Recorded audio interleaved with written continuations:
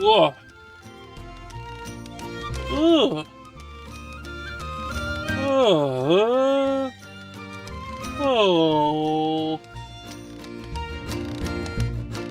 Oh. Alright, you wonderful creatures and people who exist here in this stream. It's me. And I got my backwards hat on, and I'm ready to go. And I don't remember what I was doing.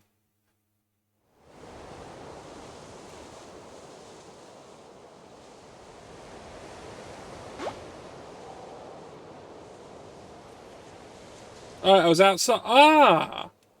Yes. Furniture.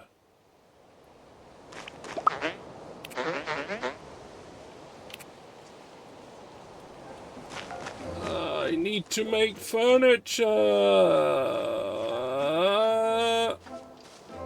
Let's smash these rocks to pieces while I'm here and cut up anything that I can get my hands on that could be useful.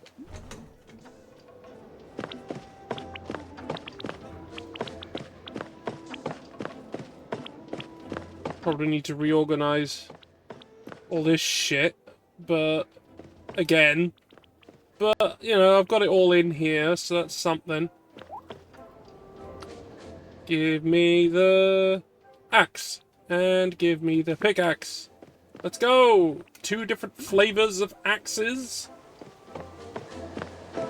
for different purposes.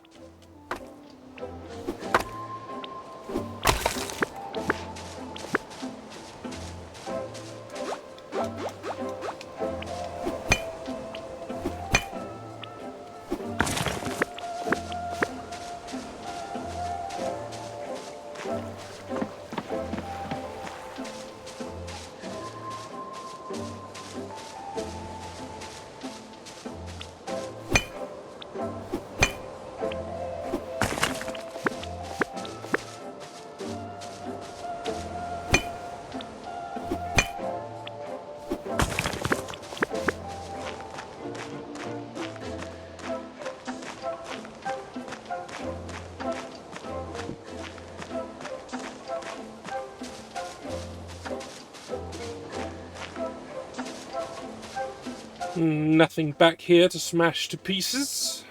Guess that's what resources I have right now. Let's go dump them off into the train. I don't strictly need to, but I feel that it would be a bit tidier if I did.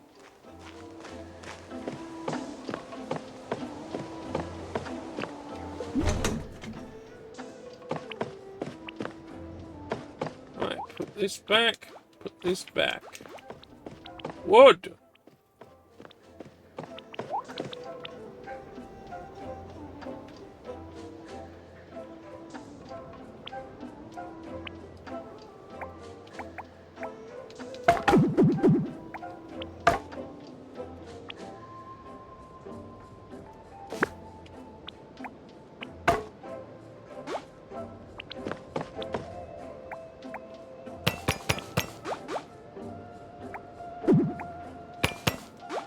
And then some black marble for the piles of black marble that lie.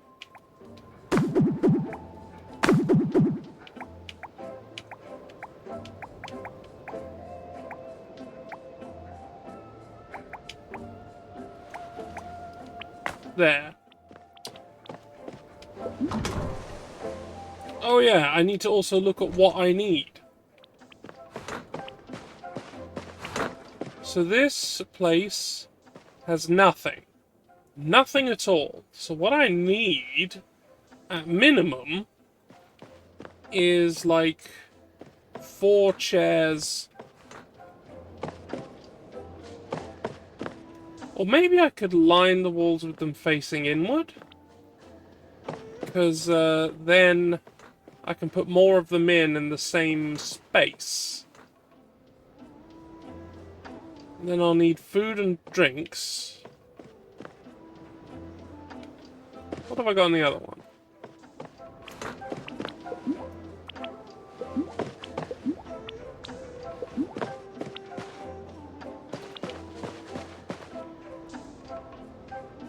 Hmm.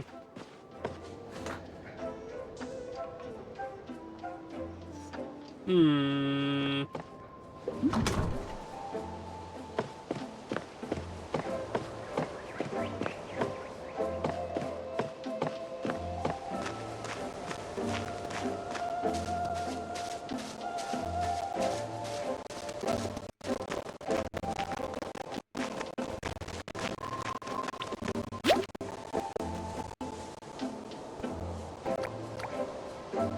Now, the academia seat's probably a bit much.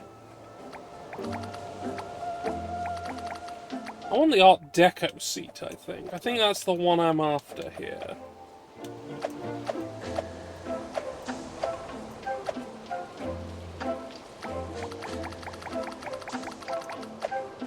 There we go. The Art Deco seat. I think that's what I'm after. So let's get building. I need a rock. What rock would be good? Terrazite, maybe? Yeah, let's go with Terrazite. I mean, if it looks bad, I can put it down and then break it, and then we can try and do something else instead. Aluminium, maybe? Or gold, I guess. Let's use gold. And then for wood, I'm gonna use...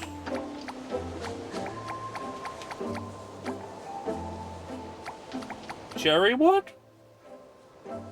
Let's see how that looks. And then... fabric. Red?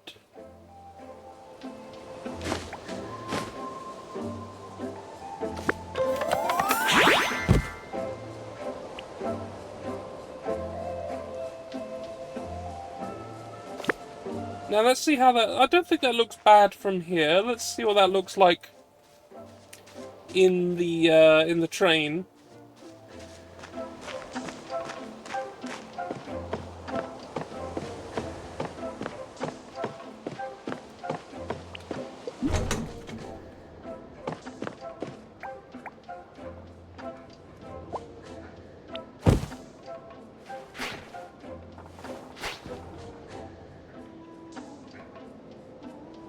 The stone isn't right. The stone doesn't look good there. It needs a different one.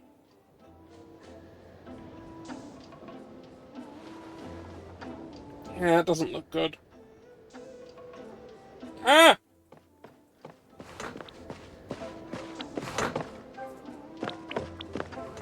So, what's all this then?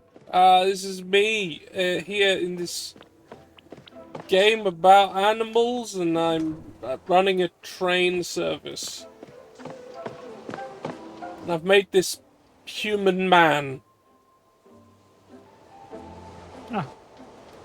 Because this game can't tell me what to do.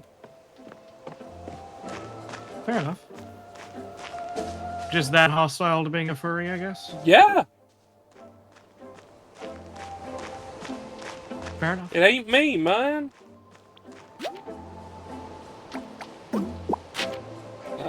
Okay, well, red fabric, I think, looked good.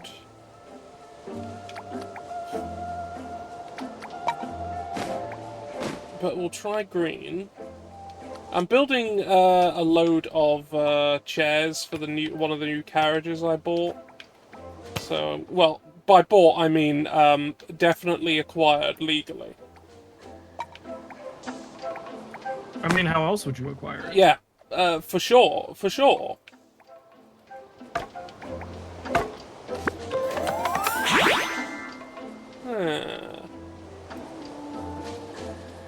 Yeah. Yeah, this looks better. Let's put that in the train and see how it looks. So how are you this, whatever time it is where you are?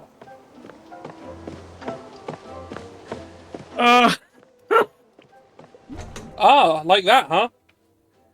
Yeah, I just had to cancel a stream tonight. Oh. My internet's fucking up bad. Oh, shit.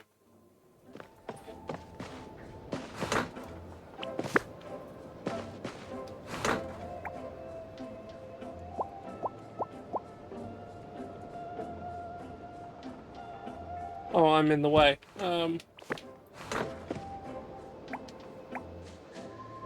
Nudge it a bit.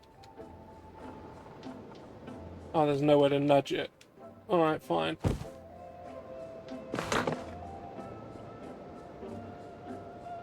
Do you think I should use a different wood? Given how this looks. Although actually I can change the wallpaper. I don't need to have it stick with it. If I go with something a bit darker for the walls. More in keeping with the cherry wood. Let me see what your mind's envisioning. Alright, let's have a look. Let's see what we've got.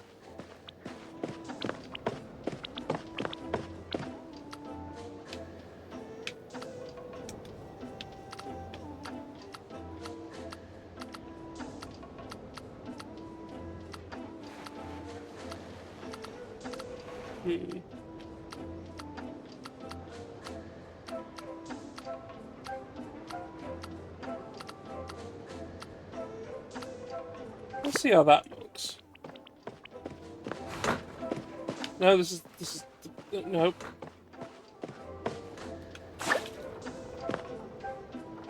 No. I think the purple works with the gold rimming, with the gold rims over everything, and I think that works quite well. But just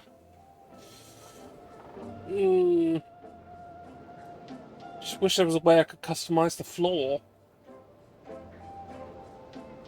Which there isn't, sadly. So I'm stuck with these planks. In a very cursed way. Yeah. This reminds me of, God, what was the name of that game? A Good Life.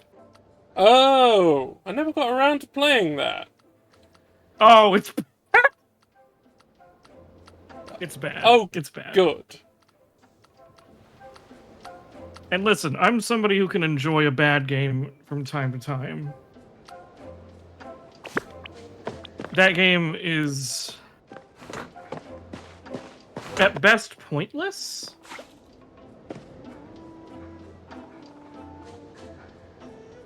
And at worst, frustrating. I think this is a bit too much. Nah. Don't think this works.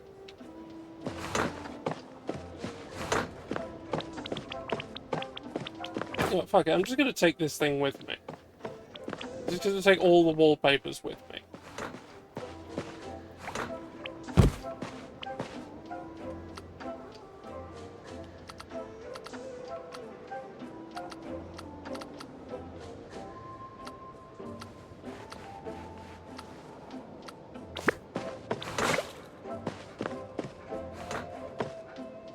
Oh!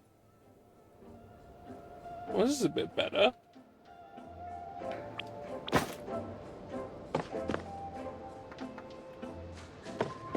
Yeah, because I can't change the doors, I think, so...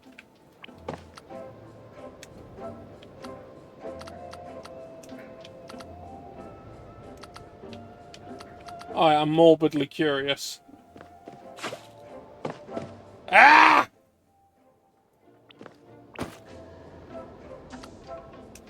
Oh god, it's like they put all the bloom on this wallpaper. Get out of here. You could... Because of all the flowers. Fuck! You know, I deserve that. I deserve that, I guess.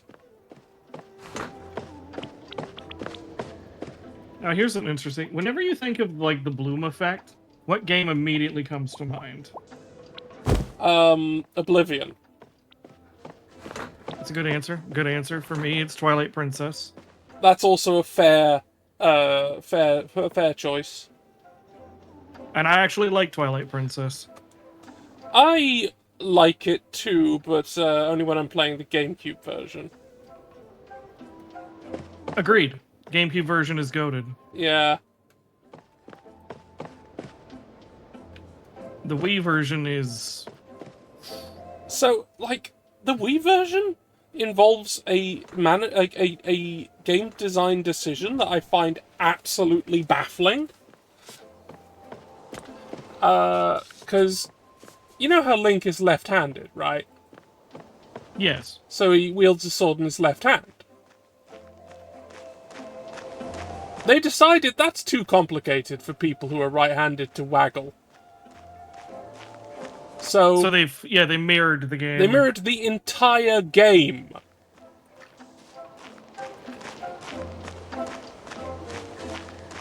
That's astonishing. I do not understand. And on top of that, there are signs and stuff that only make sense when you're reading it non-mirrored. Because it was made with the GameCube version in mind. Yeah, that was the version that was being developed.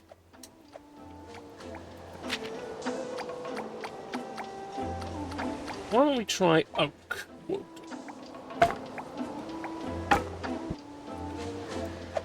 I'm not wasting resources by doing this, it's just,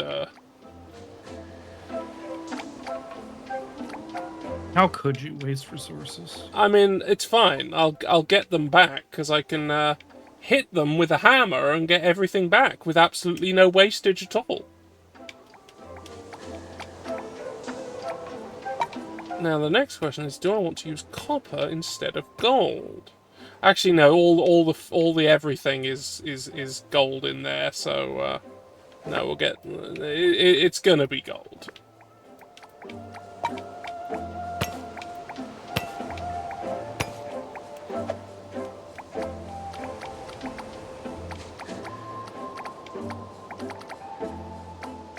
Oh no! What? Okay, so apparently the Gex trilogy, they haven't quite figured out how to make it work for the Switch 2 yet. Yeah. And lots of visual glitching. I see.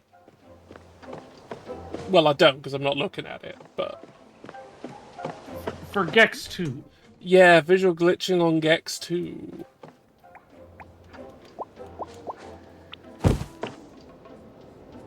Oh, no, the black at the bottom? That works, given the black floor I have to have here, and I have no choice but to have.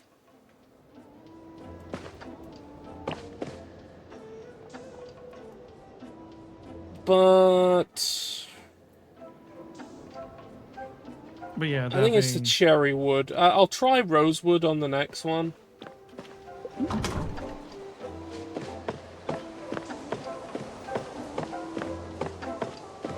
I am actually kind of wanting to try out the Gex trilogy because I have only played the Nintendo 64 versions of Gex. Ah, 2 and 3. That would have colored things somewhat.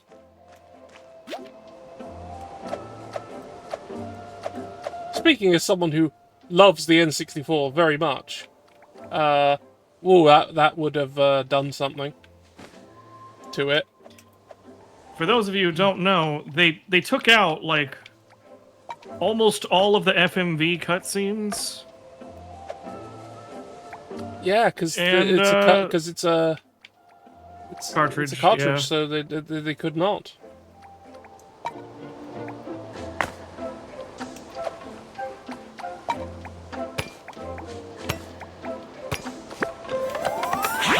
Oh, it's just like Minecraft.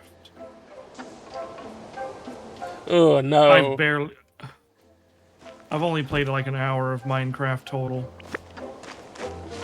I mean, that's all you need to, really. There's nothing else to it. You've played it for an hour. You've explored what it has to offer.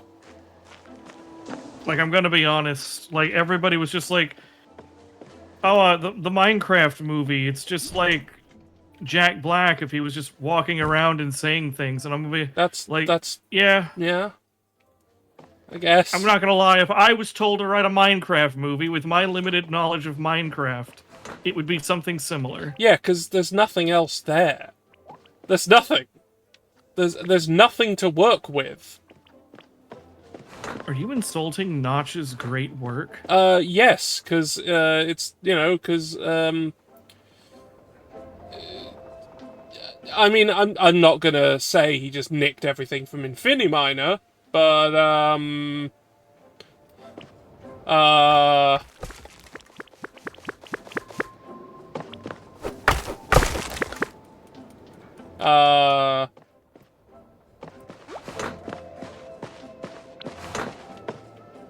not gonna say or finish the sentence because I potentially would be slandering someone.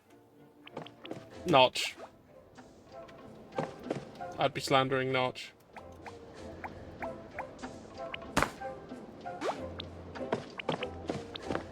He blocked me back on the Twitter days.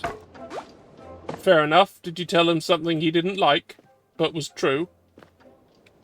Yeah. Sounds like him. I kept saying that he was being really, really, really weird about trans people. And at the time he was. Yeah. And then when somebody else pointed out, like, he's an accomplished game dev. Yeah. And I was like, okay, John Romero doesn't hate trans people, and he still makes games. Mm. And he didn't like that.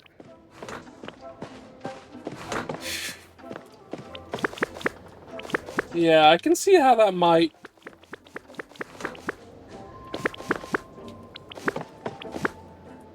That might annoy, that little prick.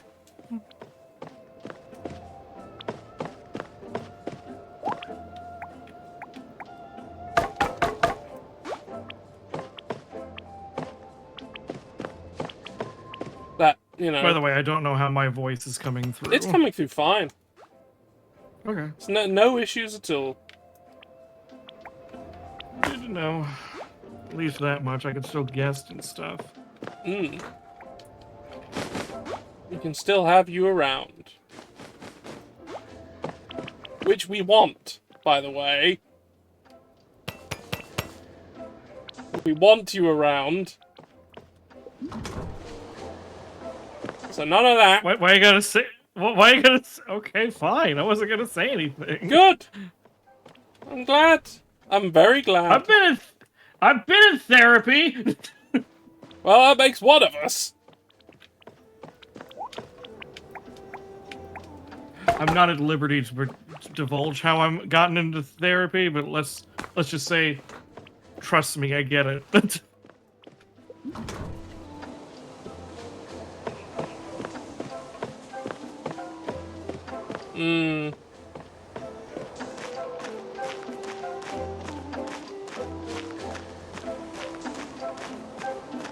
One day I want to eat at Rax.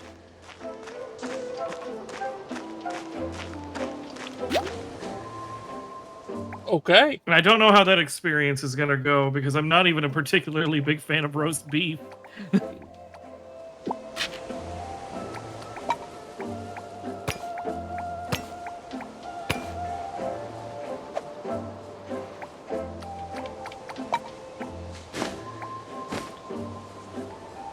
I don't know. Just everything about Rax is just...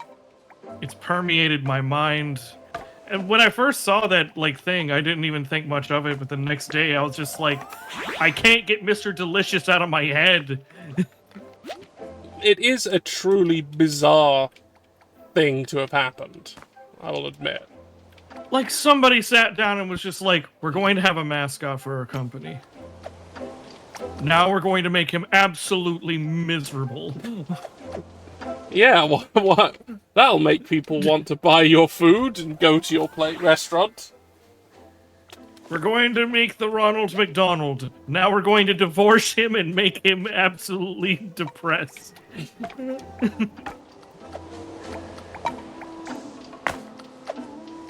I think Ronald McDonald would be better if he was depressed. Well, he doesn't even really exist anymore because of illegal. Because in America they made it to where. Did the clowns get him? Well, he's also the mascot of a charity. That's and they made it in America to where you can't be like you can't represent a charity and a for-profit business. Huh. Because then that would like confuse people into thinking that this is charity. And somebody managed to successfully argue that like, yeah, you can't do that. Okay. So now they kept the Ronald McDonald charity, whatever. Yeah. And they just took him off of McDonald's. Okay. That's why, like, Grimace and the Hamburglar still show up from time to time, but not Ronald.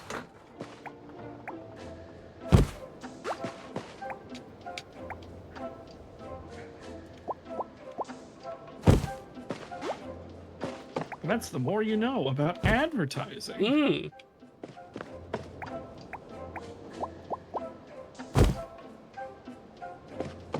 There are some fucking weird things in my brain to do with advertising. Like how the formation of the Tesco club card involved a sword fight in a boardroom. You know, that makes sense.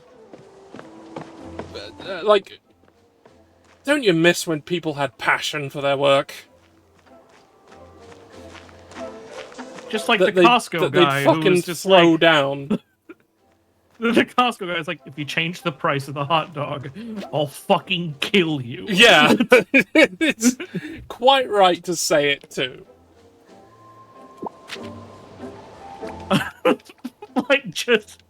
Like, we can't keep the hot dogs these prices. If you raise them even a penny, I will commit murder. You can catch that on record.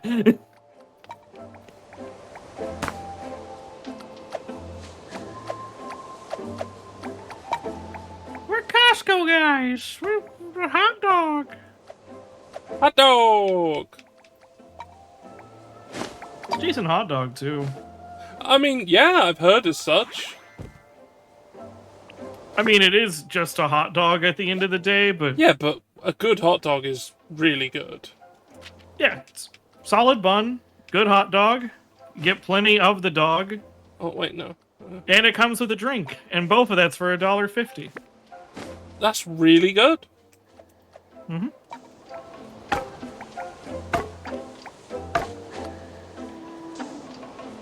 Like, I've got a Costco near me, but because I don't have a job, I can't get a membership.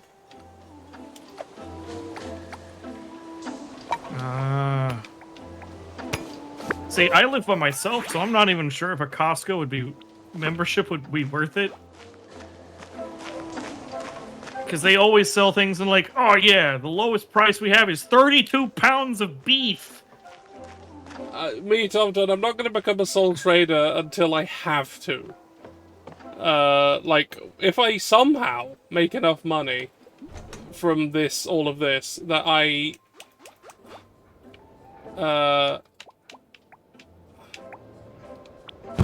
Oh, that's the wrong divider.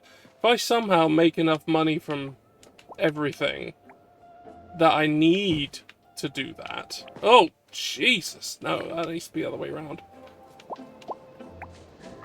Well, what you needed to start doing... well, to actually, like, have enough money that I need to become a sole trader, I need to make, £1,000 a month, about. And then, if the government catch wind of me not registering my income, they will, come for me in the night.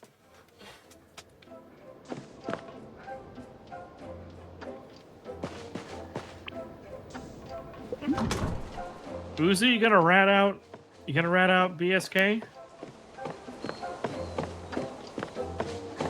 No, Uzi.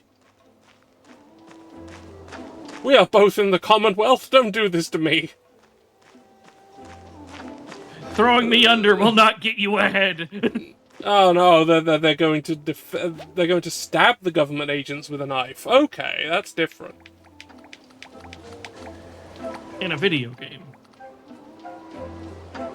Yeah, sure.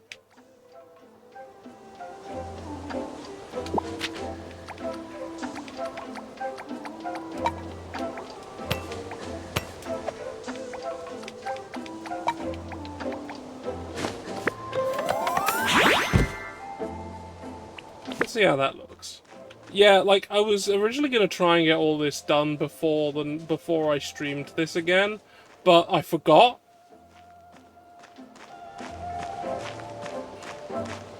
That's entirely fair. I will be right back, by the way. All right.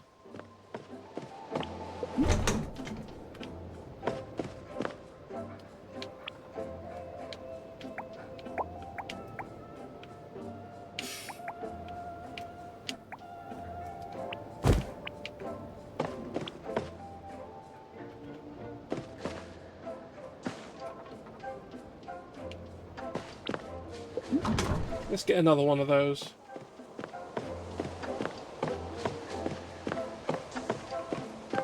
Hey, me Thompson, if that is a thing, hit me up. You know, show me, link it somewhere where I can see it, and I will.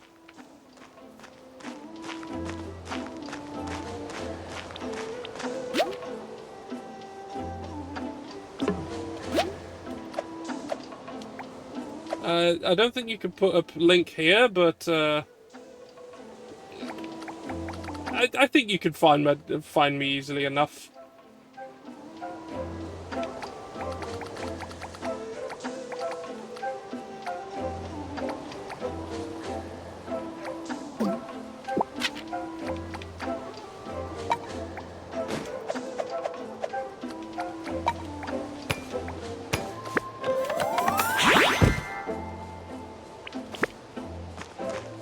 Or I could just look for it myself when I just have to remember to, which I'm not guaranteed to do because my mind is like a sieve at the best of times.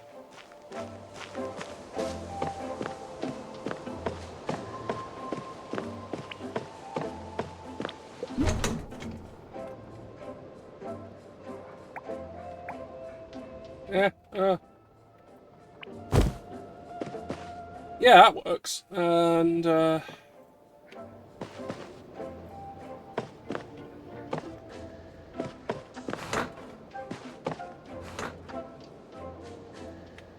you want to know what I keep thinking about? What do you keep thinking about? Why do we keep making so many goddamn Smurf movies?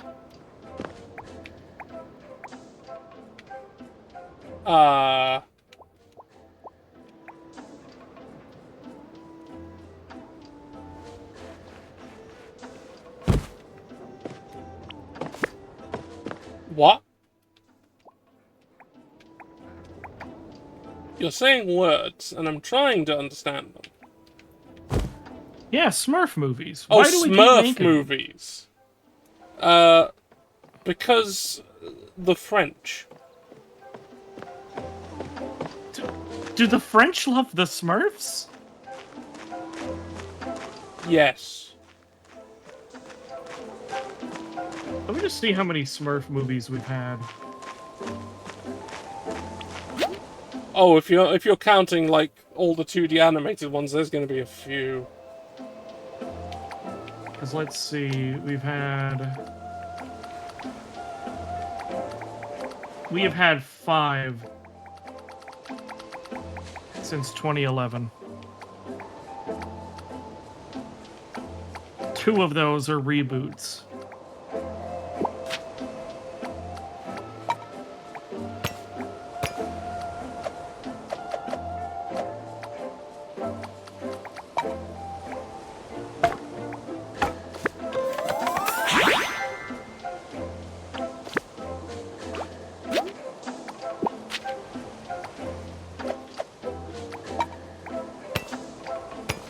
And looking at the cast listing for the Smurf movies is making me lose my mind.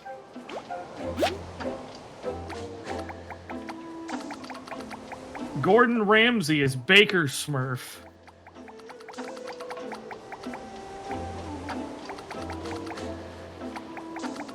Jeff Dunham as Farmer Smurf.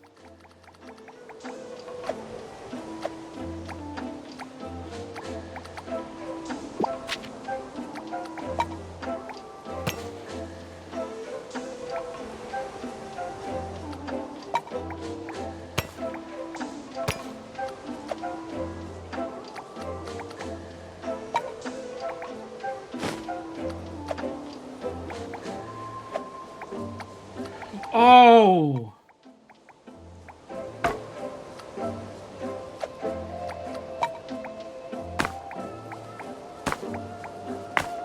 The director of one of the Smurfs movies died right after they made it. Damn! Punishment. Divine punishment. It's okay, he was dedicated in Spirited Untamed. Or Spirit Untamed. The horse movie.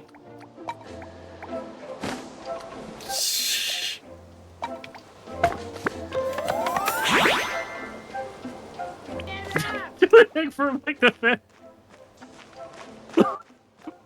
now I just have the visuals of all the Smurfs just being like, I'll never forget you, buddy.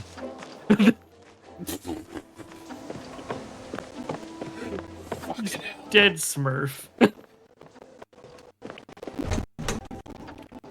Is that just the name of every Smurf that's died? Dead Smurf. Yes.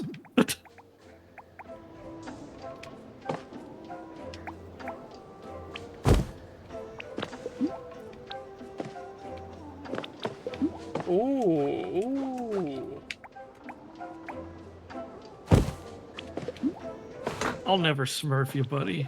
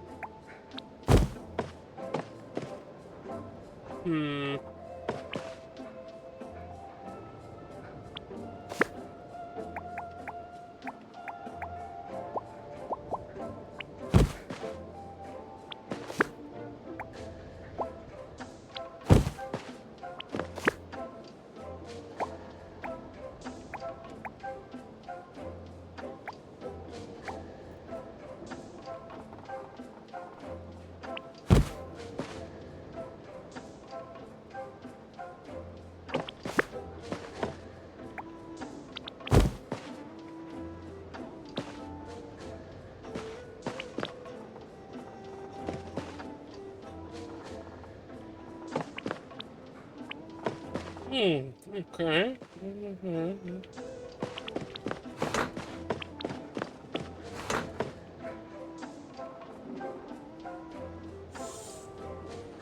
I've got a little bit of space over here.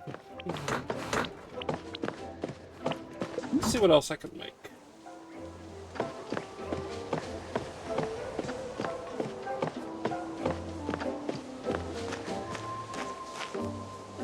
I think I'm going to run out of some of the resources soon. I might have to go hunting for more.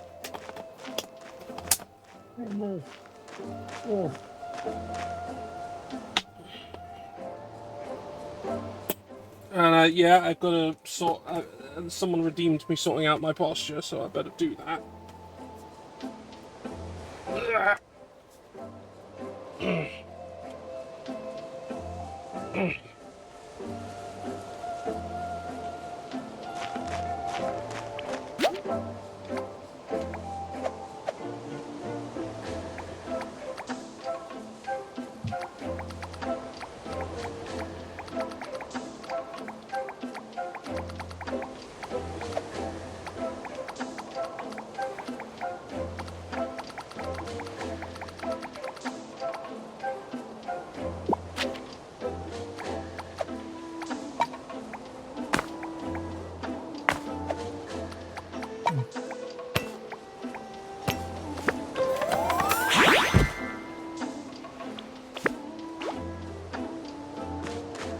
Now let's see if this looks like complete ass or not. Oh boy, I love ass.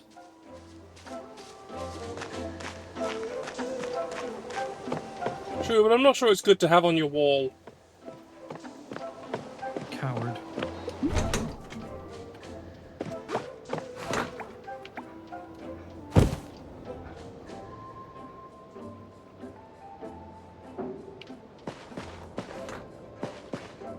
Ah, I can't make it, I can't change... Damn it, that's not gonna work.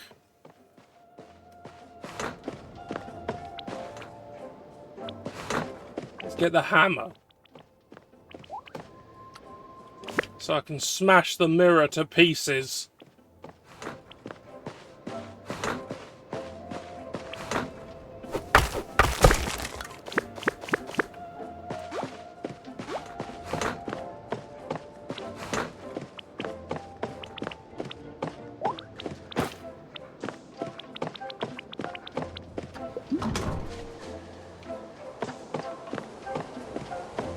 Don't like that.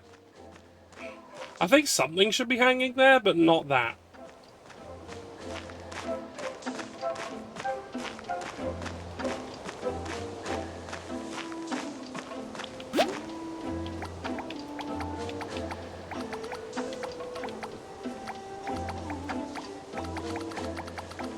Honestly, I think I'll just make more of the oval mirror.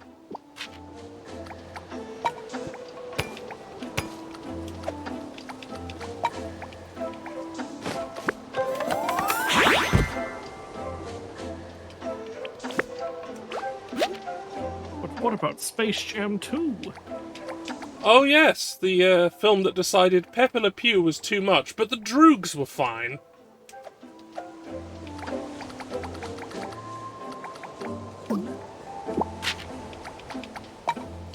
God, that's right. I didn't see Pepe Le Pew in that entire movie. Yeah, Pepe Le Pew. Oh, a sex pest? No, a sex pest who... The joke is that they're shit and always fail, and they're pathetic. Nah, can't have that. But you know what we can have? Hyper-violent rapists, the Droogs.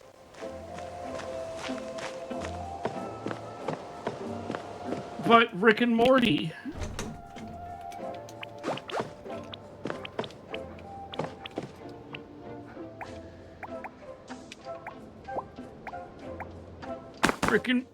Rick and Morty?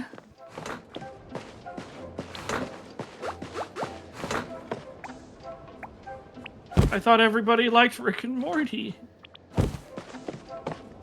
Did they now? I mean, everybody did.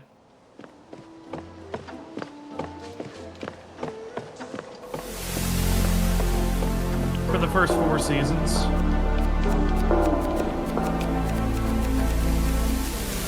Oh. I kind of fell off after the 3rd season.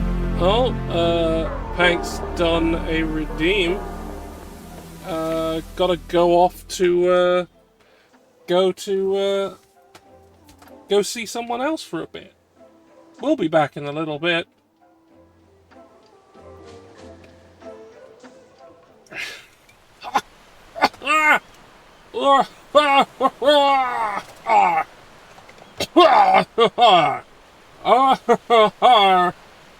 It's me, Captain George in the lighthouse once again, and answering a question from the audience. No, it's not true that I'm getting a skin in the hit game Battle Royale Fortnite. I don't know what made you think that was a thing that was happening. Now, if they wanted to, and they paid me for it, I might say yes. There's only so much income as a lighthouse keeper, you know. You don't get paid a lot.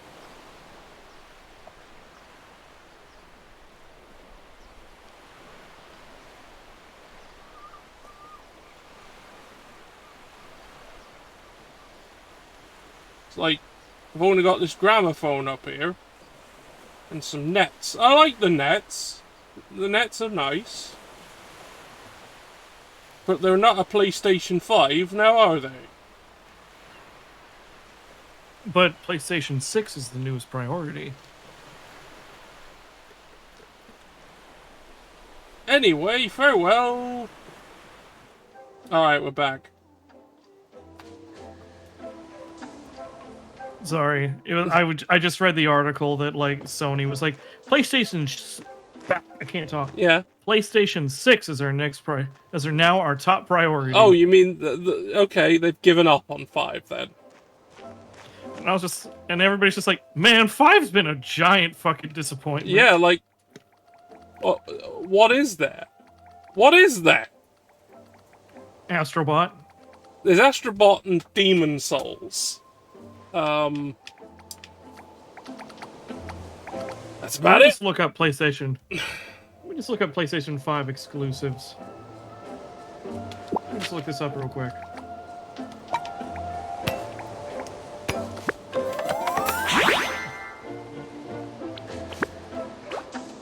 Okay, let me just take a look here. This is according to Wikipedia, so this may not be accurate. 1917, the Alien Invasion DX Remastered. Astrobot, Astro's Playroom, Astrolander. Campfire of Oasis. Cliff Rush 3D. Crazy Ball. Demon Souls. Death Stranding 2 on the Beach. Destruction All-Stars. Escape the Glitch 2. Evil Eyes. Feed My Raptor 2. Fruit Collector. I'm just gonna skip around because I don't know any of these fucking games. But what about Silent Hill: The Short Message? But what about hit video game Life of Black Tiger? PS4. Ah. So not even on the PS5. No. And that game's greatest legacy is that they got Gilbert Gottfried to call it shit.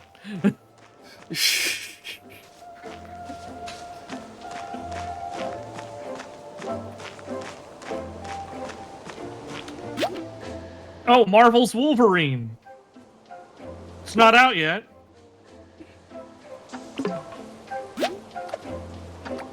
But there you go. Hold on. Yeah. Let me just look up Wii U exclusives. Ahaha. Yes, there were some. Not many. And most Affordable Space Adventures. Which is actually a pretty good game. It's a decent little puzzle game. Yeah. Fast Racing Neo. Kirby and the Rainbow Curse. Good game. Legend of Zelda Wind Waker HD. Twilight Princess HD. Both are good, but they already exist on other systems. Paper Mario Color Splash. Rabbids Land. Oh dear. Splatoon 1. Yep. Devil's Third, baby! Hmm.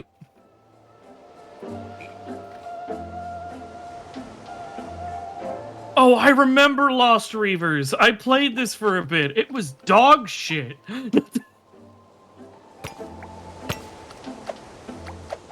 It was a free-to-play, like, hack and slash. Hmm. And it only had, like, 2 levels, unless you paid the premium currency. Ah. Star Fox Guard, Star Fox Zero. Yeah, Star Fox Zero. Yeah. Pushmo. Everybody likes Pushmo. Sure. And finally, Yokai Watch Dance Just Dance Special Version. Yes.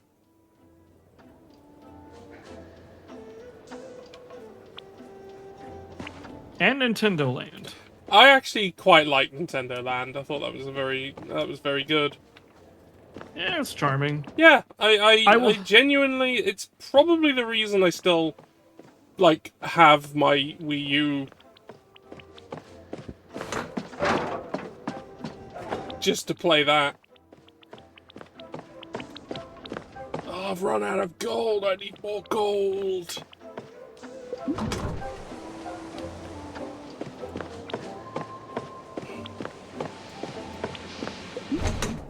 Alright, I'm gonna go get some more gold. So I'm not gonna lie, Wii U kind of kicking the PS5's ass. Yeah. The thing is, it would be even better if, like, some of the games that were planned for it actually came out. At all. And Which one? The Fable one was the one that immediately comes to mind. Because that had an idea which would only have worked on the Wii U with the way they were doing it, and made use of the system's unique features, and I like it when developers do that. Sorry, there was a Fable game for the Wii U? There was going to be. But then there wasn't, because they never did it. Isn't that a Microsoft series? Yeah. But yeah, there was a Fable Wii U game planned. And it decided to do it, like, as a 5-player title. Local couch co-op. With, like, effectively a GM on the pad, building the adventure as the players go through it. And they're all using Wiimotes to control their individual heroes. And I thought that was a really neat idea, and a good use of the Wii U's capabilities. But they just didn't do it in the end. It just didn't happen. But how do you feel about the Fable novel? Did it exist? Fable, the Belverine Order. Okay.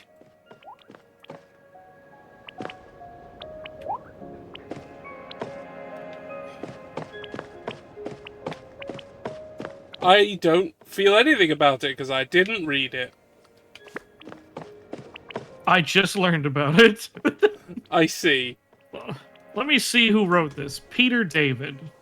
Okay. Okay, that's someone who's actually written things. But that doesn't mean anything, because, I still remember Greg Weisman making a Magic the Gathering novel, and it was a giant pile of dog shit. So...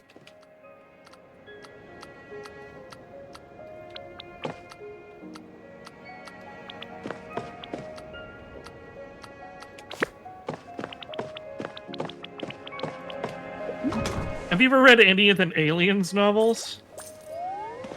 That I have not done. I just listened to a podcast about it, and it makes me want to go through it, because apparently they were literally reading, and there's a scene where this guy, like, admits to somebody that he was behind everything the whole time, but he also admits that he's gay. And that makes the hero be like, he can't possibly be doing this. He's gay. But... Wait.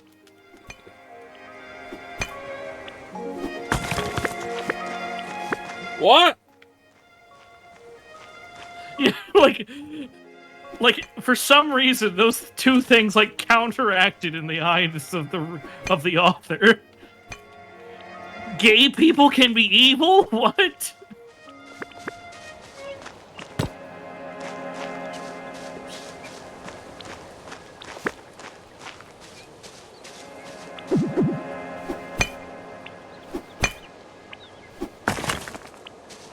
say it ain't so. I'm pretty sure that at some point in the entire totality of human history, a gay person has been evil. You know what? I don't think this Alexander the Great guy was that great. Hmm.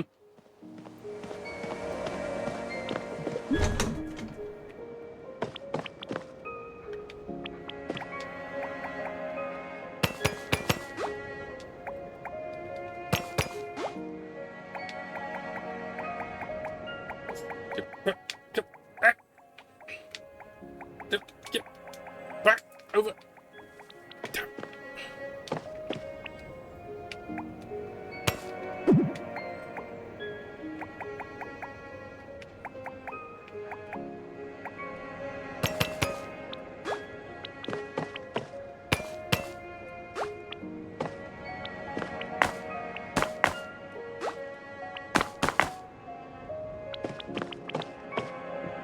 Oh.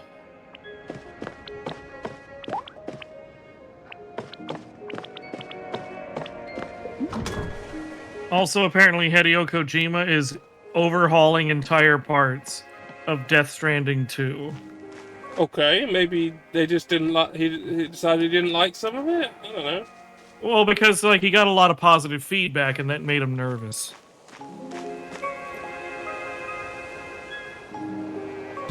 Ah, yes, the whole people liked it. Oh no! I have to be subversive and controversial.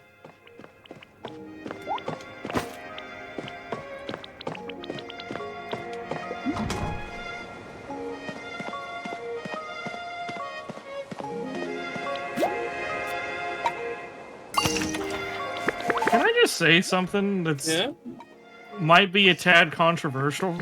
Okay. I mean, it's not like I haven't done that on this channel before. How come all these guys who claim that gaming is dead is also like, if you scratch like a little bit past the surface, turns out the only thing they play is gacha games? Hmm.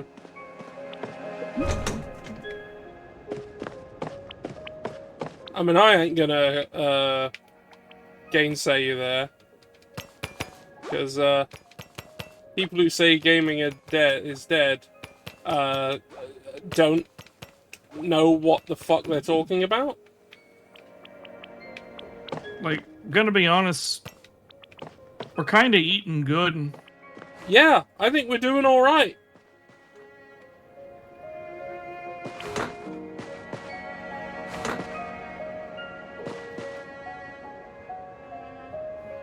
Could you say something so controversial yet so brave? Yeah, I don't know. I'm a really big brave boy. I can say things like, things are actually kind of okay. In this specific area that we are discussing. Like, yeah, the game industry itself is hurting because, you know, shitheads in charge, but... Yeah, I mean, that's pretty much always been the case, really. It's just part of, capitalism? Yeah, it's just capitalism. It's just what it is. And like, in spite of all of that, there's still people out there making art, and I think that's inspiring. Yeah.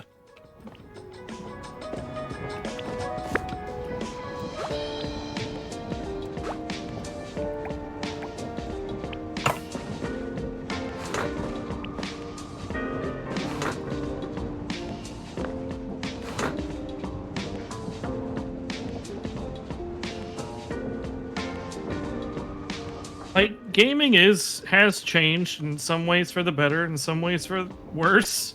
Mm-hmm. And it's okay to talk about that. Yeah.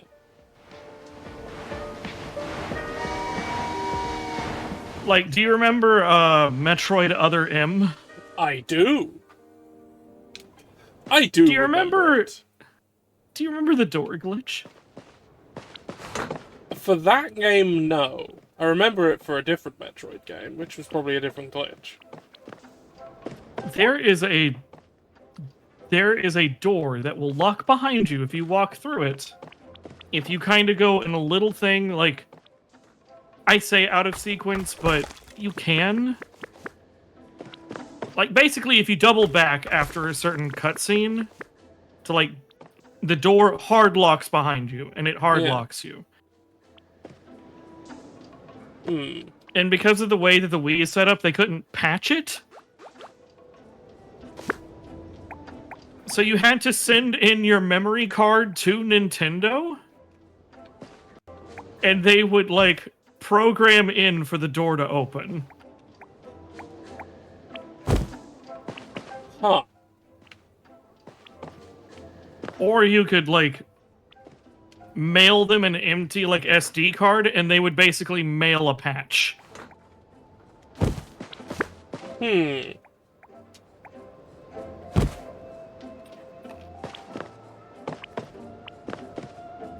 So, like, in some ways, yeah, gaming is better. We don't have to worry about that. True. Something like that also happened with Sphinx and the Cursed Mummy, but I'm the first person to mention that game in at least 5 years. I mean, I remembered what it was when you said, so, it's at least partially in my mind. The main thing I remember...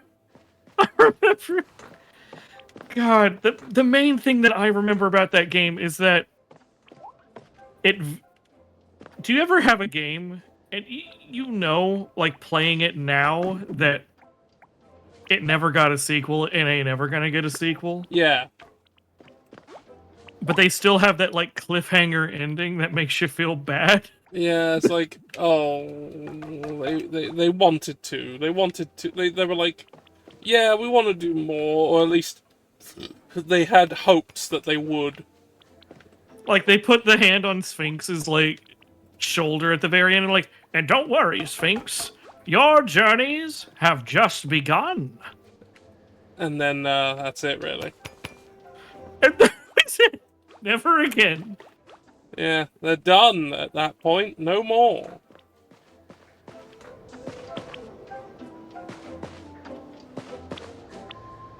Don't worry, guys. Any day now, Sphinx is gonna get that sequel. Just take a look at. It came out in 2003. Let me see how Eurocom is doing. Ah. Oh no. Oh no. Oh no. Oh dear. Oh. Oh dear. Oh god, it's one of these, like, really sad game dev deaths. Where the last, like, 5 games they made were shit.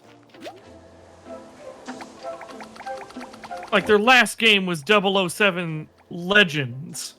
Oh. Not good. And before that was Harry Potter for Kinect. By the way, that is the name of the game. Harry Potter for Kinect. Of course it is. Why wouldn't it be?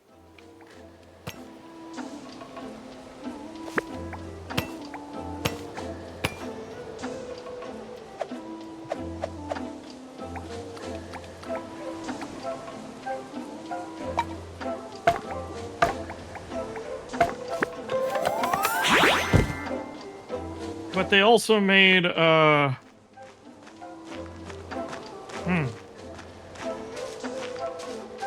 They made 40 Winks. Ah. I have a copy of that rattling around. I have the Nintendo 64 copy. That's the copy I have rattling around. I have one of those. Yeah. Took them 20 years to make it.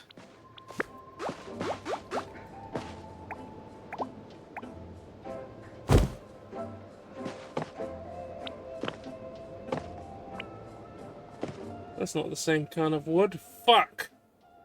I fucked it up. Wow. I'm gonna get my Such hammer language. and hit it. with a hammer. Such language. Yeah. Oh, and it's from the same people who ported Glover, and they fucked up the Switch release. My first thought when I saw that was anyone asking for a Switch port of Glover? At all. Okay. Yeah. If you'll allow me for a second. I will, but I will judge you afterwards. Glover is kind of charming. In a sense that it's like a 3D platformer that's trying to be something different than the other 3D platformers at the time. Right. That's true. And some of its ideas work, and some of its ideas really don't.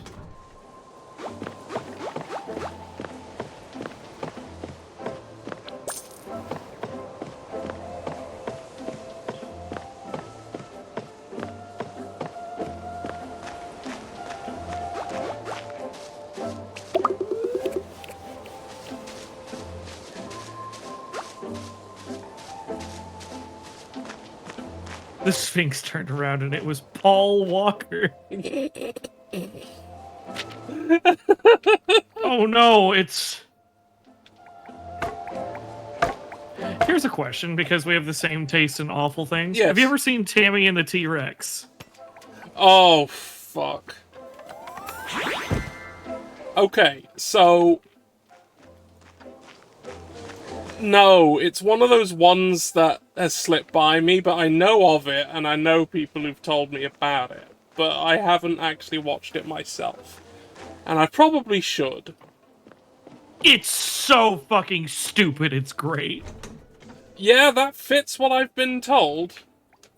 Okay, so the whole... Do you know the story of why the movie was made? No, I do not remember. Okay, once you know this, everything clicks into place. Everything makes sense. Right. So, the director, who's the same guy who made Mac and Me... Oh, boy. Okay. He was just chilling in his house, and then one day, he had a producer friend call him up. And was like, hey... So I was making this, dinosaur movie with a different director, but everything fell through, and I sold this dinosaur animatronic to an amusement park. The thing is, they only have to have it by the end of the month. Can you make a movie with this dinosaur animatronic in, like, 3 weeks?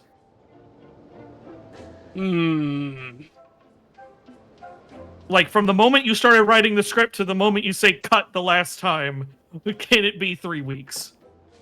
And he was just like, sure. And the whole movie was just so slapdash, and it's kind of charming because it was made without any, like, audience in mind. Like, the premise, it seems really kiddie, but also there's extreme scenes of gore. Okay.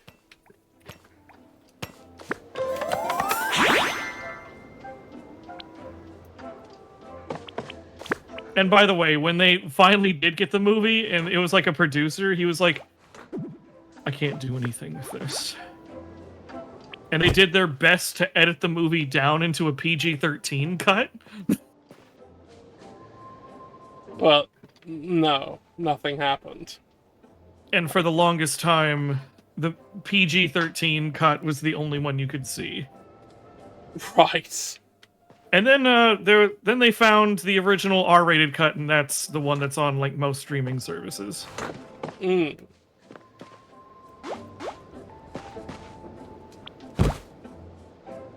So yeah, that's why, that's Tammy and the T-Rex. And that, Paul Walker, that's one of his first movies. That's why I mentioned it. Ah. To be fair, yeah, okay. We all gotta start somewhere. I mean, everybody, like, I'm gonna be honest, if you look at the cast, almost everybody involved went on to do bigger and better things.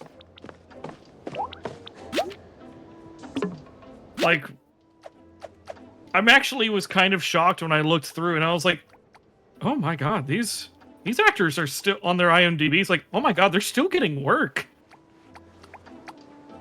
Like this evil villainous lady, she's a voice actor in like all the Bethesda stuff. In fact, I'm gonna look her up real quick. Yeah. Just to give you a frame of reference.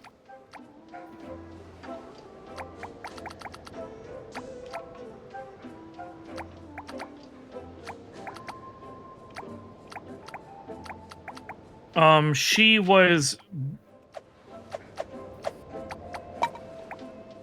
Edisla?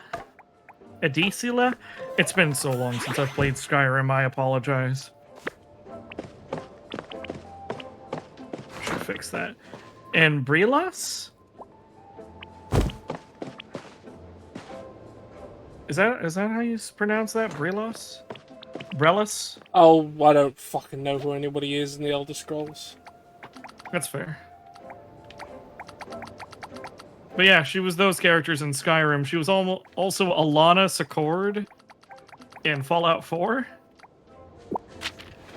Huh.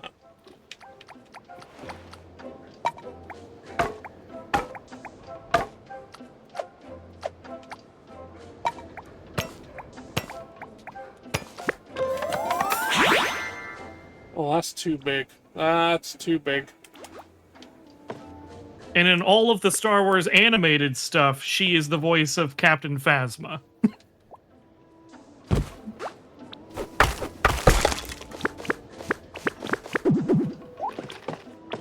Huh. Wonder if they actually do anything with that character at all in the animated stuff. Unlike the films where they just don't. They build her up and then kill her off very unceremoniously. God, the sequel series is such a mess. It is. It's because it's literally a mess. It was just Flying by their seats. flying by the seat of their pants. They had no plan. They had nothing.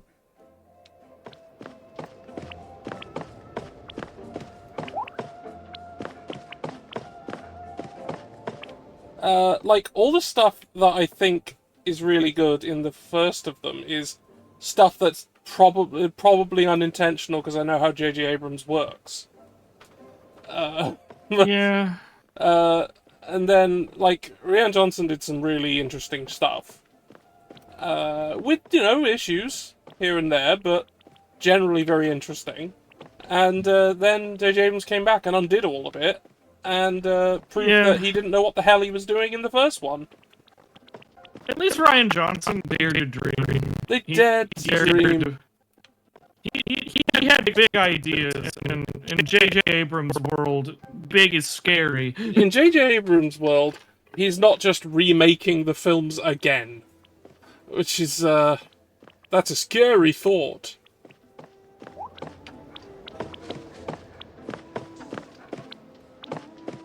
Another Death Star.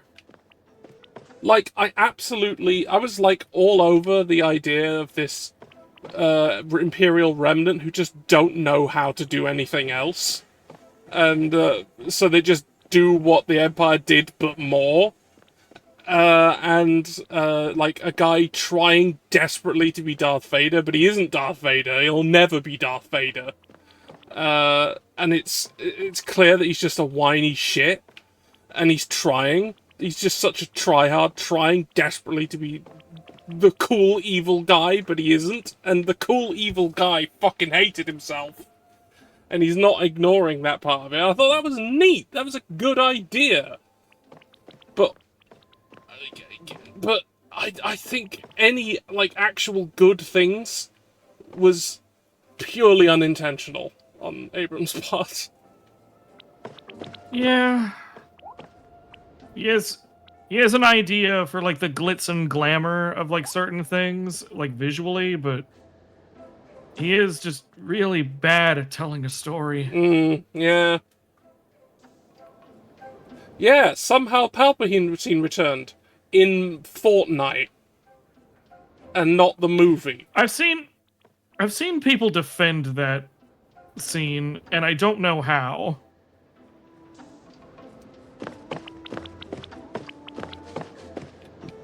Yeah, how do you defend the reason that, like, the actual thing of the villain who was dead 3 films ago coming back to be the main villain of the entire trilogy, and not put it in your movie, and have it only happen in a video game that you don't own, that you have to get people to stop playing the game to watch in the game. Like, And then you don't include it in your movie, you just allude to it in an opening text crawl without explaining it, and also have had absolutely no indication that it was happening in any prior movies. So, it's if you weren't playing Fortnite, it's just out of fucking nowhere, and it doesn't make any sense. like I really don't understand it because, like, you and I, for example, know what Fortnite is. We just don't play it. Yeah. Imagine explaining that to, like... Because, like, mind you, I'm not saying that Fortnite isn't big and popular, but it isn't all-encompassing. No, it is not. Imagine being just an average person who likes movies, being told that you have to play Fortnite. And they sit there and say, what the fuck is Fortnite?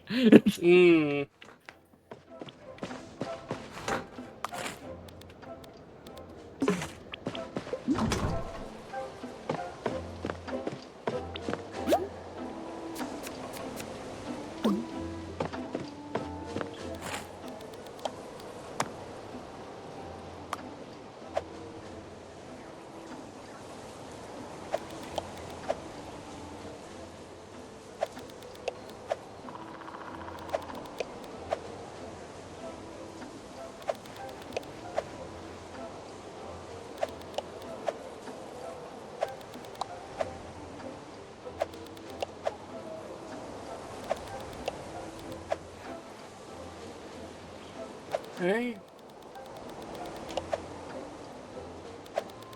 Where the fuck am I needing to go? They want these people to play Fortnite? Yeah. Yeah, I know, but to do the thing that they're asking them to do,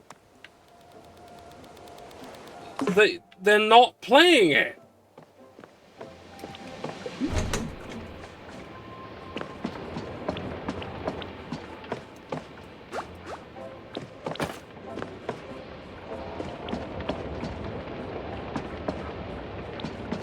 I don't know. Sometimes I just want to be in the room when they pitch things to Fortnite because imagine being like a 15-year-old kid and the first time you see Memento is because Christopher Nolan desperately wanted that movie to be in Fortnite. Fucking hell. Okay, I have a question. I have a question for you. Okay. Is that real?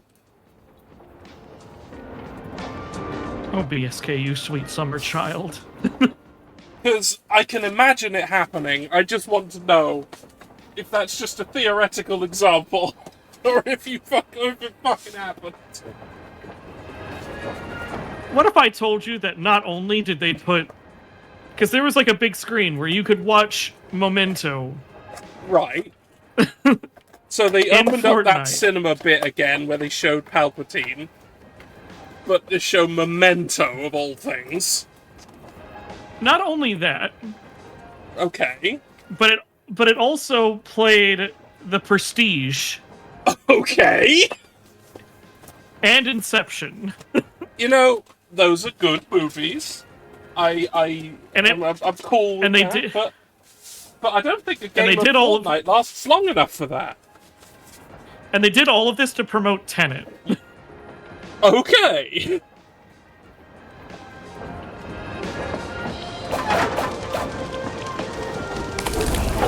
Sure, why not?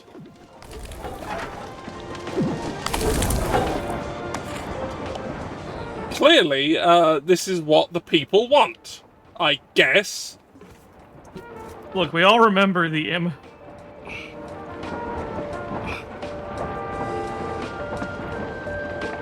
The M. Oh, I'm sorry, Pank.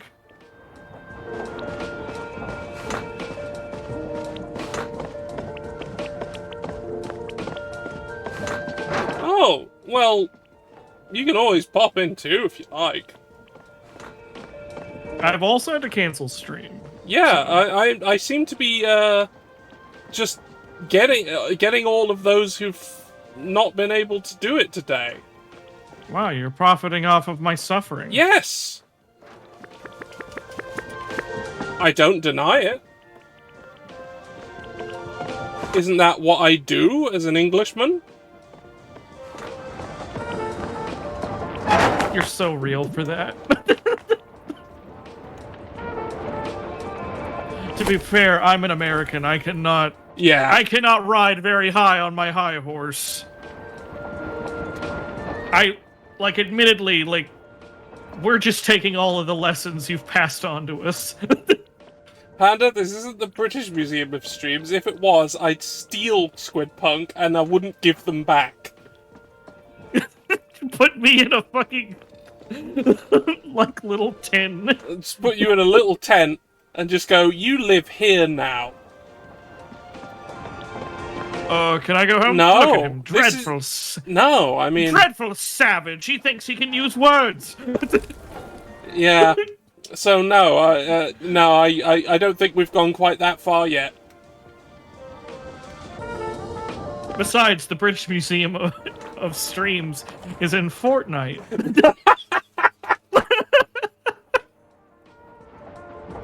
Oh, God, the fact is you're probably right. Oh, no.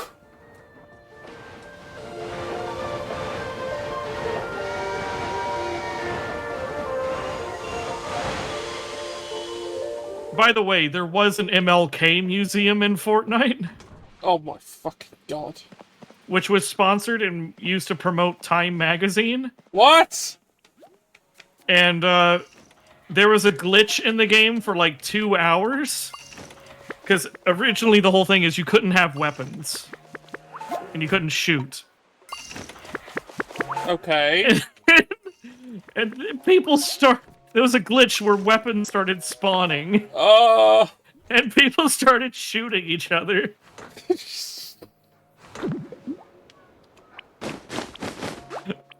And so now I just have the visual of somebody being like, what in the hell? Is that fucking Rick Sanchez using the Kamehameha on fucking Indiana Jones in the MLK Museum? Yes. At the museum, they think it was a school.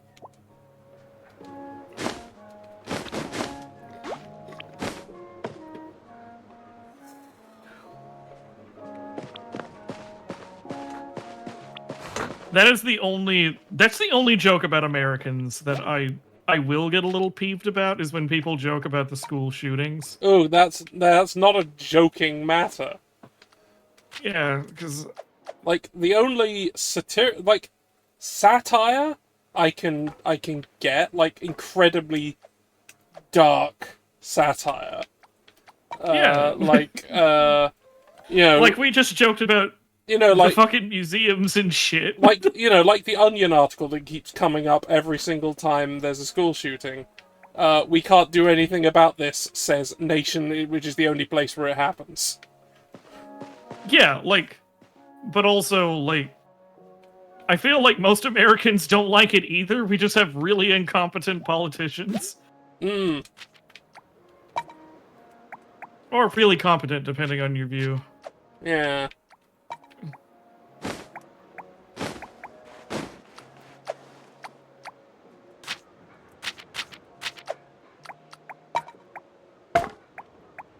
No, it's fine.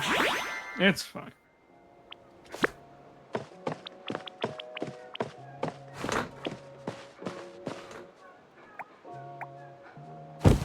Okay, made a few more seats. And what the fuck? Wait, what? What the fuck?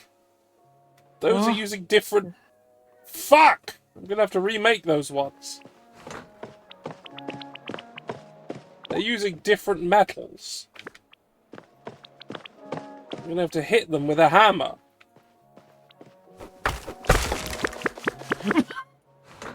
The Onion article got defeated because they had an article that was like, nation goes entire week without school shooting, and then an hour later they had to edit in, God damn it. Fuck!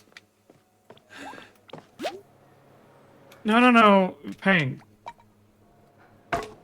I get it. I like my things being uniform, even if the game doesn't give a shit.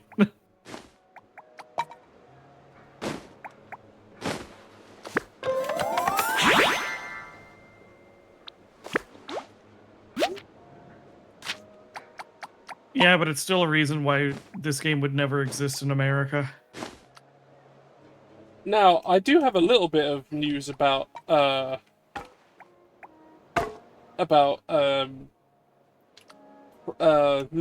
nationalized rail.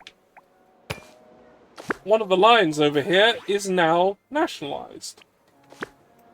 Nice. Because, well, this is actually one of the things the government was doing, and they're actually doing it, as opposed to not doing it. The plan, put in by a previous administration, by the way, so they're just, there's no goodwill going towards the current government for this, because they're not actually the ones who put it in motion. They're just the ones who are continuing to do so. Like, all of the privatized networks over here have, like, a fixed term that their contract lasts. And what was going on previously was they were just renewing the contracts. The current plan is they are not going to. They will renew no contracts when they end. And when they do end, they will default back to the government. And the nationalized rail network that they are setting up to accept it all as it comes in. So so eventually, all of it will be nationalized again. And recently, the first one went through.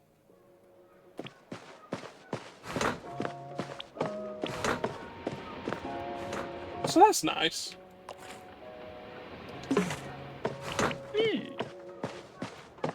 So yeah, that's nice. Where's the... There's the mail.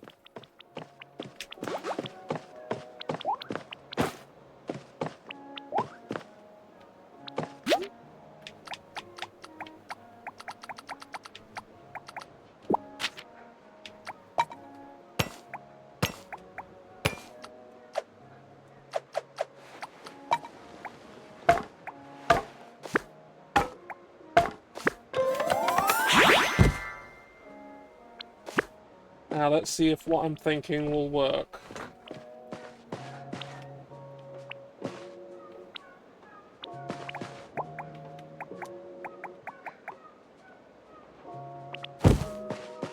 Yeah, but I'll have to put one more up. Oh, we were just talking about Star Wars earlier. Okay, so the official comic book adaptation of Rise of Skywalker just came out. Oh, that took a while. Any particular reason that took so long? They apparently redid the entire final scene. Just do it all from... Just do it from scratch. Like, the final confrontation with Palpatine is completely different. I see.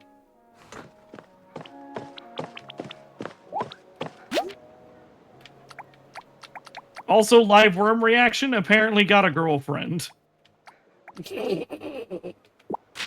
A human one. Okay. There's the screenshot.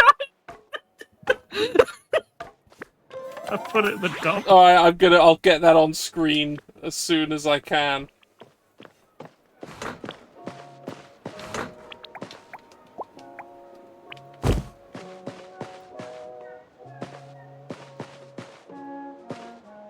I feel something's needed on the walls there. Hmm. Good for them. Maybe more of those hat racks. Yeah. All right, let's get that up on screen, eh?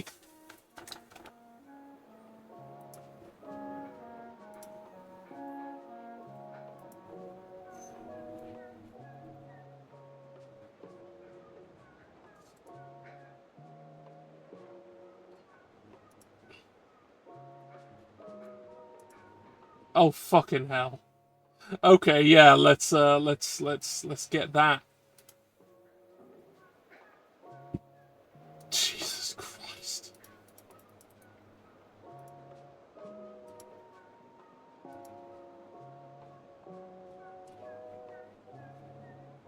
There they are.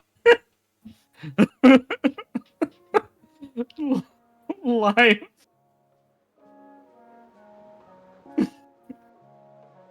There they are. He no longer. That's the way she likes it. I mean, you know, whatever. Sure. If that's the way they like it. I ain't gonna... I'm gonna be honest. I'm gonna be honest. If aliens were to exist, would you fuck one? I mean... Sure, why not? I'd be a little curious. I mean, I don't have anything to compare it to, but... Sure. Fair enough. But... I would be a little curious.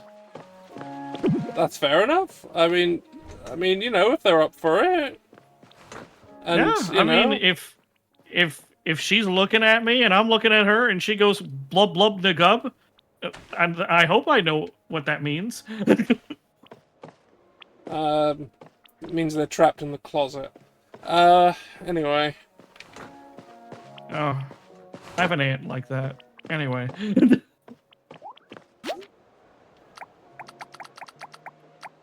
I don't know why, but the way you put that immediately made me think of R. Kelly's trapped in the closet.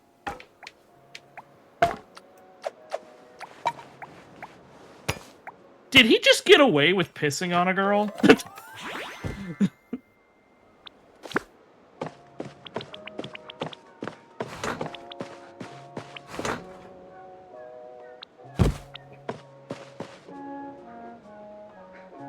Yeah.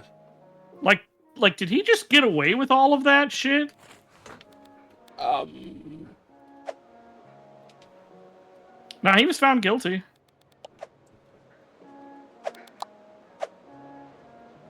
Well then, yes, I guess. I mean, I didn't hear about it at all. Hey, Mary.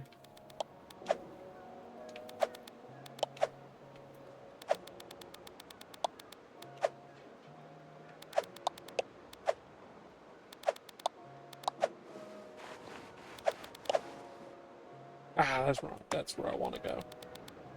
For Pablo. I need more of that wood. I'm running out.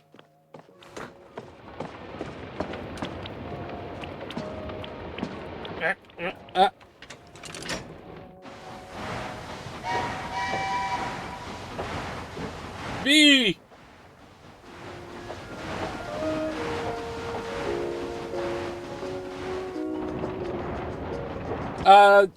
I don't know if you were, but it does fit the pattern.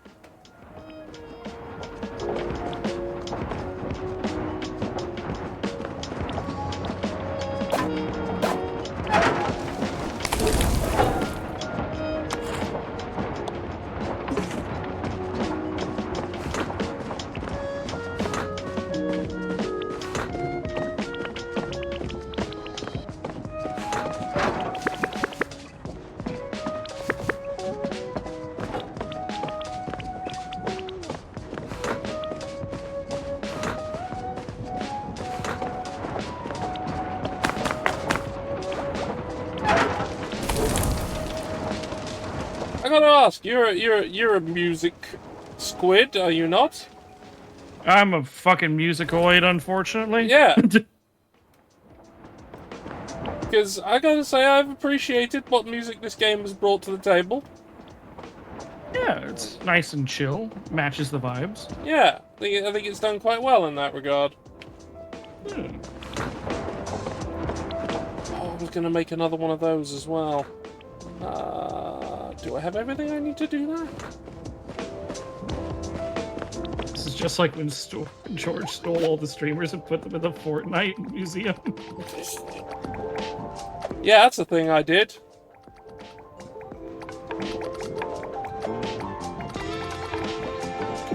Listen,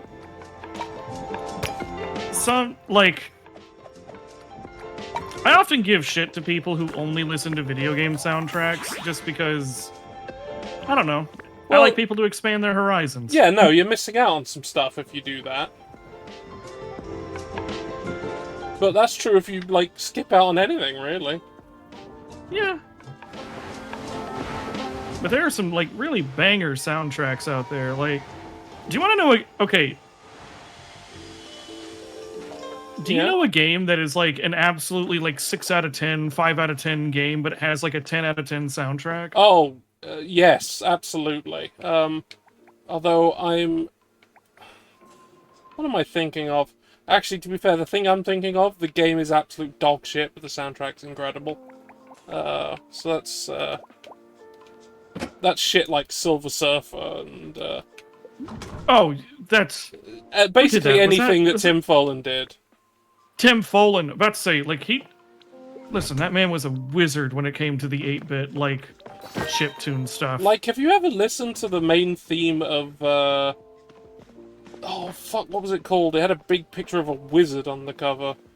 I know what you're talking about. Solstice. Holy fuck. Solstice. Yes. Like, somehow that fucking, like, sorcerer managed to make the theme music of this NES game like a 3-minute piece with no repeating sections, and it's incredibly lavish and.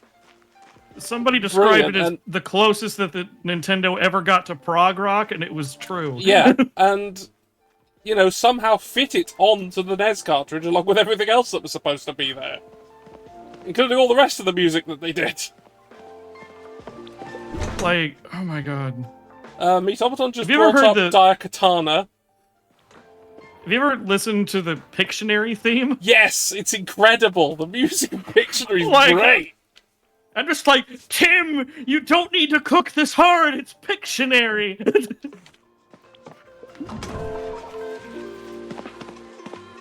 but it's so good that they did. I love that they did. That they went as hard as that. But I will say, like, the game I was going to mention is Bomberman Hero. Yes, that is not a particularly, No, it's not. God, that's a good drumming. Also, because I played it a couple months ago, Slitterhead has a banger soundtrack. Yes, but I was there for some of that. I know what Slitterhead is like as an experience. But yeah, music's great, but oh dear. I'm just curious for my sake, did the price go down at all? No, it's not. It's still $50. Of course.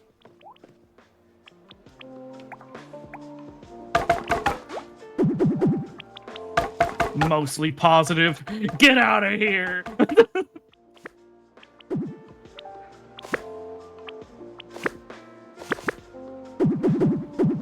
I'm sorry. Everything past the middle point of that game just drove me mad. I mean, that is fair.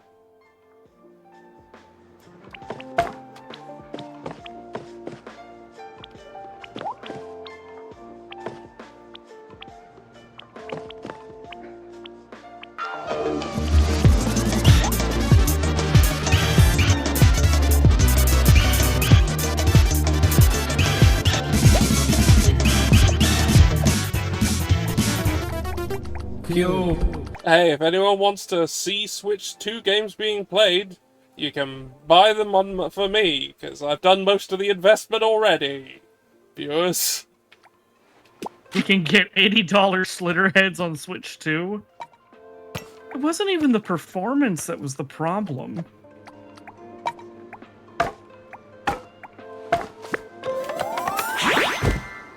It was the design. Like, you have to fight the same boss 4 times. Yeah. Yeah, you do. And the dialogue does not change. So you're going to eventually do the thing that I did, and I feel like most people will do. You fight the boss the first time. Okay, maybe something didn't go right the second time. So you do it the second time. Third time, is there a certain way you have to defeat this boss? So then you do it, and then it's like, okay, I don't know if there's a particular... And then the fourth time... No, that's what you were supposed to do. Just fight it 4 times with the same dialogue over and over and over and over and over again.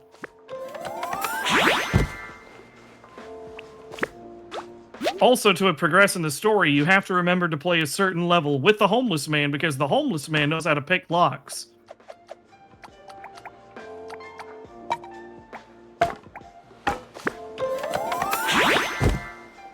It doesn't tell you that you need to pick a lock. You don't even know that's a mechanic. It never does it before or after.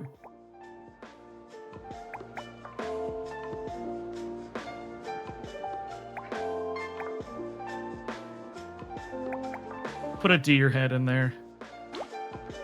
Put a deer head in this world of anthro animals.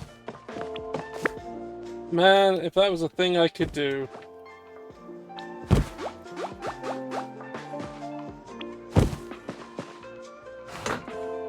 There's like 2 deer head in Twin Peaks. That's the thing.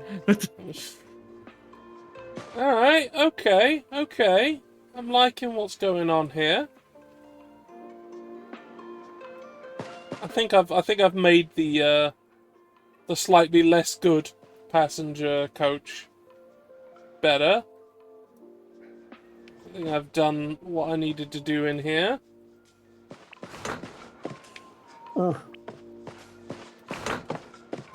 Right, I've got a passenger now.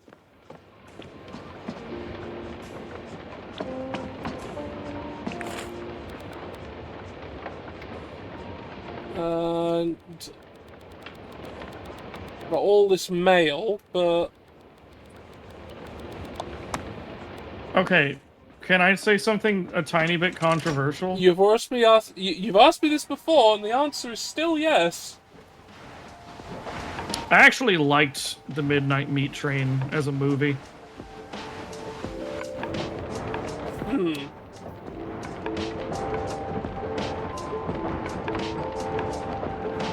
It's a thing that someone said at some point, I guess. I think the twist at the end is rad, actually.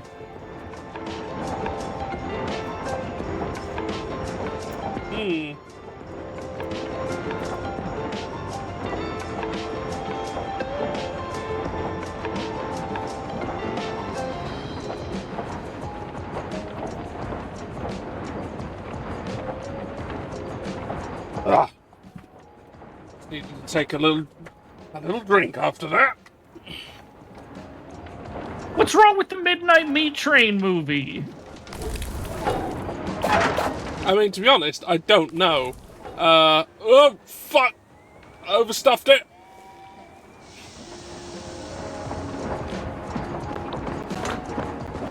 It's from the same guy who directed Godzilla Final Wars.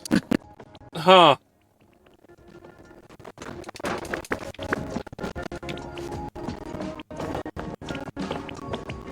Yeah, okay. Also, when the movie was coming out in theaters, everybody started making fun of the name, so the studio wanted to change its name back to just Midnight Train, and the director got really, really mad and threatened to destroy the film.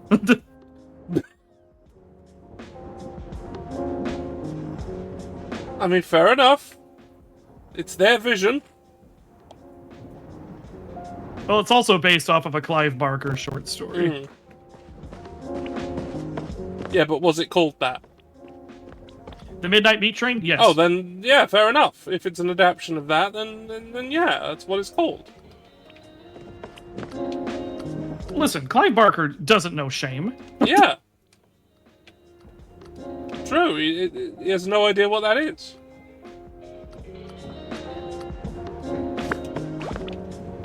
There's no place in his world for shame.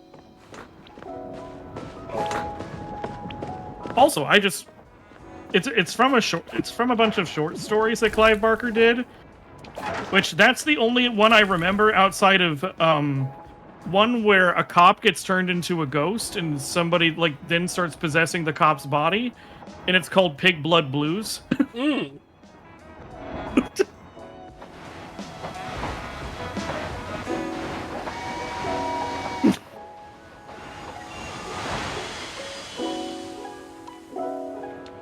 I don't know. Clive Barker, listen, he's very good at naming things. Yeah. Bit of a hit and miss on the actual, like, things. Yeah, the actual, like, the things in the thing.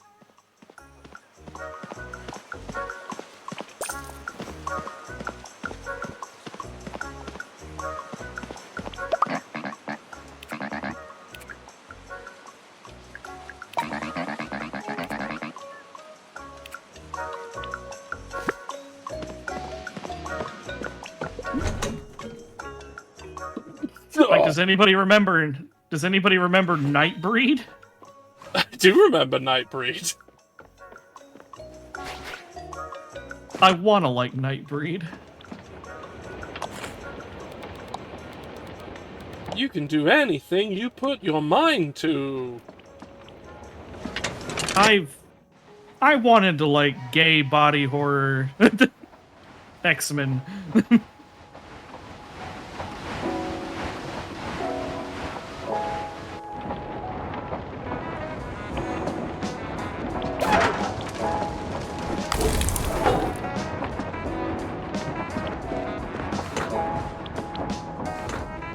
Of all the things I know Nightbreed best is from someone streaming the Amiga game. You're just like my cousin who mostly knows about, like, Highlander from the Atari, like, Jaguar game.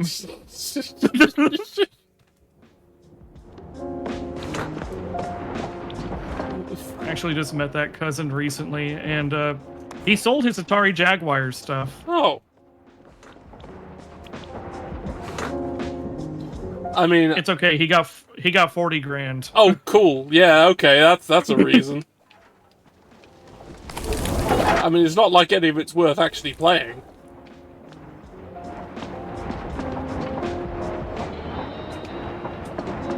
I know. I played it. I stayed over at his like trailer for like 2 days, and we just played every. I can say I've played every officially released Atari Jaguar game.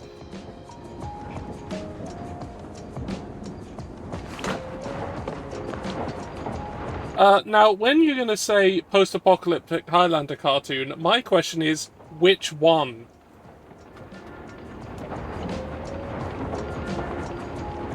Yes. Because I know of at least two. A fistful of garbage. Yes. Save. The animated series. Oh, right. That one. What's up, everybody? Hey, Mary. Talk about the post-apocalyptic Highlander cartoon I watched as a kid, which the Jaguar game is indeed based on, which is the one with God, what is he called? Quentin MacLeod? Yeah, probably. Yeah, Quentin descendant MacLeod. Of the guy And from he- the Highlander movie, which I actually have never seen. What, the original movie? That's, I've never You're seen just that original like my movie. fucking cousin. like, that's definitely worth seeing. It's very fun. Here it is. But, like, Yeah, the first- anyway. The Yeah. first movie's the first movie is a good time. It's Oh, yeah, very the 80s, first but I one's feel pretty like good. The second one is utterly incomprehensible. Second Yeah. one. Like the first one's just like a fine fantasy film. Yeah, and it just and it wraps itself up neatly, so that like there can't be another one, just like it's a one-off thing. And then there was another one. Yeah, then they made a sequel. Yeah, a very ill-advised sequel, and How many Highlanders were there? oh, there was a lot. Well, only one. There's I got to, guess, yeah. Of course. I think there's like 5 or 6, and some of them start intersecting with the TV series as well. Oh, there were also multiple TV series. I mean the live action Which one is that a- was intersecting. yeah, with, yeah. No, I mean there were multiple live action ones. Technically, I'm sorry, I'm reading. What do you mean? I'm just like taking a quick glance through. What do you mean the 5th Highlander in the canon movies is just an anime? Yeah, that's you know that tracks. oh yeah, that one. The other post-apocalyptic animated Highlander. Yeah, but it's not the one with Highlander, the the search for Predators vengeance. and the one villain guy with the weirdly expressive face that's like seared into my mind. I think What is with that? He looks so like the upset by only really everything. there's one really good moment in that anime where just like a person kills off an immortal by shoving a grenade into their mouth. Yeah. And it's from the director of It's from the director of Ninja Scroll. That does track, actually. given what's in it, that definitely tracks.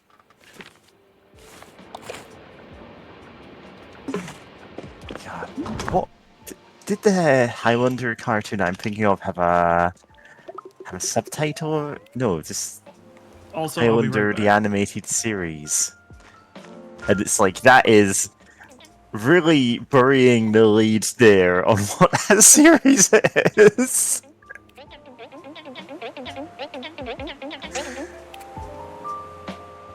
Like, if that Highlander series feels like it should have a, like...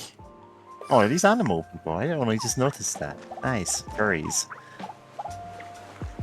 Oh my god, I should actually check what kind of furry I am right now. Alright, I'm a maid at the moment, not the, like, just completely normal bunny.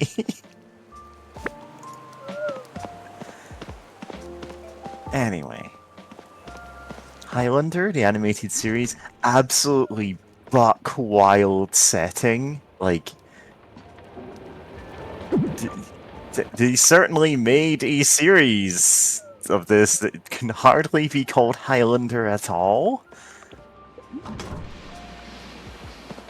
Yeah, it was from the year. I mean, I'm reasonably sure this was airing like at the same time as the Toxic Avenger cartoon, because they were just taking they're just taking movies that were clearly aimed at adults and just going, yeah, let's aim this at kids. Yeah. Wasn't that the same period like Conan the Adventurer was around? Oh, Conan the Adventurer. Now, there was a series, most of the show I do not really care about or remember, but that opening theme. Yeah. Conan. Alright, I'm back. What did I miss? We started talking about Conan the Adventurer.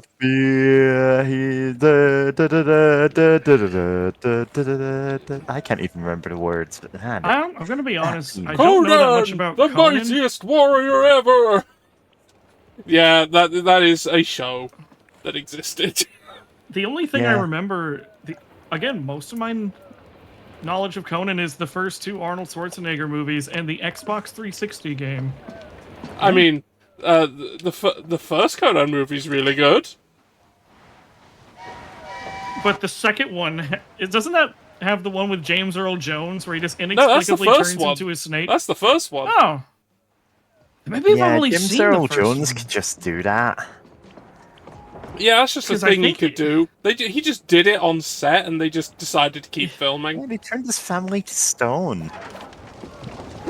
It's like we're not allowed to kill off any characters, so the humans all get turned to stone, and the like lizard guys all get banished to another dimension when they're killed. Yeah, because They can theoretically come back. but, like, weirdly, they we don't, made this 'cause Conan they're- show, but Conan can't kill anyone. Yeah, it was a very strange time for children's cartoons. Yeah.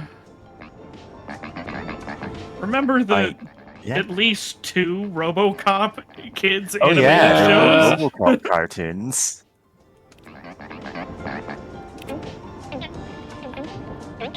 It's just that I have nostalgia for the post-apocalyptic future Highlander cartoon because that was airing when I was a kid, and I saw a fair chunk of it. And it's like, man, they made some wild decisions on the world building, on the characters, on everything. For some reason, well, presumably because they didn't want the main character going around beheading people, they saw all 6 episodes. It had a few more than that. Yeah, no, those shows had like back then, like when they made a show, they make fucking loads of it before they get a clue. Yeah, it had enough episodes for syndication. A total of 53. Just slightly more. Like, you need 52 for syndication, because that's 1 every week, basically. Yeah. Number of episodes? 40? Oh, maybe I'm just reading this wrong. No. Might have just had slightly less. I don't think it was syndicated, actually. Sorry, I was adding up the I'm trying to number think. in the season. Yeah, so this wasn't even syndicated. I guess I was just watching it as it aired. Which, when would that even have been? Huh. God, I'm trying to think. 1994 to 1996. So I must have been super young when Okay. I watched this. Sorry, I just found the other like sword and sorcery movie I've seen, and Yeah. it's have a cartoon? Deathstalker. Okay. Yeah, let's all watch the Deathstalker cartoon. We could probably watch the Deathstalker movie on stream. Yeah, I mean, probably. I mean, I got everyone to watch Hawk the Slayer on stream, so... It's true.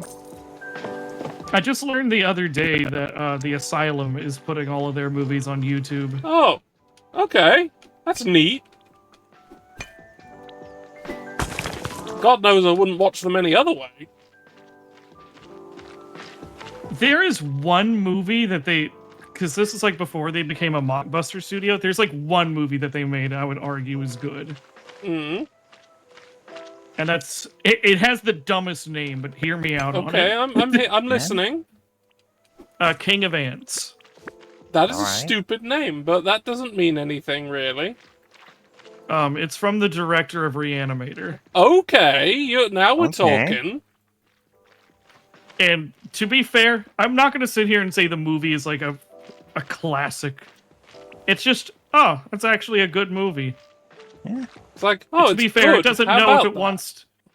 It doesn't know if it wants to be a horror or a thriller or a noir film. It doesn't know what it wants to be half the time. Hmm.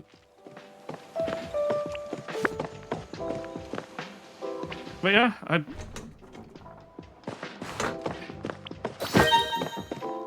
Oh man, John dies at the end. So not only have I seen the movie of that, but way back in the day, like I've read the first couple of books. Hmm. Like I also read This Book is Full of Spiders. And the movie is about the best you could make a movie out of it, basically. I hadn't actually seen the film adaptation. I haven't seen it either. They're stitching together wildly different parts of the book that aren't really connected at all and just going, okay, here's our plot now. And they have to cut out a fair chunk of it just to make it, make any kind of sense. Okay, I mean, that's... Not only have I seen that movie, I wrote that book. I played every character in the movie. Ah, okay. I'm the director. Automaton, I am not involved in the production of any movies, to my knowledge. Okay, I am so sorry, but I have to bring this up. Okay. Did anybody know that Deathstalker is getting a reboot? I didn't.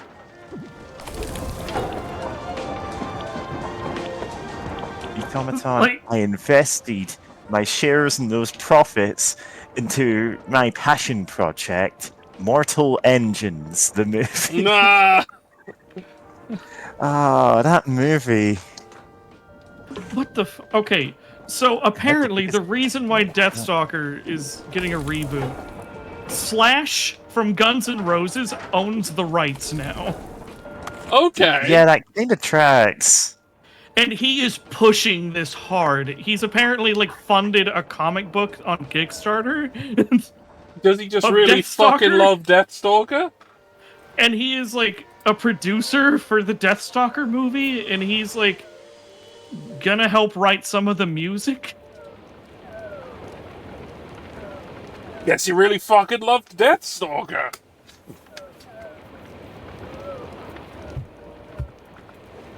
And it's being directed by the same guy who directed Manborg. Wow. Okay.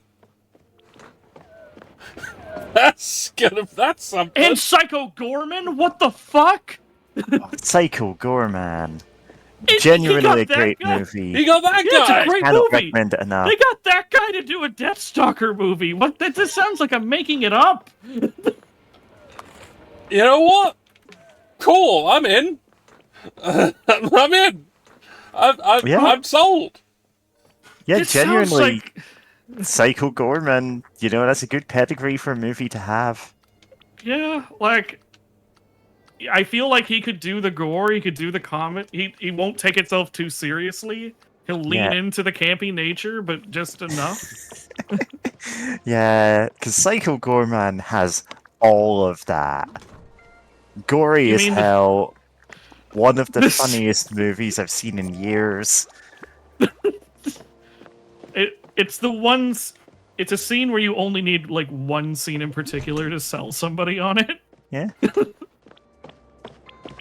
But look at all the hunky boys. Mm. I do not care for hunky boys. Or do I? Yeah, it never quite answers that, but I'm like, you know what? Valid. He just looks at it and he's like, maybe. It's, you know, just, it's like, never thought about it, actually. I'm not against Because, I mean, a he's hunky Psycho boy. Gorman.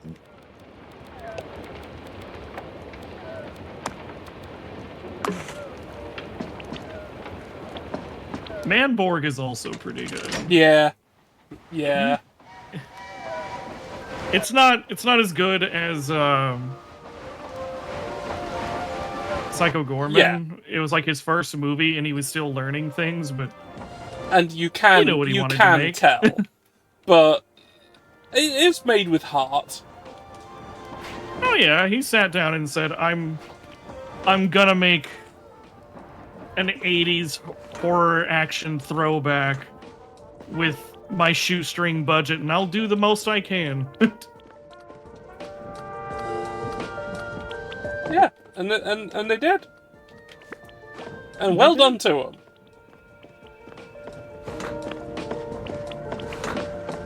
Oh, he also directed Leprechaun Returns. Don't need to watch The Leprechaun, and I think it was Squidpunk that actually recommended it to me. Which one? I can't remember if it was you, but for some reason in my head it's like, oh yeah, Squidpunk must God, have been which- the one who said, I- watch The Leprechaun. I think the first one is fine. Yeah? Oh, And there's you one in can- particular. I'm trying to remember its name, but there's one. Oh, that- Leprechaun in the I Hood. remember- Yes, it's that one. Specifically you doing the voice for that. A friend with weed is best. Okay, They're so like, yeah. Leprechaun in the Hood, Coming to food, Is- that was the, yeah. it's really like fascinating because it's trying to be like this urban horror, but like there's like 5 Looney Tunes scenes that just completely come out of nowhere, and I love that. Like, there's just the scene where, like, Ice Cube's character is, like, about to fight the fucking leprechaun, and he reaches into his afro and pulls out a baseball bat. And that never comes up before or after.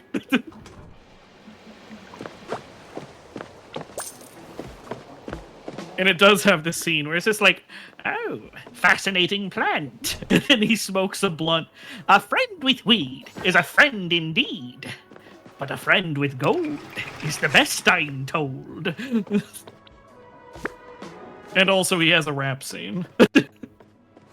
Look, if you got a film called Leprechaun in the Hood, if you don't do that, I don't know what you're doing with yourself. Yeah. The second one, don't. The second Leprechaun Back to the Hood, don't waste your time. But yeah, Leprechaun 1, kind of okay. It's fun for a Halloween night. Leprechaun in the Hood, good with friends. The rest you can skip, except for the scene in Leprechaun 4 where he jumps in somebody's dick.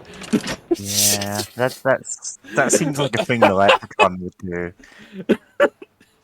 Everybody talks about the Ant-Man and why he didn't go up Thanos' ass. But Leprechaun beat them to it. He went inside somebody's dick and then exploded out of it.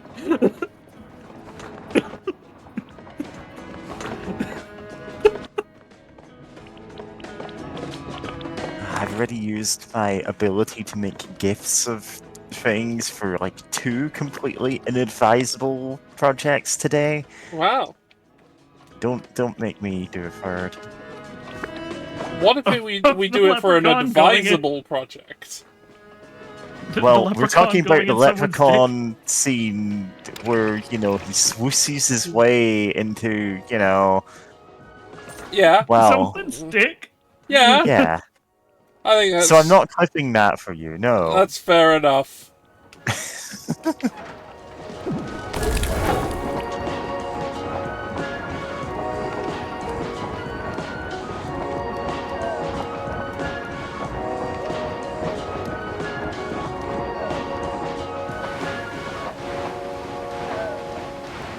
And yeah, I'm catching up on the chat a bit, and yes, friends do not let friends watch Freddy Got Fingered. Yeah, I didn't want to take away from what we were saying, but like, man, do not no watch one that should movie. do that to anyone. I consider that a cruel and unusual thing to do. Like, there are movies that are like, oh, this is bad, but it's enjoyable in some way. You will not enjoy that movie. This is not one of those. Yeah. Yeah. I'm just gonna take a quick gander because I feel like Tom Green would be the kind of person to go on a right-wing, like, pivot. And is he the guy... He's the He guy who directed did it. and starred. No. I'm going, is he the guy from Tumblr who kept editing his posts? Because you could edit other people's posts when you reblog them on Tumblr. Or was it? It's someone green.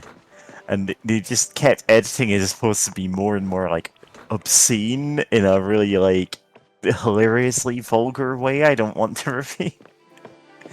Yeah, Tumblr had a hardcore PvP meta online. There's this post about his favorite taste, and it just gets more and more like, well, if you've seen the post, you know it, and I don't know if it's this guy, but I'm not going to type in the words to find it.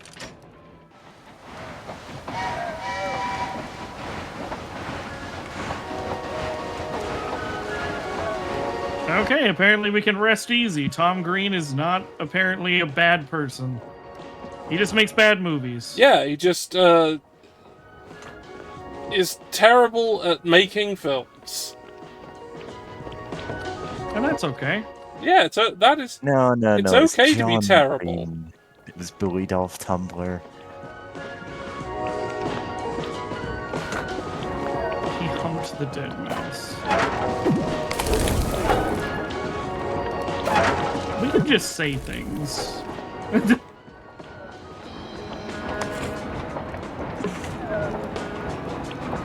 Because I know Jamie Kennedy recently went on a weird right-wing pivot. You know what? I'm gonna post you'll see why I'm not reading this out loud. Because, like, this would be an instant, like, people clipping it and never leaving me alone. But I'm gonna put it in Yeah. put it Okay. in the, like, Put it not somewhere. work saved. That seems a safe place to put it, yes.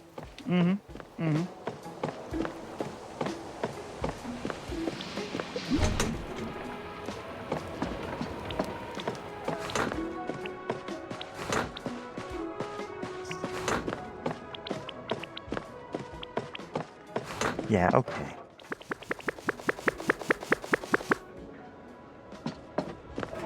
Yeah. Like, if either of you haven't seen it before, it's in there. You'll be able to maybe pick out a phrase to read out if you really want, but, like, Yeah. You know what? you understand why I'm not saying any of this. You know what? I had to cancel my stream. Why not? I'll read this. Okay, yes. Oh no! This is what's happening now, I guess. As I Yeah, near this isn't- 200,000 followers here at Boat Fishing Boat Proceeds, I just wanted to say that cock is one of my favorite tastes. Not only that, but balls smell amazing. It makes me go a little crazy on it, to be honest. I Yeah. cannot get it far enough down my throat to be satisfied. I'm only satisfied when I feel those intense, powerful, salty, hot pumps of cum down my throat. When I sit back on my heels and look up at you with cum all over my mouth and slobber running down my neck, hair all fucked up, and wipe my mouth with the back of my arm and ask you if I did a good job, and you cannot even speak because I've drained all your energy out of the tip of your dick, that's when I'm satisfied. Yeah, this was not written by John Green. This was somebody else had reblogged the post, but when you're at that time when you were reblogging posts, you were allowed to just edit the original post however you like. They stopped letting you do that. Yeah, I can't imagine why someone thought that was Bizarrely, a it bad wasn't even idea. because of this particular post. It just happened to be coincidentally around the time someone was reblogging like staff posts and putting really bizarre misinformation in those.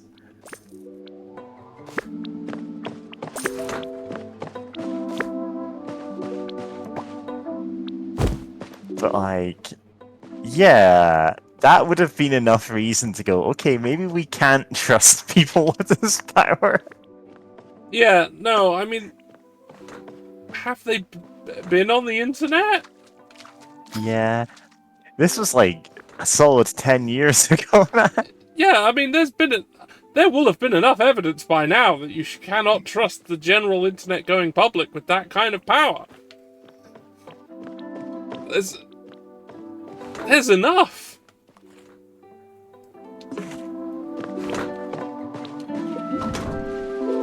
Anyway, we have these rails going off into the distance of the sea. Speaking of railings, Oh, yeah. Go on. oh no, because we were talking about, yeah.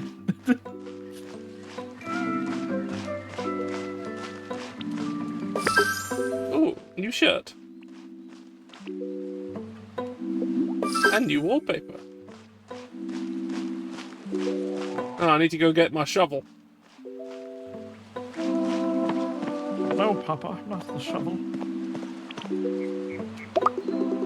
This is a Sea great train. fishing spot. Who knows what might be hiding under the surface? Okay, so this game is saying, hey, fish here. Now, I don't have a fishing rod in my train, so I can't actually do that. Speaking of sea trains, there was actually one in One Piece. I'm not gonna go on. No, you can talk about One Piece. You can talk about a sea Don't train. punish you for it. It's fine. Go A ahead. train is a very pivotal part of the plot. It's the reason why one of the characters is a robot. Yeah. Let's talk about the train from Demon Slayer. I've not seen it. I've only seen one episode of Demon Slayer, and Maybe that's not Yeah. fair, but I just didn't get hooked at all. Yeah, so Demon Slayer is like, I'm gonna say Demon Slayer is mid, and I mean this in an entirely, like, yeah, it's a solid show. It's like, Everybody not I've fantastic, but it's a decent What? watch. Everybody I What? know have said that it's an all right anime, middle of the road that's propped up by very, very good animation. Yeah, really great animation, solid everything else. It's not like it's not groundbreaking, but what I've seen of it, I'm just like, yeah, actually, I'm kind of enjoying this. This just popped out of the There's- ground.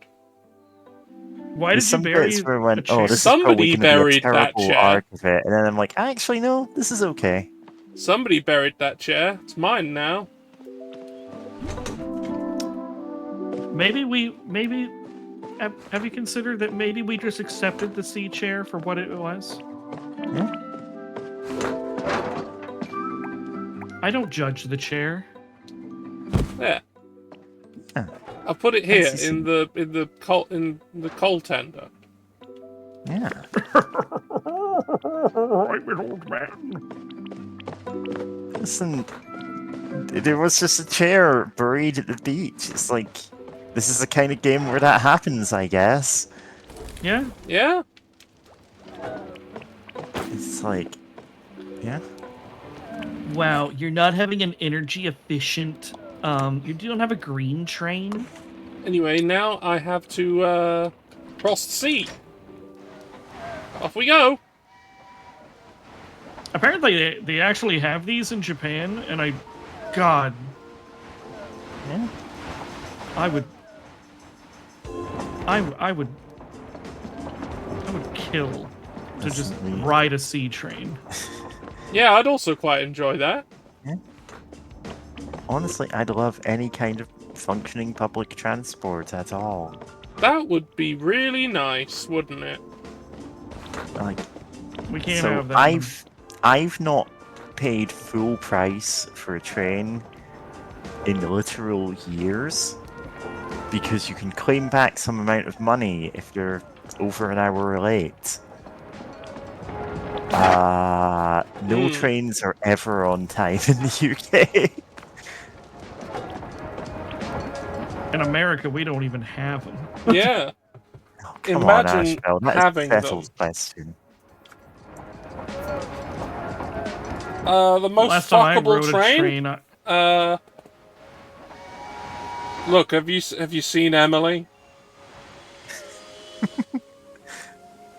And those big buffers. okay, but BSK, how do you feel about the director's cut that recently came to light about the Thomas the Tank Engine movie? Oh, the Thomas and the Magic Railroad. Yeah. Yeah, because there was a whole cut that we didn't get. Yeah. Because And- at very late in the development, test audience, like some fucker high up went, "Oh, the villain of this is too scary," and so they had to extract the primary villain from the film. Oh my god. And they had to re-record the voice And acting. they had to re-record of the other voice villain. acting. Yep, they did. Yeah, to not mention To the not villain. mention the other That's a- one at all. And Yeah, Because, yeah. Which was yeah. just... I mean, it wasn't going to be a good movie anyway. It was no, but- it was going to be dog but shit this- no matter what. This is not doing it any favors. No, it was going to be awful anyway. Like, even if it was the way it was intended, because just the entire idea was boneheaded, stupid idiot stuff. But, Okay, but here... The other movie would have been, as it intended, it would have been better simply because there was like a the main villain was a railroad bomber, yeah, and his name was P.T. Boomer, yes. and like just one of the lines of the movie is just like, nah, like, I will destroy this railroad, not so fast, Boomer. Yeah. Oh, listen. Yeah. We have. Your villain is called Boomer. Do we Yes. actually have that clip? Can we get that voice clip? I can get that voice clip, probably. God, I think could that may be absolutely use necessary that for vocal things. sample. Listen, I have been sampling all kinds of nonsense for my music lately. Yeah, taking Like, voice lines mostly of P.T. Boomer from the not existing version of Thomas and the Magic Railroad just is... not so fast, boomer, and then just like music picks up after that, or that. Like, I'm mostly like taking stuff from old documentaries and Oh, I need to you get know a like shovel. 80s and 90s. I have so many clips from Satanic Panic documentaries doing the like, oh, we're just making things up about Satanism, but accidentally making it sound really based. Yeah, like, look, It's if you're like getting they promote samples... homosexuality. It's like cool. The thing about trying to get samples from something like that is that everything anyone says in that is going to be insane. And Yeah, therefore that's actually questionable. so. There was this one Law Enforcement Guide to Satanism, which I've mentioned before.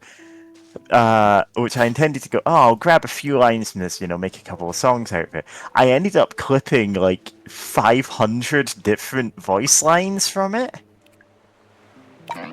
I actually made so many that I went, I need to share this with people. I've got it on Gumroad. Like, it's just a big pack of random voice samples that you can download for free. I'm actually going to post a link to it. Yeah, please, you've got the authority to do so. I have the authority. Like, this is... Find any use for these.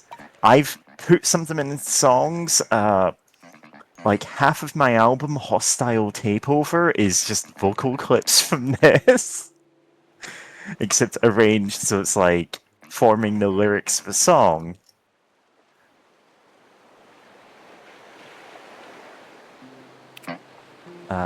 Things got dead quiet there. But, like... This is one where I genuinely had so many samples, I was actually sorting them into folders based on which person was saying them. Anyway, so the thing about this one is it was specifically only ever meant to be shown to the police and nobody else. So it has a very specific tone to it. It's like, oh, these are our experts that we're bringing in to talk about this. And the experts are, well, transparently frauds. Mm. Like, at best, they don't know anything, but one of them seems to be actively just, like, making things up on the spot. And hence, having the... So, Tank, I actually made enough of these that I was expressly told not to make another album like this until I'd made something else. That's where this vaporwave thing came from. Oh man, you're linking Sicko Patrol. Tank, that is my most popular video on YouTube, and that is translated into nobody else sticking around for the other videos. I recently listened to Those Fed by His Hands. Oh, that was great. That is... So, I had this really vivid nightmare a couple of years ago of just like, basically, giant maggots and,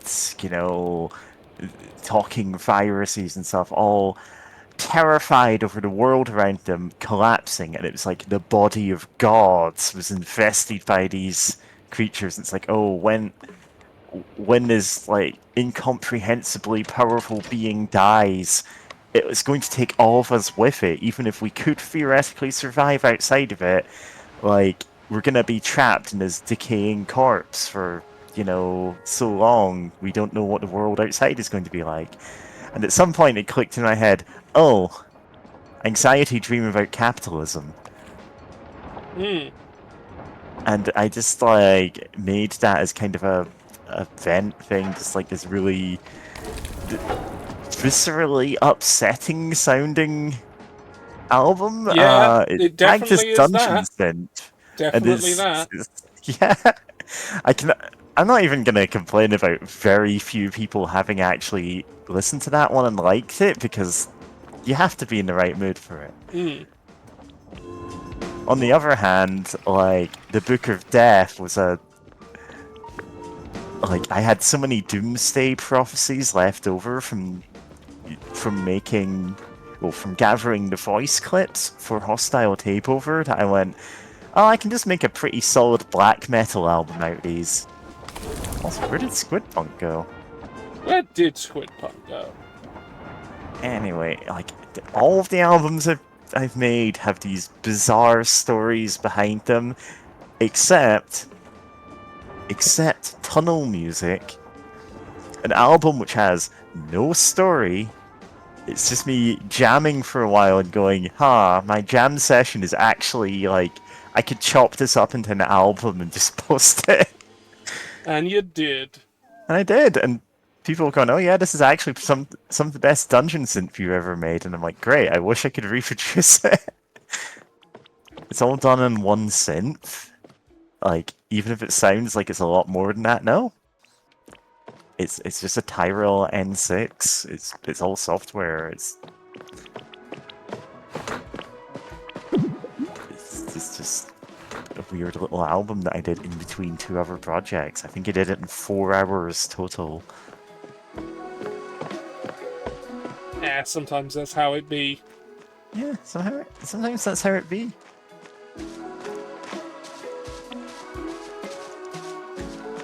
Like, I could talk about music stuff for hours. I'm just not going to do that on somebody else's stream.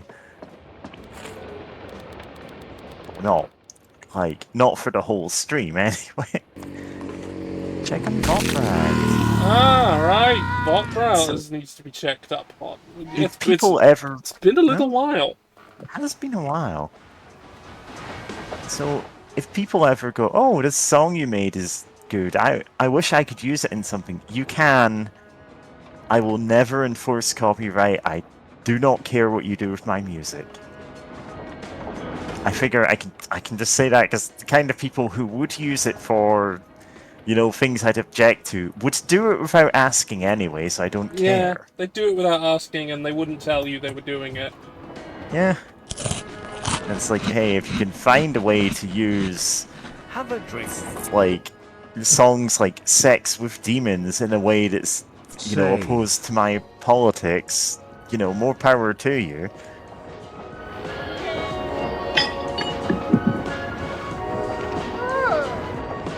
I don't know why so many of the Satanic Panic ones are about having sex with demons. I just had so many voice clips about that, and I don't know why they kept talking about it.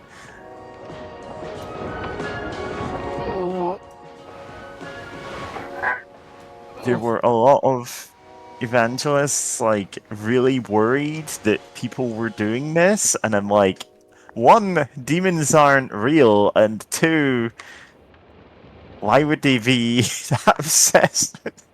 Yeah. Of course, the answer is because these are exactly the same people that then went on to have, you know, moral panics about the gay community. Hmm.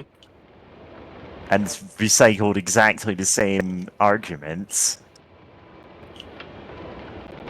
And when you go back far enough and realize, oh, this was all the same ones that they were using against civil rights. So like, oh, people of different races actually have weird customs where they sacrifice animals and worship the devil.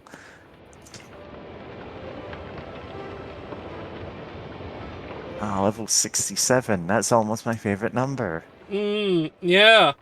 68. Yeah. Yeah, I avoided Alex Jones just because, one, other people have sampled him.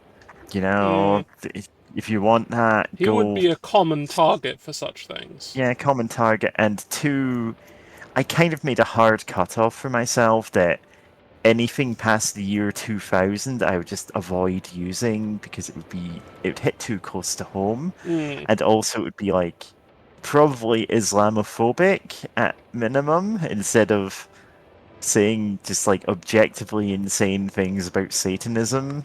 And I'm like, it's funnier to have the uniting theme of them really insistent that the devil is real, even though. Oh, sorry, the devil is real and equally powerful to God, which itself is actually blasphemous. Mm. Like, yeah. Anyway, genuinely, anyone can use my music for anything. Anyone can use that sample pack of the like law enforcement. No, bunny. Yeah, there's a bunny talking about the devil. You summoning the bunny. Yeah, I think that was what was going on there. The bunny. I Uh, just want. anyway, Vobralt just delivered a bandage for someone. Yeah, one bandage. Yeah, it required hundreds of deaths to deliver it.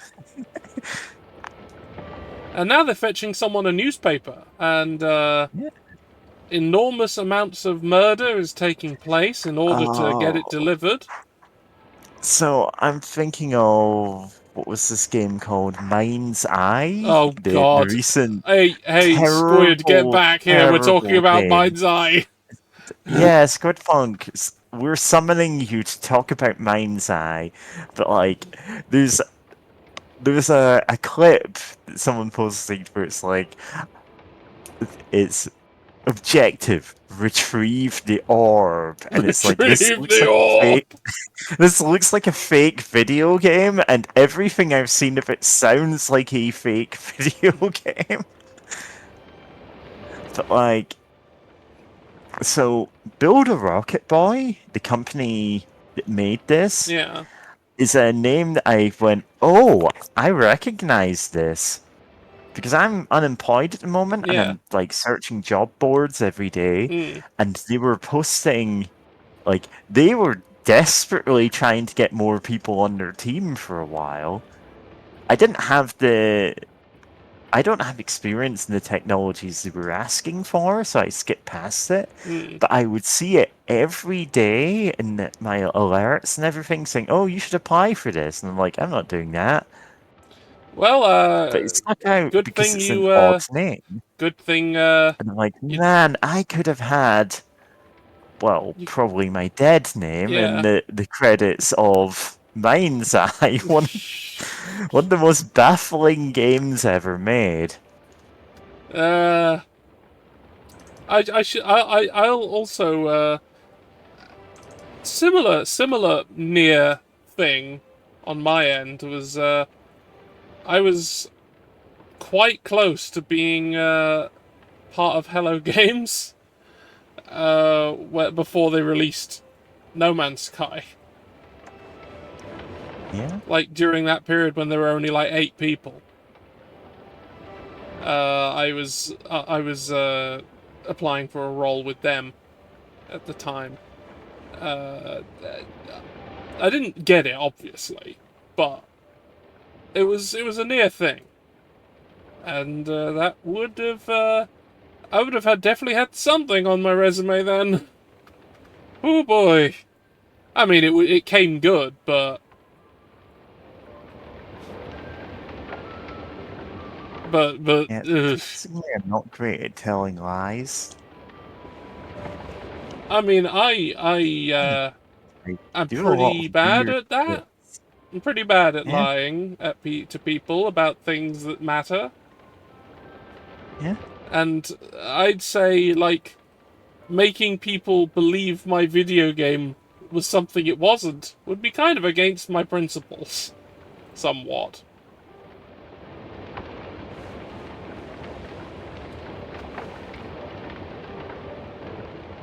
Anyway, we've now delivered a trowel. Voprat's delivered a trowel to someone. And now they are exterminating a species. Yeah. Although, can you say a golem? Golems are a species.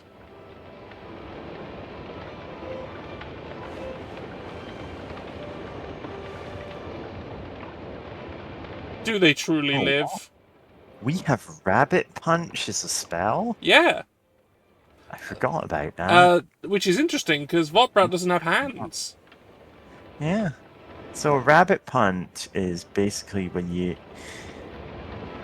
God, is Rabbit Punch just when we punch him in the back of the head? I think it's where you get him in the back of the head or the neck. Yeah.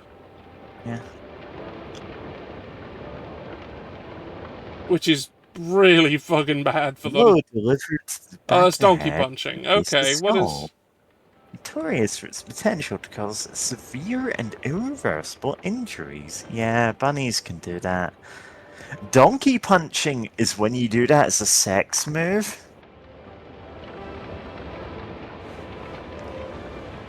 Don't donkey punch people. There's no a safe sex way to move do where that. you destroy someone's neck? I mean, I'm saying sex move as if that's a thing that makes sense. Look, It's not.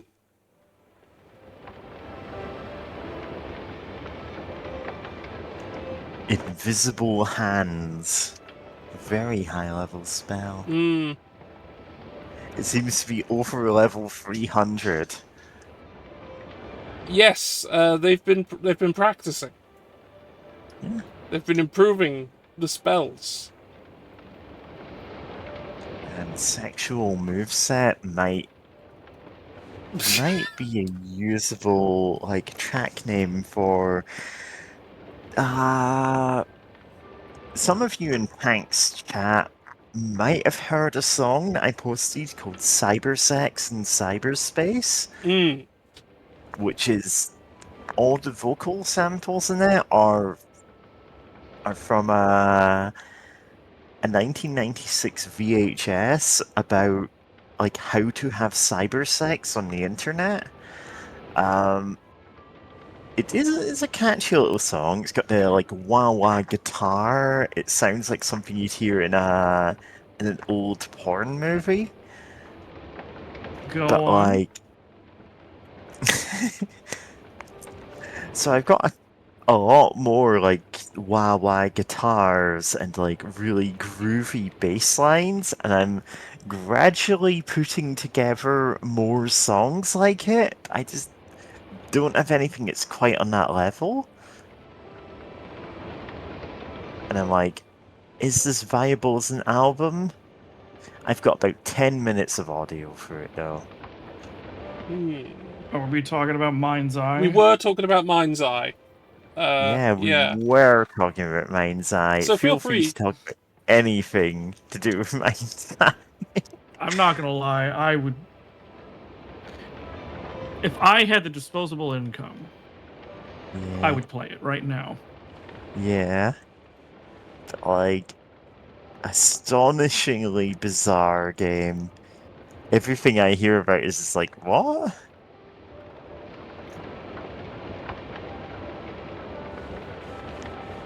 Anyway, we're gonna leave Votbrout to exterminate the entire red dragon species. We'll let them just get Yeah, on he with does that.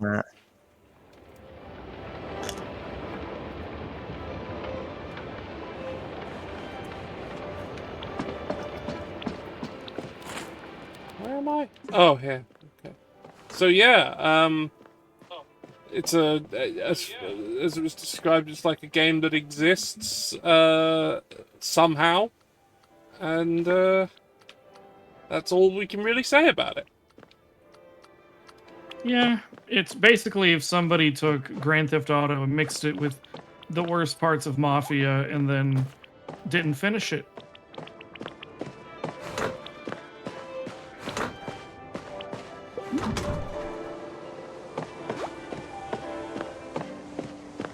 Oh man, Hank has just posted we're looking for sickles on Blue Sky, and I'm like, oh, this we're looking for sickles was entirely an interlude on that album. I got someone to just basically read out some exposition and say, hey, this is what the premise of the album is. And since the album is called The Mission to Execute God, it's predictably weird. I mean, fucker deserves it. Yeah. I mean, so the story behind The Mission to Execute God, originally I had a bunch of unrelated tracks that just, like, had vaguely sacrilegious vocal clips in them.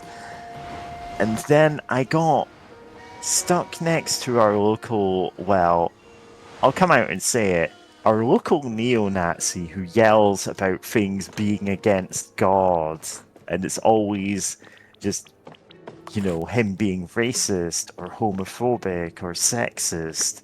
He doesn't think women should have the right to vote because it's against God. The Bible says you can't do it. And he's just an awful guy in general. I was stuck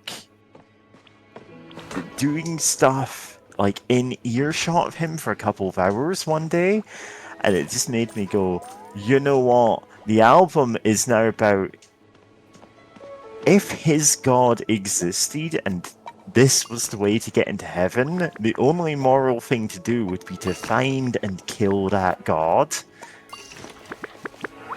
And so it just became a concept album about launching this rocket into space to blow God apart. And it's not like a perfect album because it was me experimenting with a lot of things, but it is a very funny album.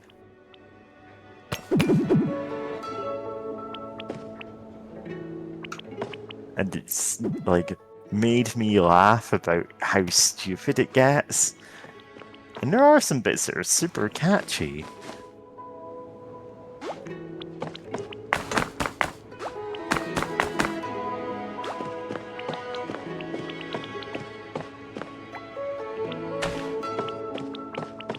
Like, it's possible to be religious without being a complete asshole, so you know. Yeah. I just In this figured economy?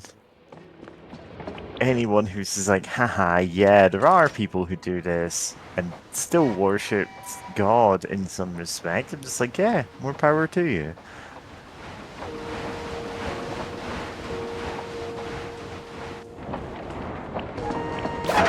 See, the thing is, I would make a game like this where you have to, like, take care of a train and everything, and then it turns out that you have to kill Train God, Ah, the and then it slowly morphs into an RPG. the Shadow Hearts special, eh? Yeah.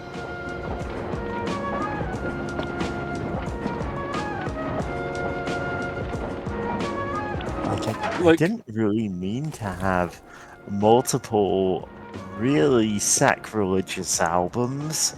It just kind of became a thing.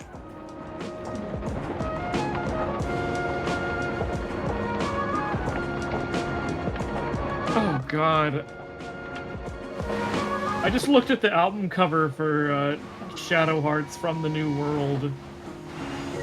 And god, this is the most 2006 ass thing I've seen in a minute.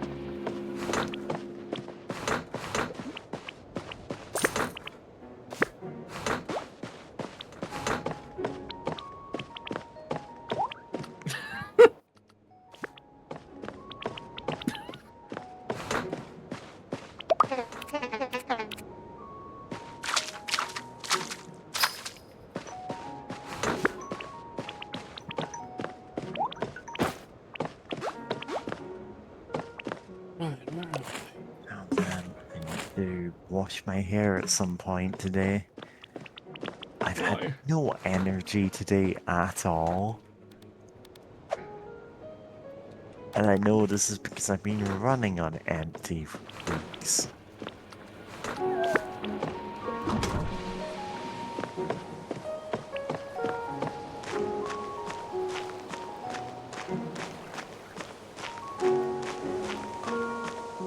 Anyway, here's the railway museum that I can't go in.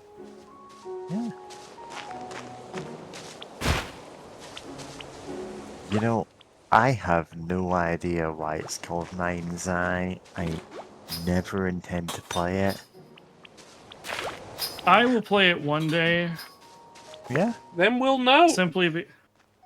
because I don't know. It's a fascinating train wreck. Yeah. Like, sometimes the games that we remember are the absolute train wrecks, you know? True. I still remember King Kong of Skull Island. Yeah, but those are Yeah. like trauma flashbacks when you remember it. I remember you playing it. I remember what it did to you. Yeah. Listen, a lot of that game could have been fixed with a map. A map that works.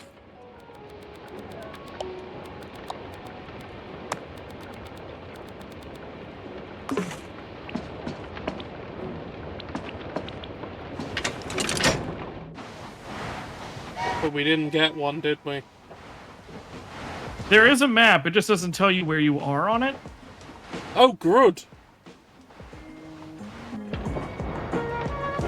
just have to guess that. And the thing is, it gives you a map and it's like tells you everything in the level through landmarks. The thing is, it's like when you're in the level that's like the big jungle, And it's just taking a a big left jungle. at large tree is not helpful.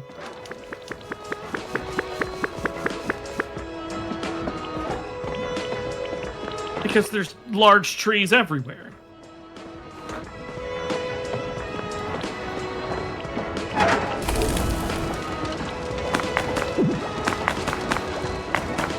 That being said, it does have...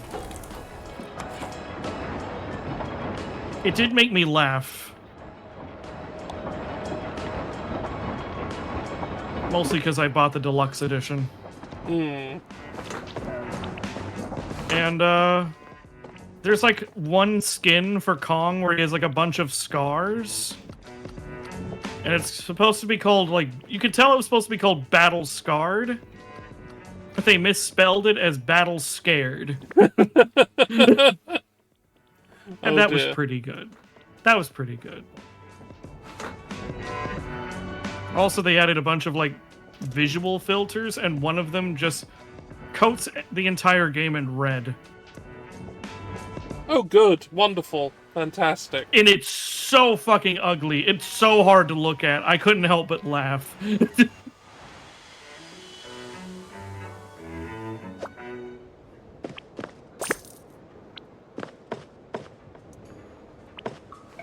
Also, yes, there is the JPEG boss fight. Yes, I remember that. Yes.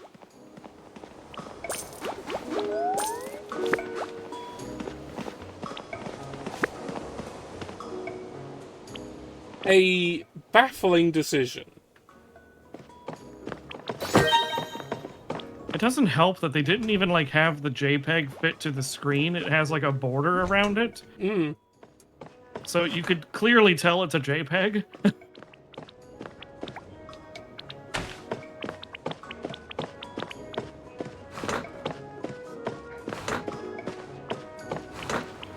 Oh no, like, the developers of that game talked about how they made it, and it was, like, made in less than a year.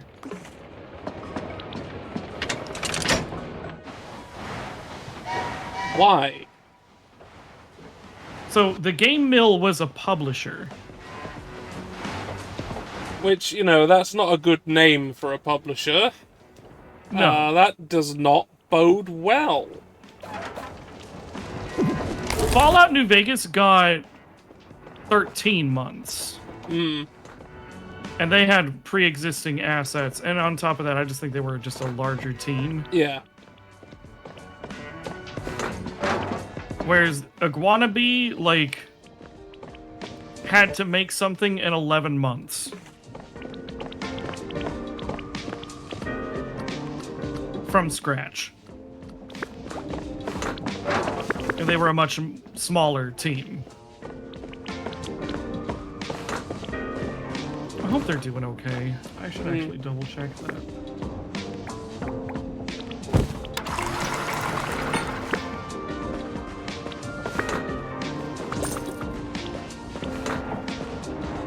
Just think, well, like when you're doing something like that, maybe we stand to be a little less ambitious.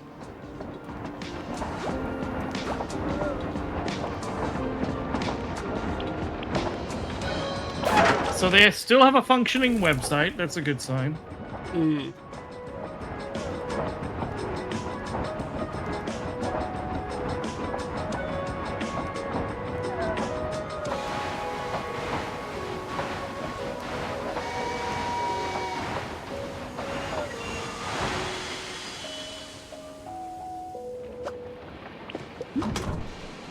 Ooh, that's not an encouraging sign. Oh? It's been a year and a half since they've made any social media post. Yeah.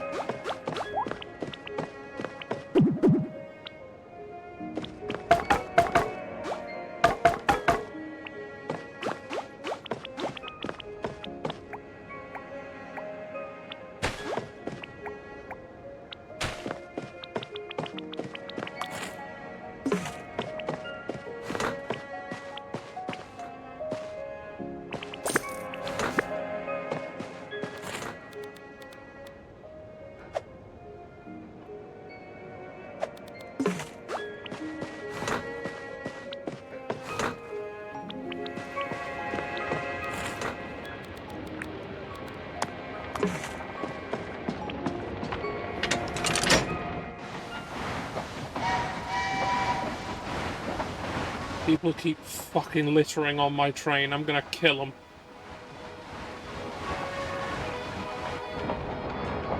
Like in a video game? Yes. You die on a train, you die in real life.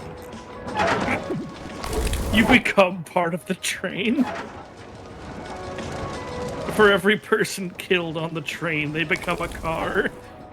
Yeah. You ever wonder why this train is 100 cars long? Each car is a huge, the soul huge of a murder. Cutbacks. That is genuinely a problem on American railways. Like, they just go, yeah, just take hundreds of fucking things. Off you go. Oh, I know it. I live next to a train yard. Actually, a couple weeks ago, we had lightning hit the rail.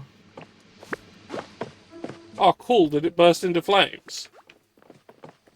No, but there was like a big alarm that went off, and they had to delay all the trains. Because that happened when I was working at a station once. Lightning hit the rails and they set on fire. Yeah. They didn't stop anything. They didn't evacuate or anything. Why would they? Think of money! We've got to have money. Yeah, so they just kept everything. They just kept everything open, and they just went, you know, just divert them away from that line. Go to the one next to it that's not on fire, but is next to the fire. You need to lie down for like a good 10-15 minutes at least. I might be back later. Alright. Okay. This is just, again, no energy today, which is unusual for me. This is just, like, from weeks of overexerting myself. Yeah, and This then I talked about Yeah, Mind's Eye. Yeah. You can talk about Mind's Eye all you want. Everything I hear about is just like, wow. Okay. This was a game. It's gonna be the next Roblox. It's gonna be a game people talk about for years to come for all the wrong reasons. But you can make your own levels in Mind's Eye. You cannot make your own levels in You Mind's Eye. actually can. It's one of the advertised things. Yeah, but can you? I don't have it. If you did, could you? 'Cause The one answer is review I've would read I? says, no, you can't. They advertised it. They made a bunch of mini games in-house using what was clearly the system to do this. But they don't work. They're not good. Anyway, gonna take a break for a moment. I don't Alright. know when I'll be back. And also, they didn't program swimming into it. Yes, I saw that. You just walk on water. Does that mean that your character's Jesus? You're all Jesuses.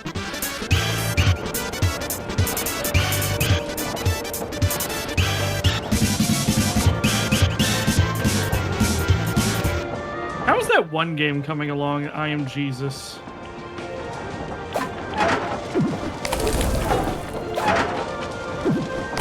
Ah!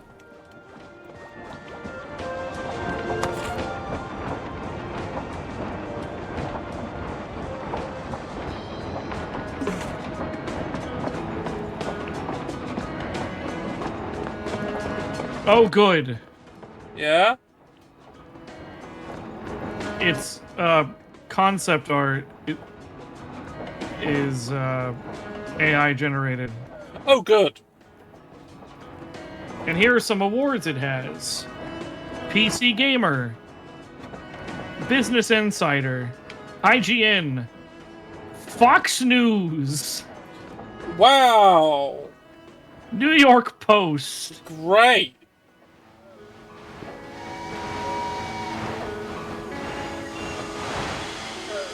The developer is Space Boat Studios. They also made Tribe Primitive Builder.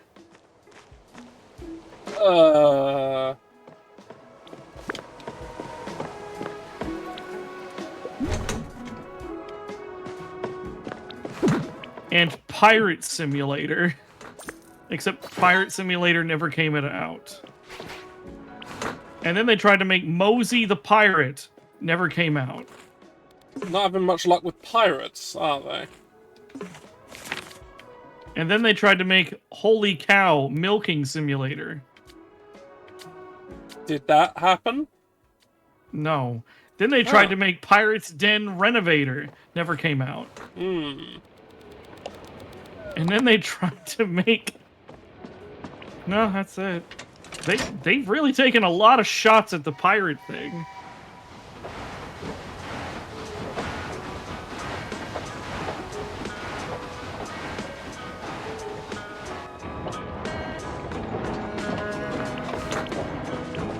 I should really getting around to playing Sea Dogs on the channel at some point.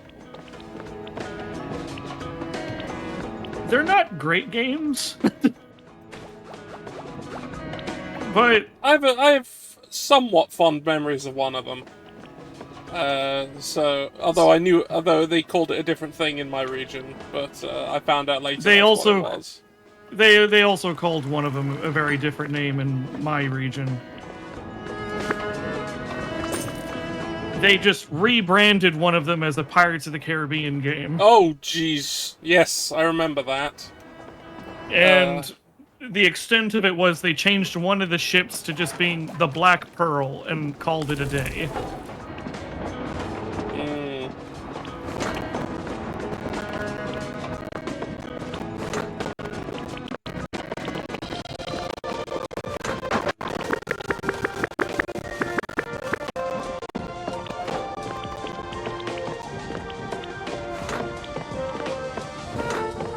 Oh boy, I can't wait to look at the publisher of Christ Simulator. Oh boy, Snow Plowing Simulator, Zombie Graveyard Simulator, Rap House Simulator, Mall Manager Simulator, Liquor Store Simulator, E-Commerce Simulator, Viking Simulator, Ooh. Used Car Simulator, Cinema Owner Simulator, Blacksmith Simulator, Chocolate Factory Simulator, Restaurant Owner Prologue, SimRail, the Railway Simulator, Laundry Store Simulator, My Hotel. Well, I don't even know what that one's about. We gotta get back to basics, like Gunsmith Simulator, Animal Trainer Simulator, Recycling Center Simulator, Car Detailing Simulator, Animal Shelter 2 Simulator, Game Builder Tycoon. I'm gonna stop. Because I keep scrolling and I keep finding answers.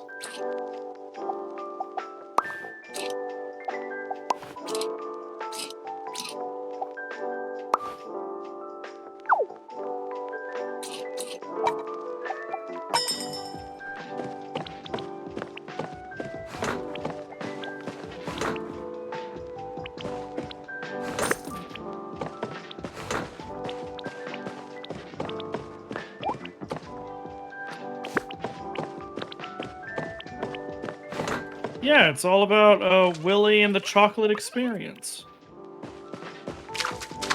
Ah.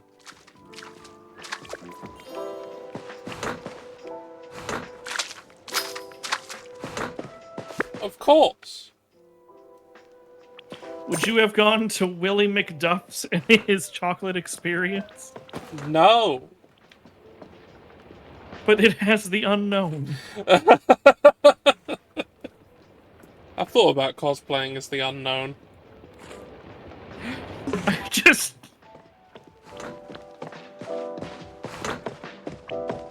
I just really think that the unknown, like somebody said, like this might be the biggest impact that AI ever has.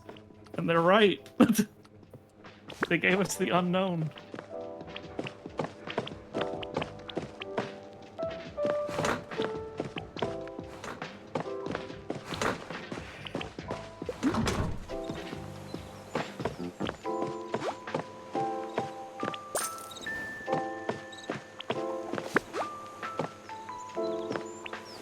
Yeah, it's even worse when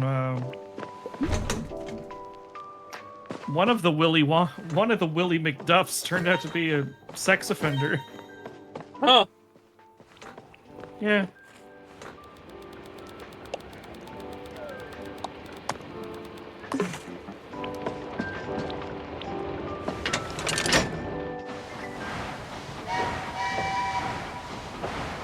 How about that?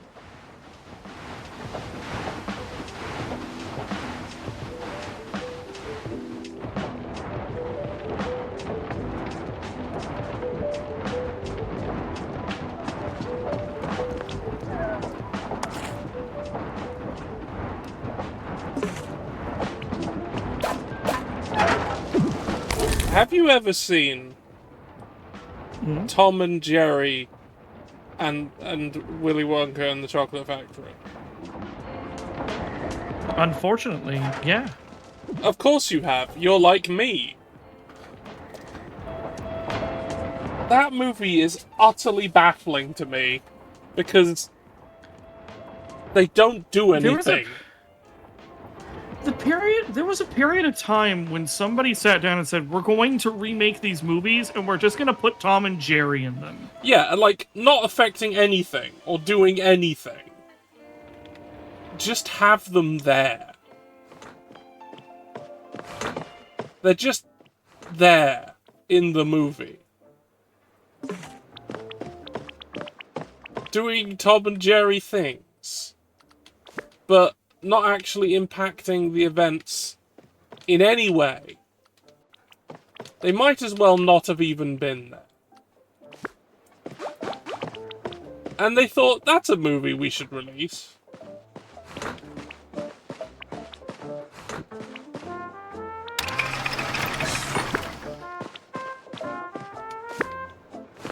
I mean, the only thing that they made a difference was, the only thing they changed, really, was, okay, so there was the bad guy, Mr. Slugworth. Yeah. They made him, like, a secret good guy. Well, he was a secret good guy in the original movie. Maybe I just missed that.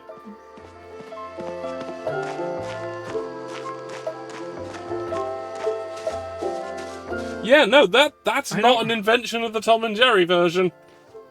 Oh, God, my respect for it just keeps going down. Yeah, no, that was a thing in the original. Huh. Well, 2 of the characters in the Tom and Jerry version are voiced by Goku. Okay, that's something unique to it, I guess. Yeah, Sean Schimmel, he's there.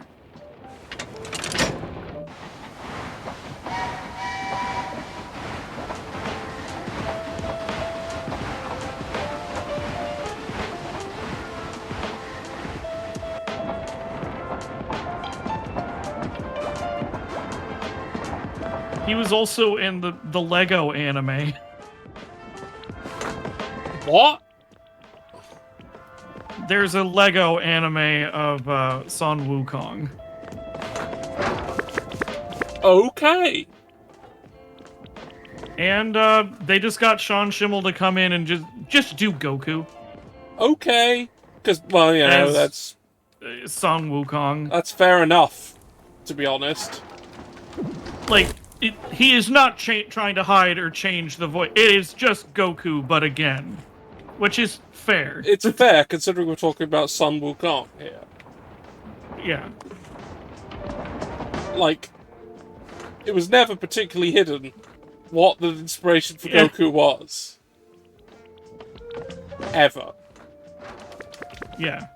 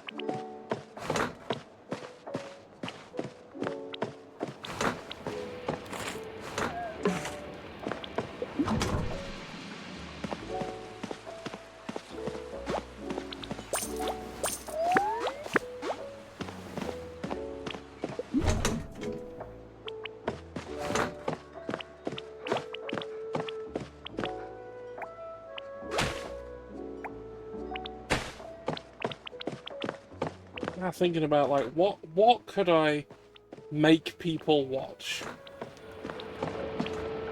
Gamebox. Like, Gamebox 1.0, I would not inflict on my worst enemy. No, that's not true. I absolutely would. Gamebox is a riot at times. Yeah. I still find it incredible that I was made to watch that as part of my university course on game development. I was in an acting class and they made us watch Troll 2. I mean, that does have things to say about the art of acting.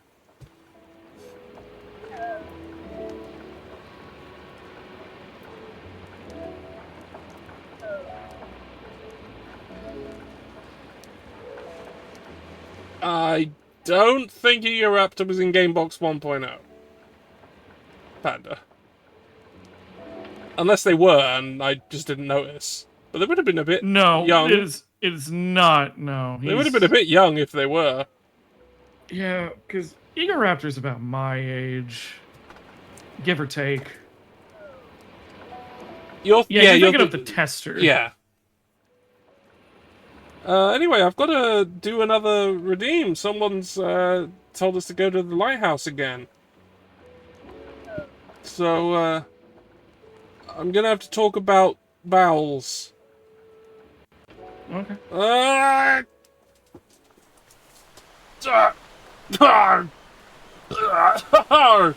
Oh. Right, I'm back twice in one stream. That is a rare occasion, but here I am. Right, and I've been asked if I have to climb all the way up and down the lighthouse to go to the toilet, or can I hang off the side of the top of the lighthouse? Not advisable to do it off the side.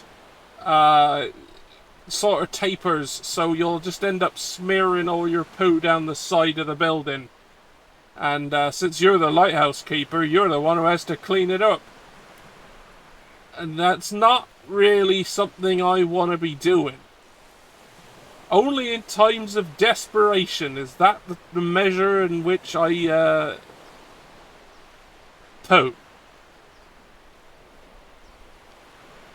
Now, I do the bathroom of this lighthouse is near the bottom, yes. But you know, you don't always have to spend my time up here at the top. I just tend to. You got other things you gotta do. You gotta stoke the fires. You gotta keep the mermaids away. You gotta hit large moths with a shovel and other activities. Anyway, I go to the bathroom down the bottom. Yeah, I have to go all the way down and up again. But, you know, since my legs aren't here, they've been claimed by the lighthouse, it's not really much of an issue. Alright, goodbye! Alright, we're back.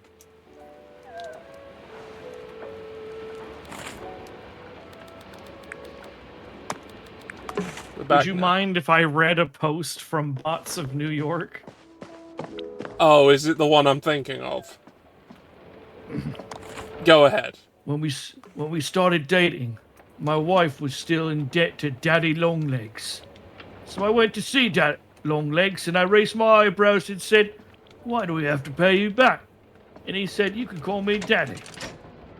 So I said, "Daddy, we're very low on debt repaying fluid right now. You have to be patient." Then he got real serious. He said, "You got exactly 2 weeks to pay Daddy his due. Interesting things will happen to you." So we got smart. My wife gave me directions to Google Maps. With a little detective work, turned up a route that took us all the way to the dark web. 3 days later, Daddy slips in the shower, never to be heard from again. A freak accident, an act of God. Call it what you will. My wife and I married later that year. Yeah, that was the post I was thinking of. Gamebox? What was Gamebox? Explain Gamebox 1.0 to my audience. So it is a film. I think that's fair to say. Yes, that's true.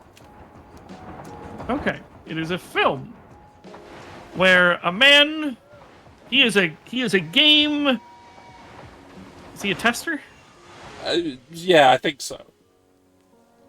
He works at a game studio doing game stuff. If you don't know much about video games, it's okay. The director doesn't either.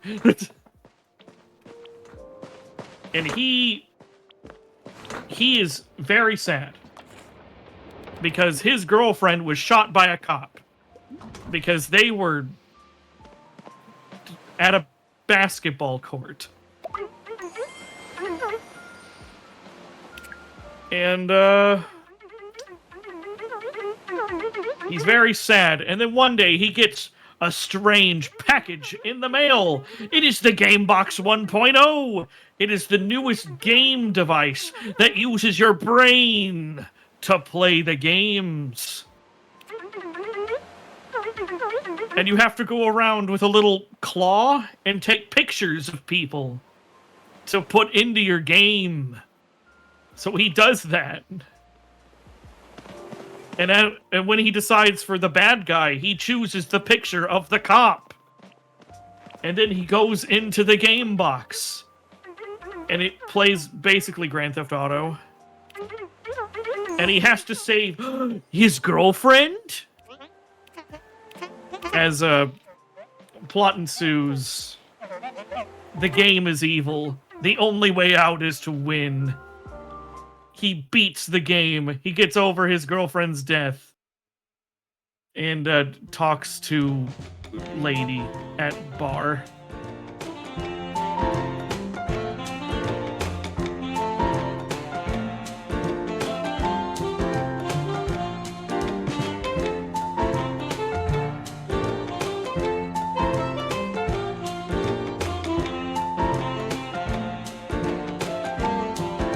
Did you just beat the game? I might have.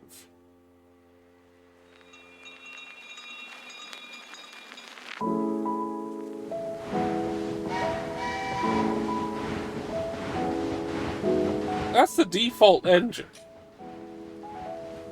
Is the credits gonna start rolling? It is. Holy fuck, you beat it! I did.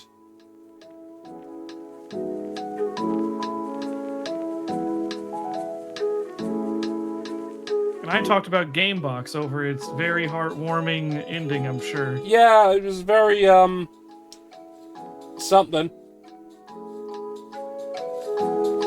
How's it feel to be a gamer? Tell the audience. I hate it.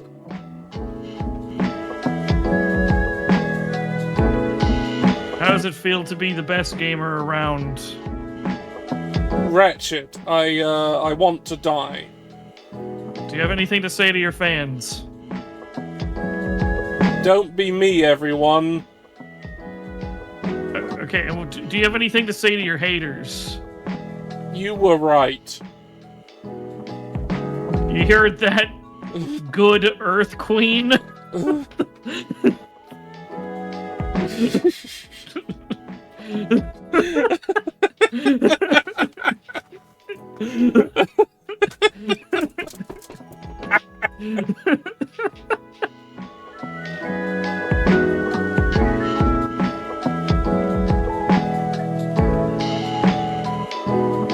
Apparently there is special thanks to the Tran Gang.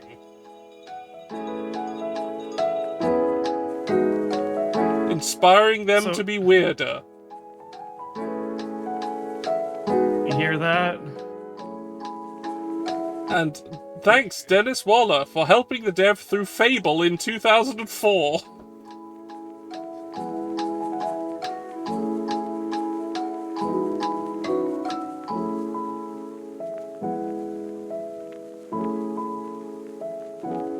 Oh no. The train has left and it will never come back.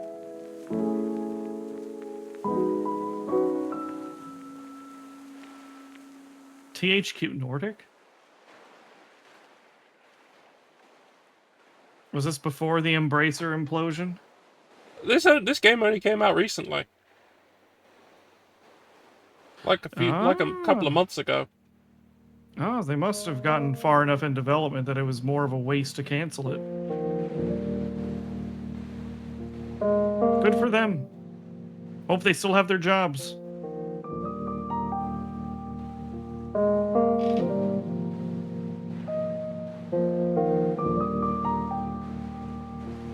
Thank you for playing. Yes, thank me, the player. Complete the main storyline. Oh, is there a post-game? I'm not gonna lie. I thought for some reason her briefcase was actually like a weird bra. And those were giant tiger tits. I need to get off of Blue Sky. melted my fucking brain. We know what giant tiger tits look like. We know, madam. It's true. I mean, say what you want, but listen, I'm really funny on social media posting when I'm either A, really depressed, or B, sleep deprived. Oh, I'm with you there. Like, sometimes I just make a post and I'm just like, nah. I was cooking and people were afraid of me. Like the picture I posted of just the old Rax building that's like half dilapidated, and the only caption is, "Give me the beat, boys, and free my soul. I wanna get lost in your rock and roll and drift away." I'm just like, nah, this fucking spits, actually.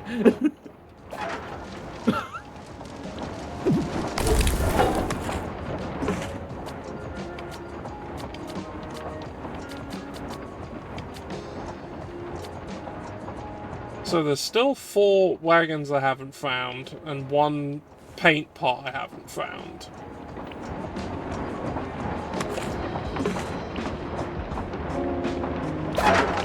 And I still don't have access to the fishing rod. But since the fishing mechanic is basically useless... I'm about to say, you did beat the game! Yeah.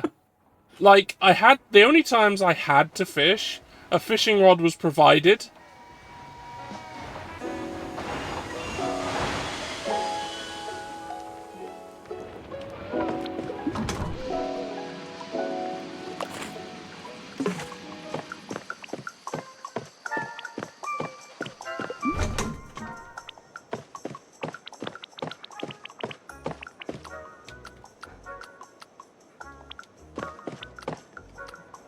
God, I haven't played a train game in a minute.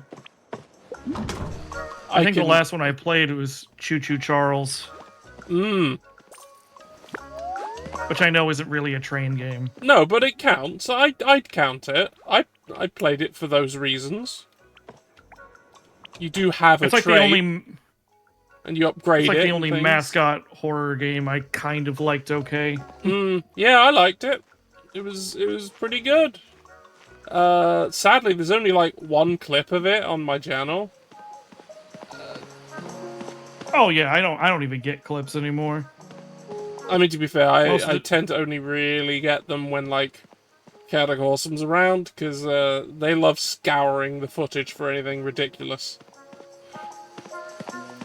For me, I just feel like I hop on stream and then everybody's screaming at me, "Get off! Get off! Get out of here, you bum!"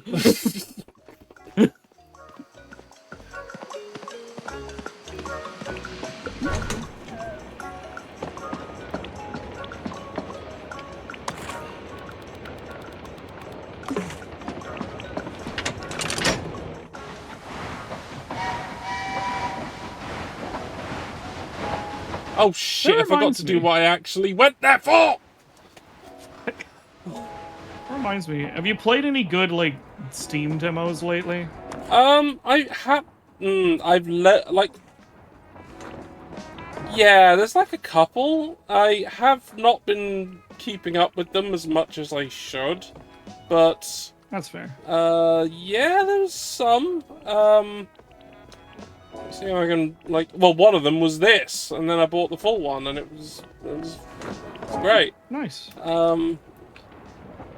Because I was just like, okay, yeah, I get it, I get what's going on here.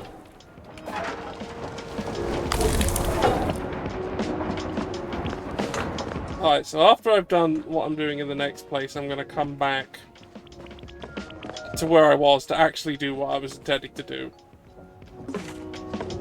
Oh, I need to get some fucking coal. Oh, Steam Next Fest is... Yeah? Okay, it's still ongoing. It's still ongoing. Never mind. I thought it was over. Nah, I think we've still got time. Oh boy, there's a solo leveling game. Of course there is.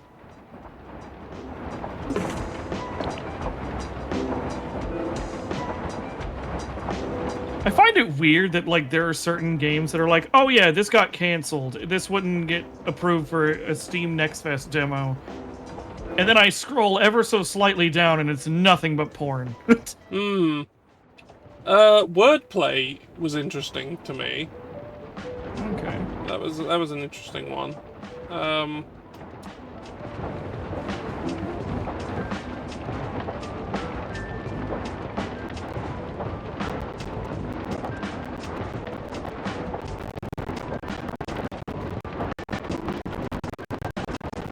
See, like, I don't understand how it's like, oh yeah, this game was not allowed because it had inappropriate content.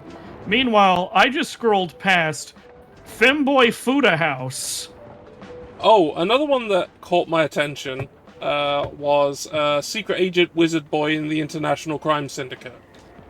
Yes, and that I think the full game is out now. Yeah. I haven't yet played most of the other ones I've got here. Like I'm looking at Super Loco World, Turbo Drive,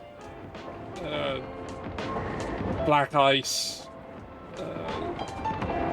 Beer FA98, a few others, but no, those are the only ones I can like say. Yeah, that's something that I found interesting. The others That's are fair. things I might find interesting, and I've downloaded them, but I haven't done them. There's a couple I've played, and I do recommend. Alright?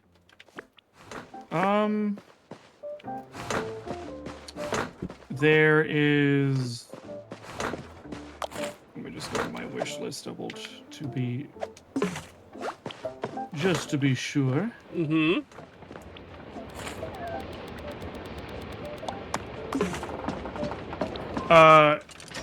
Building relationships. Oh! Yeah! That one, I didn't know there was a demo for that. Oh, yeah, okay. It's the only game I've ever seen that asks you if you're a top or a bottom.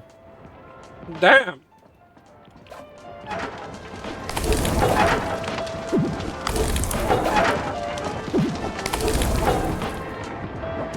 Also,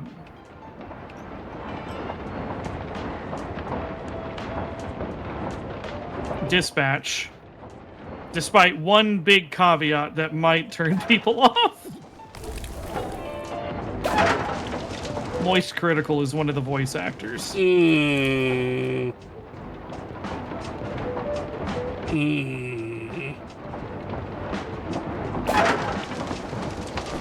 It also has Joel Haver. And Aaron Paul. Everybody loves Aaron Paul. Yeah. Definitely. Yeah, well, I'm gonna take a quick bio break. Alright, take care. I'm gonna put us on a lovely scene. Here you go. In the words of many, go piss girl.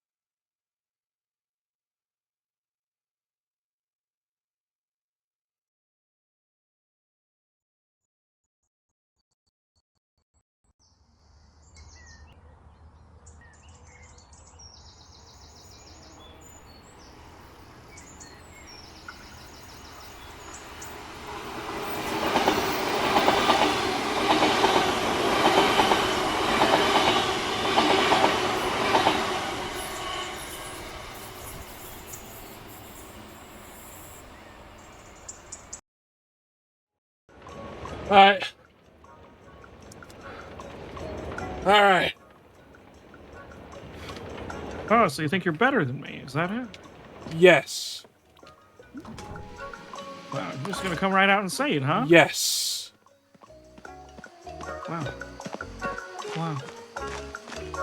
I don't have anything else to say. Most people try to deny it, so Wow. I'm I think that's their problem. well, now you certainly made it my problem, Buster. Yep. Fancy compartment wagon. Fancy passenger wagon.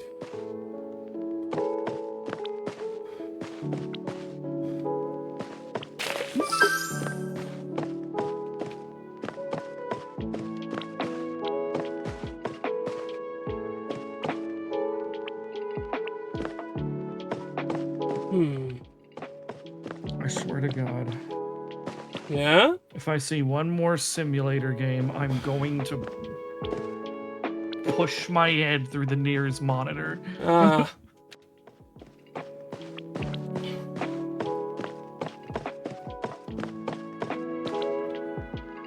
I will crawl out of their, like, screens like the girl from The Grudge.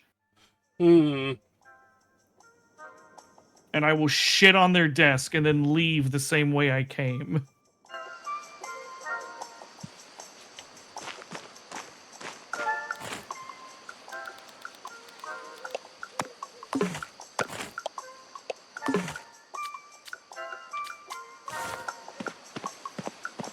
I'm normal. You normal. Me big normal. Yes.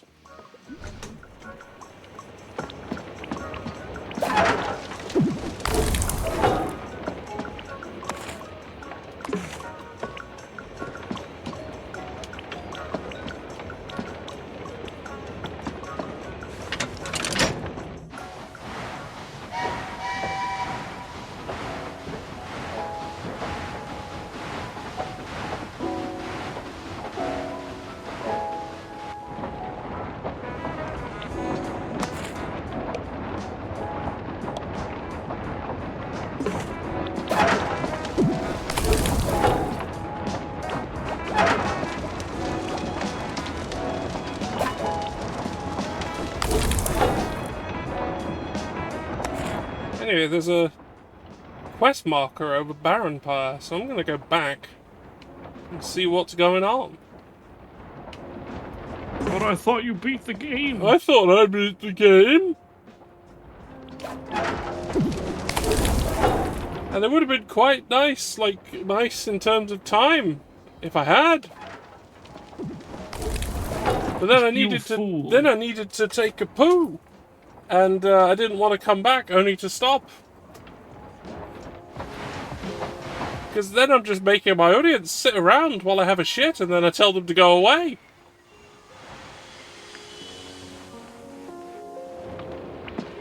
But have you considered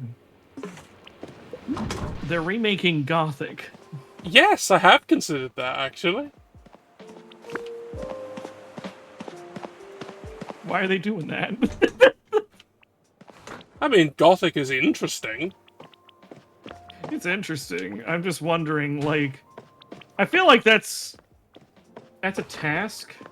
That would be like, if you make it to, like, but it's still, like, super glitchy and fucked up, people are gonna be like, what's the point? It's this game, like, 20 years later, and it's just as fucked up as it ever was. But if you fix all of the glitches and stuff, you're gonna have fans being like, no, I liked all the glitches and how fucked up it was. How could you do this? My response is, you already have Gothic. Let everyone else have Gothic too.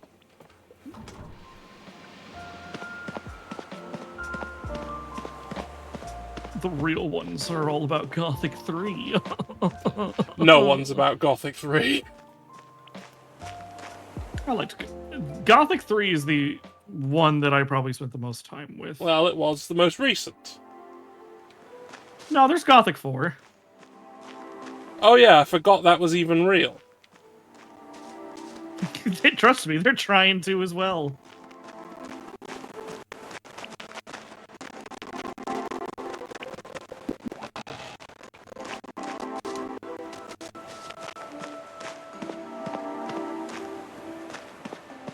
Almost as many mainline Highlander movies.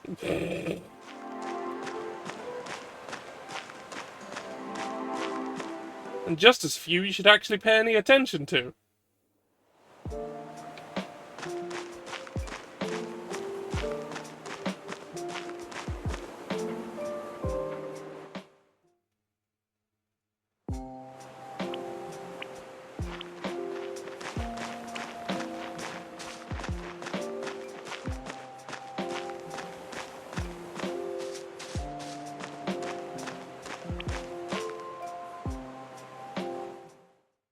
You know, I think maybe this wasn't, like, completely finished, because there's like lots of things that are there, but they don't do anything. Like, you can grow flowers and things, but there's absolutely no reason to do it. And, as I said, the fishing was basically irrelevant. It's hard to blame the developers because, I mean, Embracer did fucking implode. Which isn't their fault, for the record. Yeah. And honestly, like, I feel like we as a society don't criticize Embracer enough. We should, yeah, we should do it more than we do. Like, we just decided to sit down and say, yeah, we should just let one guy own everything. And then when he's like, guys, turns out I can't own everything. Oh, I found a book from fishing.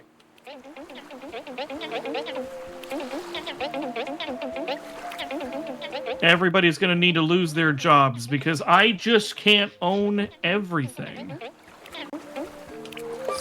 Ah, there we go, I've got the fishing rod.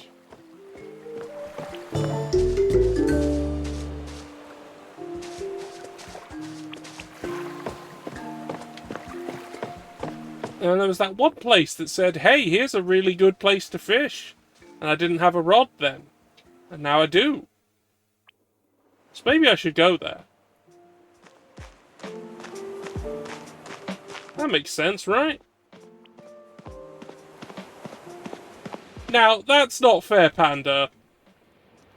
The first Alone in the Dark game was alright.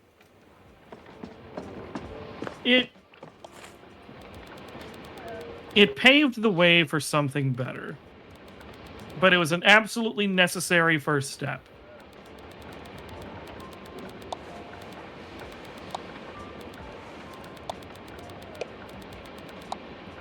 Besides, they owned more than just Alone in the Dark.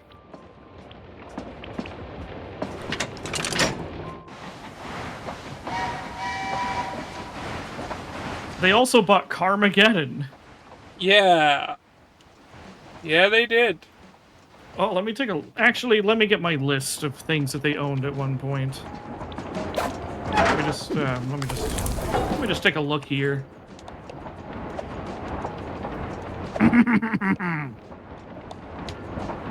They owned Gunfire Games. Everything that Deep Silver had. Flying Wild Hog. Everything Coffee Stain Studios. Dark Horse Comics. Limited Run Games. Crystal Dynamics. Middle Earth Enterprises. 4A Studios. Arc Game. Aspire. Snapshot Games, Tripwire Interactive, Zen Studios, Tuxedo Labs, Saber Interactive, Neon Giant, Asmodee,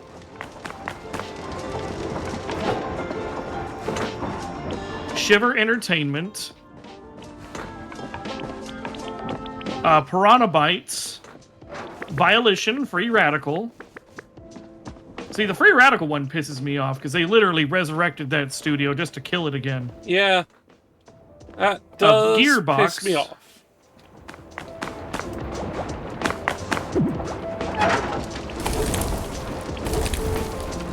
Slipgate Ironworks, Nimble Giant.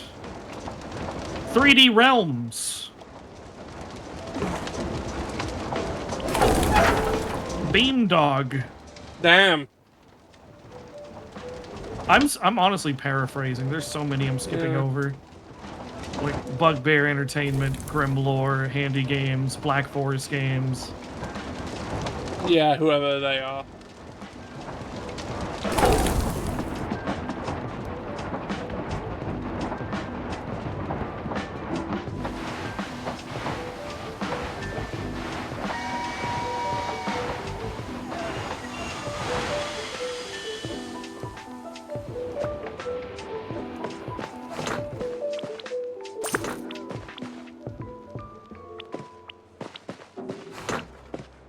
But yeah, they've mostly...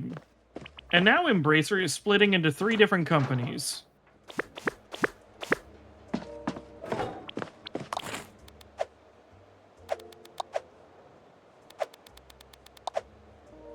It looks like Coffee Stain and is going to take all of the smaller studios. Middle Earth is going to take all of the larger studios. And Asmodee is getting all of the board game stuff and the debt. Oof.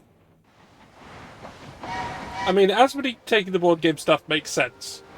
But,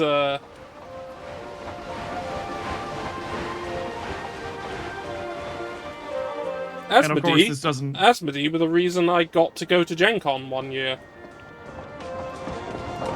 And it's also the only time I've been to the United States.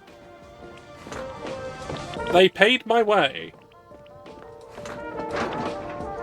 Nice. And would you like to know why? Why? Contest fraud. What?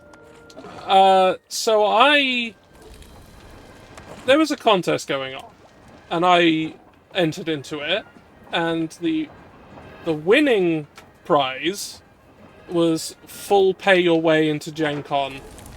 They pay for your flight, the hotel, the tickets, everything. The second prize was Player's Handbook 2, an Adventurer's Guide for D&D 4th edition, signed by the authors. I ended up second place. And I was like, okay. And then later on, it turned out that the person who did win had links to the company. Ooh, there might have been a little naughtiness going on there. Holy shit. So this was like a... This was like a McDonald's Monopoly situation. Yeah, but it got found out, and then they got back to me going, so this happened, so we're going to send you to Gen Con and give you the books.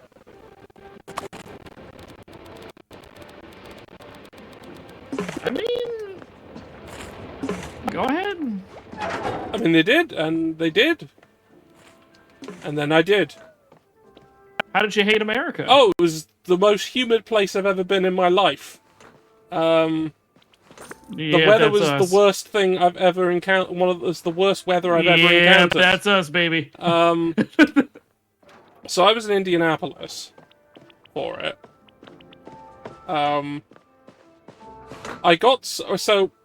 First day I got stuck in New York. Because my connecting flight to Indianapolis just didn't materialize. And I ended up staying in the airport. In the airport terminal. Which was great. Then, after having what I thought would be a normal meal at the Burger King at the terminal, and ended up being the largest meal I've ever seen. Yep, that's us. Yeah, it definitely was. Fucking gigantic, and I was ordering it like I was in Britain. And, it wasn't that. Where the fuck am I going?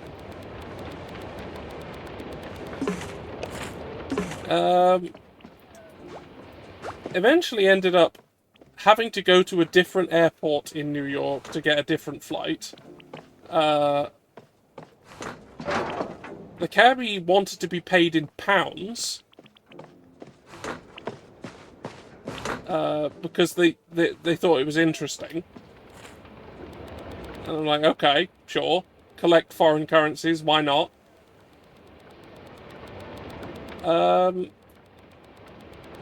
Eventually ended up at the hotel. All my luggage ended up at a different airport. And had to be brought over. But the hotel sorted that for me. And because I'd got there late, the queen size room I was supposed to get was full, so they gave me a king size one instead. Well, that's good. And there was a bridge directly into an enclosed bridge directly into the convention center from the hotel, so I didn't have to go outside very much, which was good. Food was, I found, to be preposterously cheap and pretty good. I daren't imagine what was in it. That trip is also where I got a love of peanut butter. I got it from going to America. I think I got infected with something. There were homeless people on the streets everywhere. Just fucking everywhere.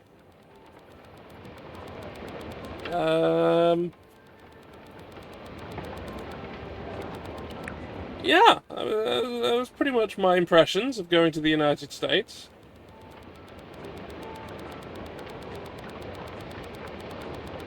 And on the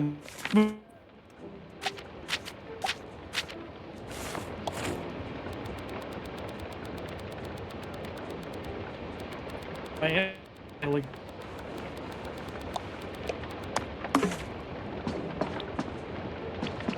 Fuck, that's what I was doing here. Recycling. Oh, I put it in the wrong one. Shit.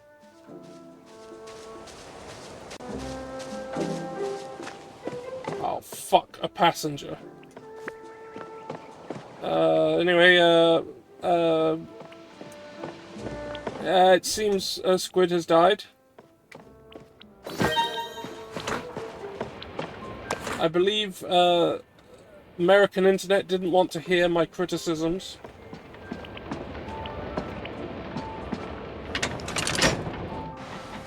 Farewell, Squid Punk. I will be finishing soon anyway.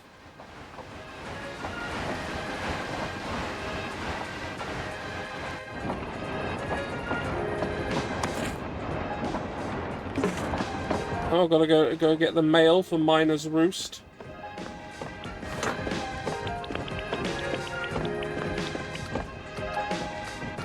There it is.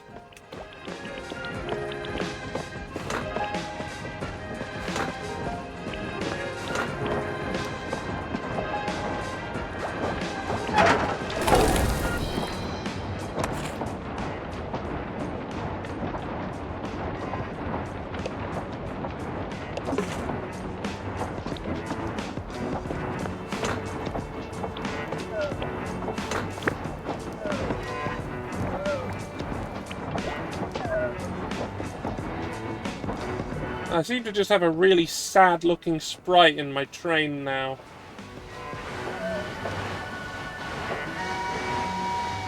I can even hear it during cutscenes.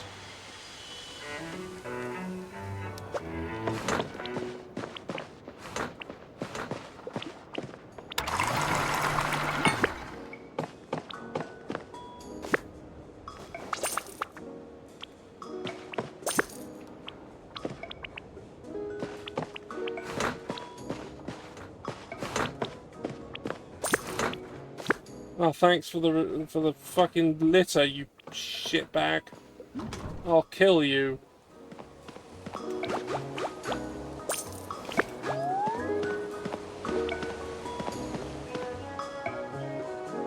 there recycling here?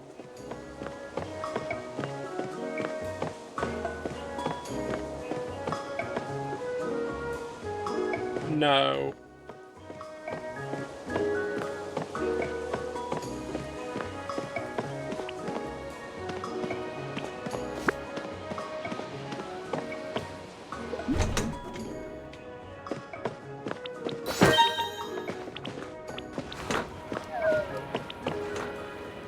Alright, I'll try and put the fire sprite into the firebox. No. It says no.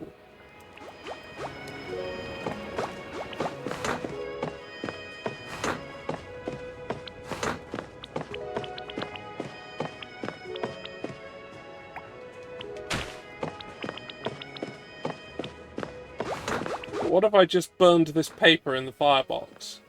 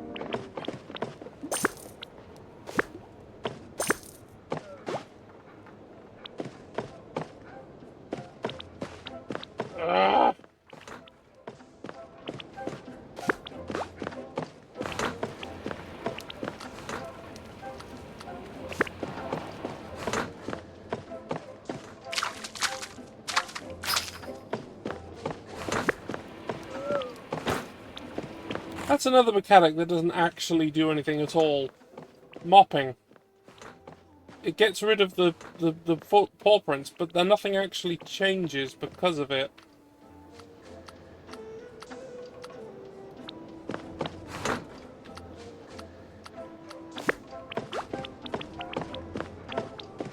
Like, I swear I could just leave him and it wouldn't make any difference at all.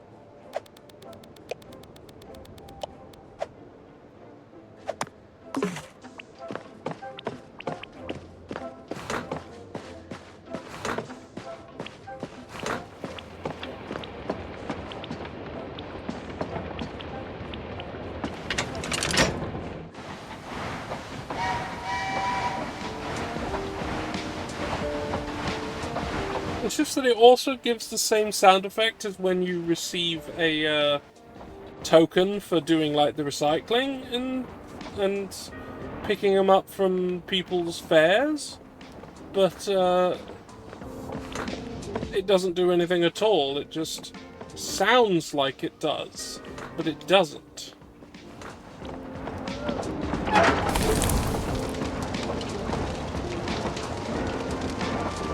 Yeah, it activates the dopamine, and then afterwards I feel cheated.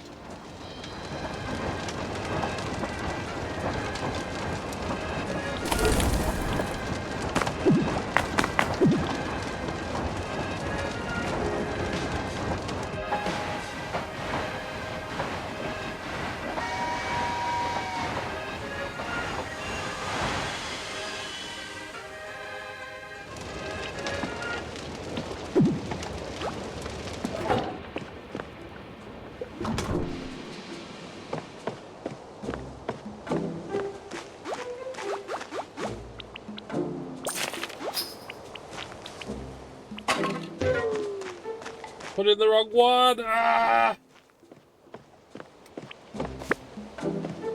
No, you get the shit cut. You get the shit train. You lied in the You lied the first time you ever spoke to me.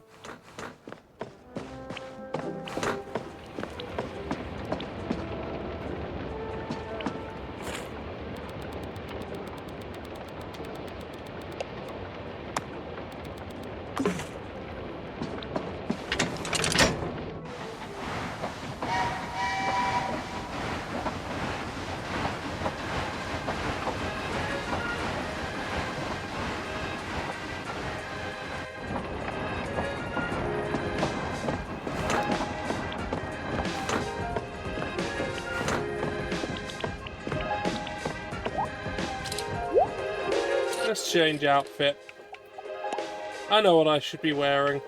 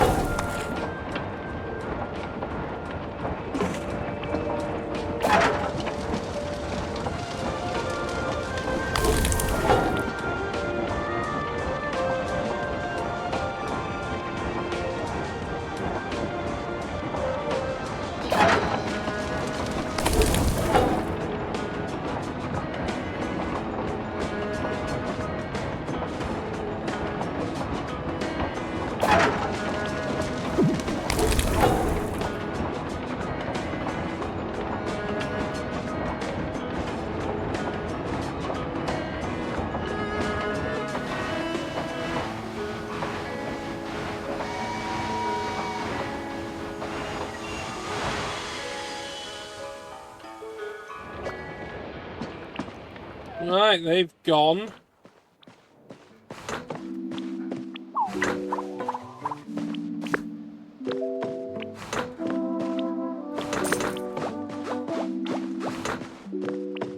Did I have mail for here? Yes.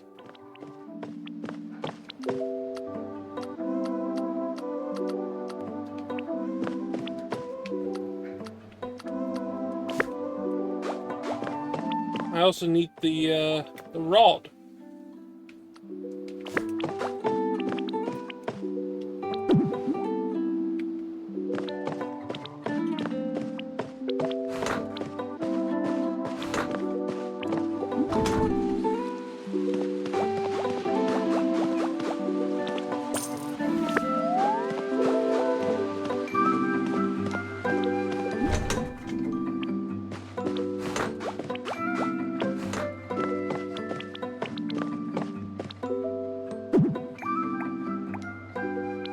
That'll do. I mean, being there will do fine, I guess.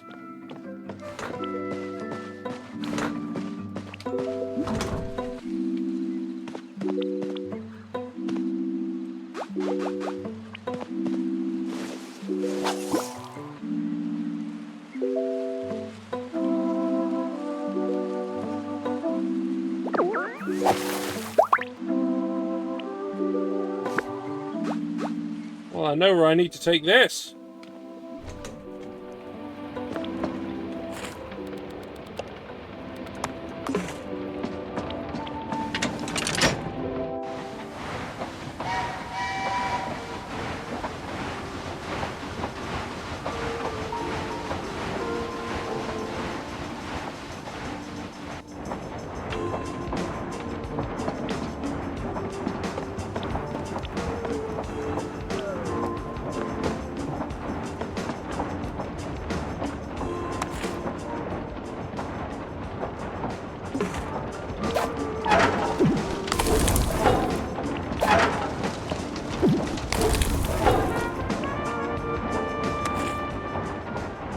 Across the sea! Yeah, I mean, maybe I should leave it in the place where I'm going now.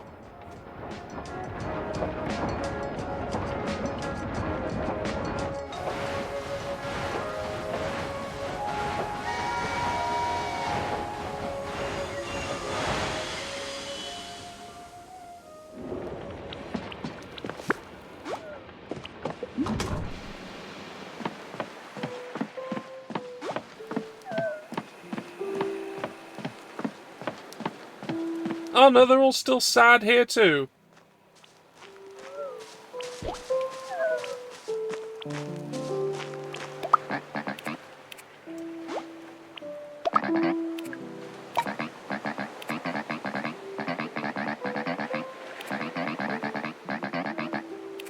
Yes, the shelf in the place where I'm not anymore. Hey, what's in the toilet? Nothing. Hey, look. A blocked off thing that they can't go in because...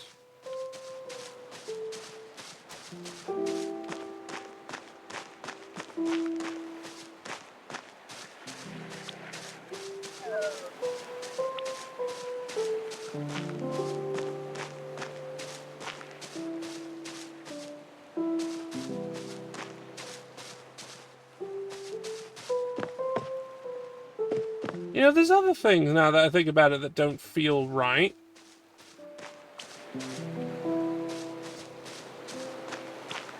You know, I've got one last thing to check. One last thing.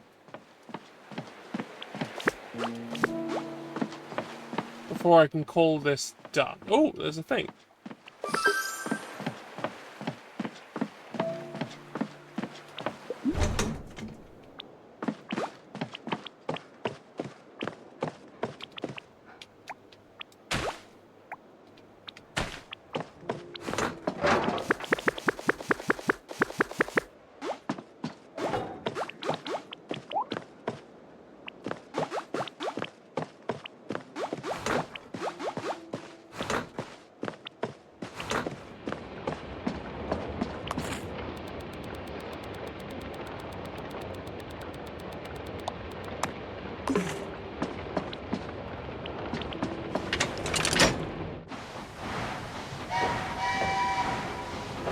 To be fair, sometimes there were, like, items in the toilets.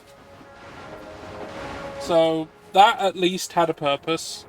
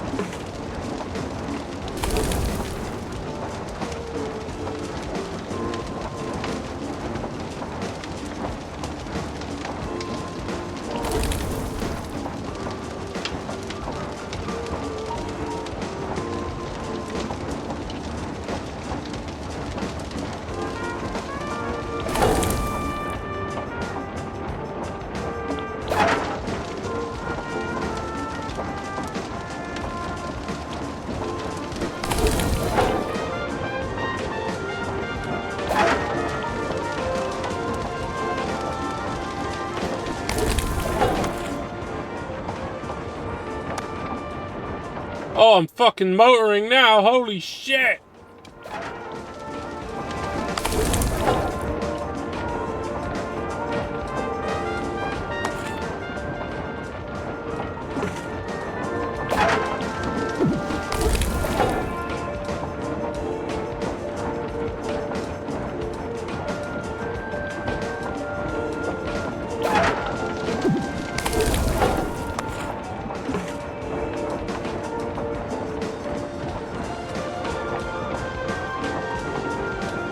The music layering over itself. You can, but I don't want to. I mean, I guess that'd be a final thing to do.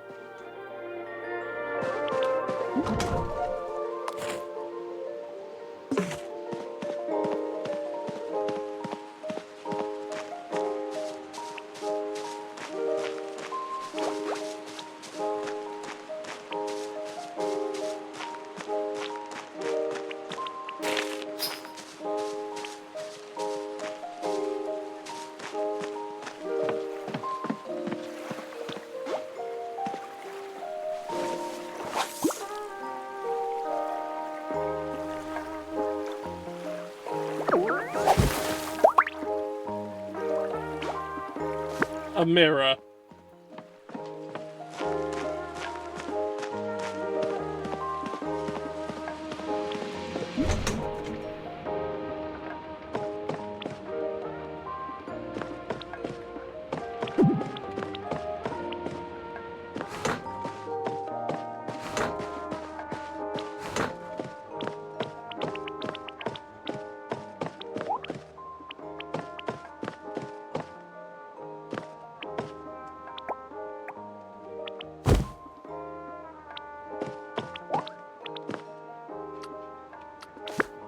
I'm gonna hit this mirror with a hammer.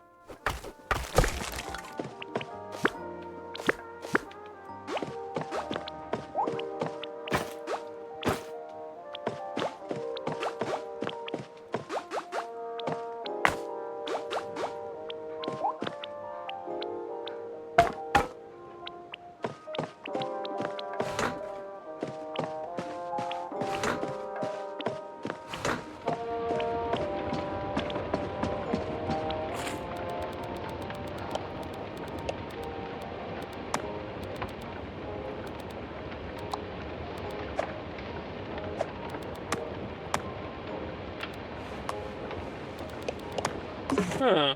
Baron Par still has a quest marker over it.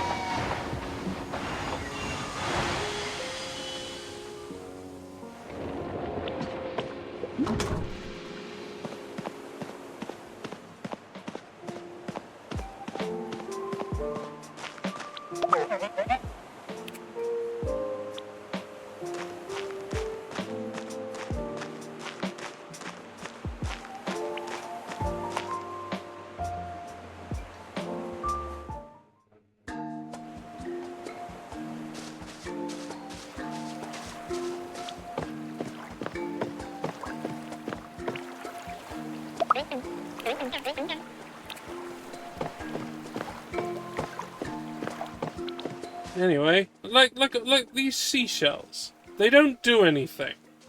They don't do anything. They're just here. You can pick them up, but you can't use them for crafting anything. And you can't sell them.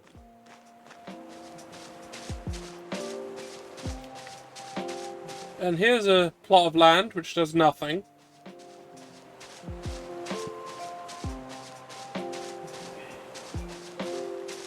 And here's some blocked off plots of land which do nothing. And here's some crappy beats which do nothing.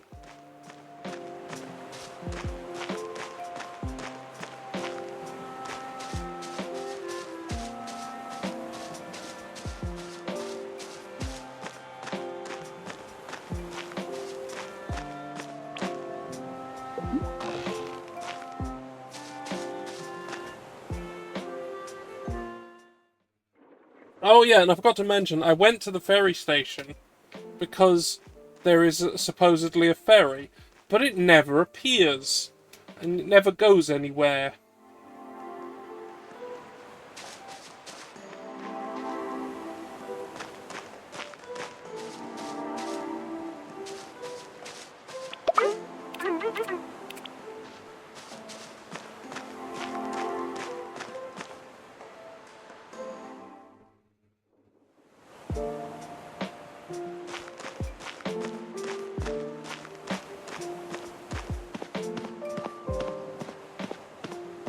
Yeah, I think there was more.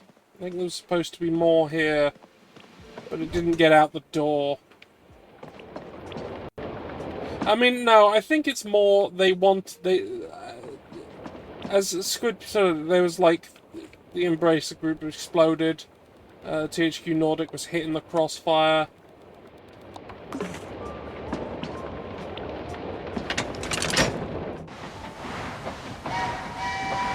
There was farming, seashell selling. There was yeah. There's a traveling merchant who never does anything.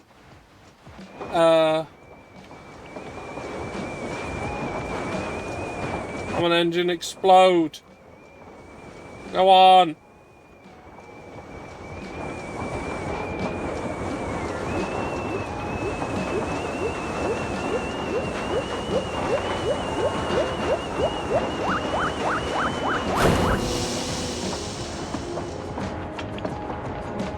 And that's what happens, I guess.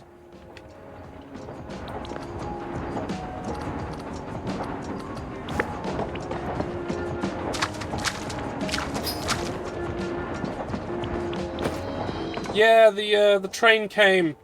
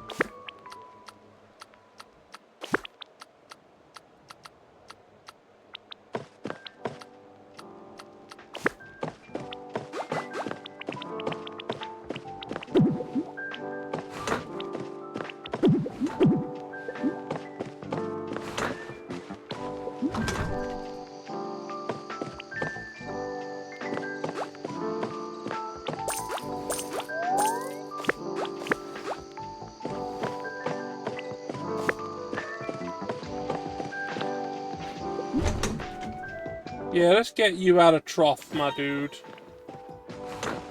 It sucks there. It's awful.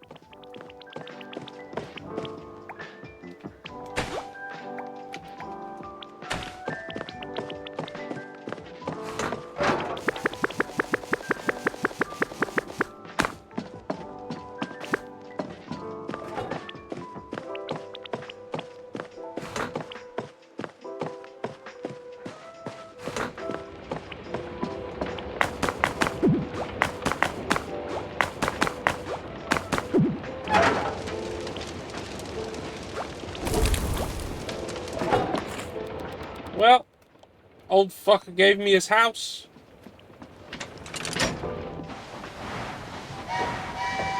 Let's go.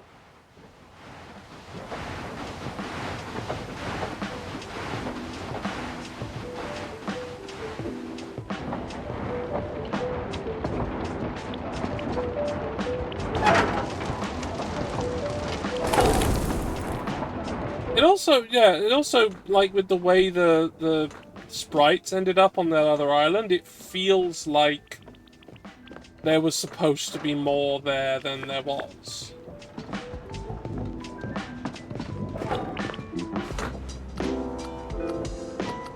Like it was supposed to go...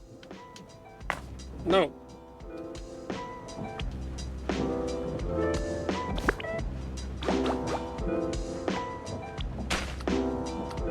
Like, there was supposed to be, like, more on that island, like, getting the mountain open to...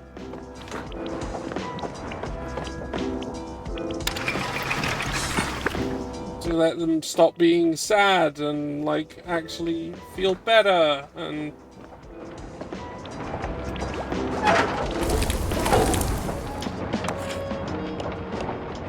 But no?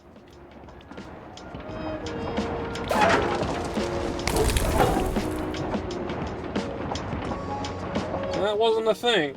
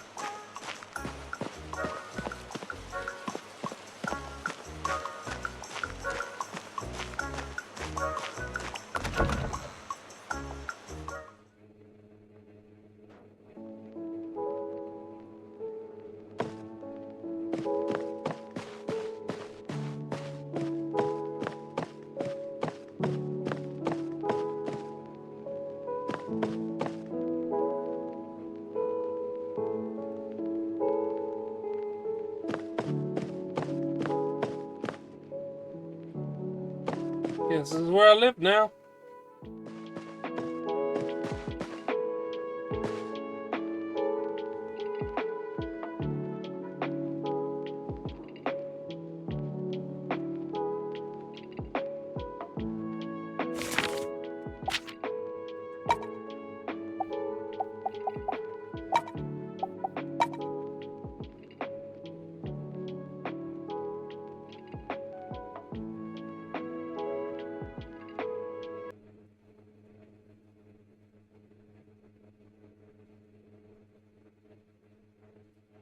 Well, that's that. I think I'm done with it. I think there's nothing more for me there.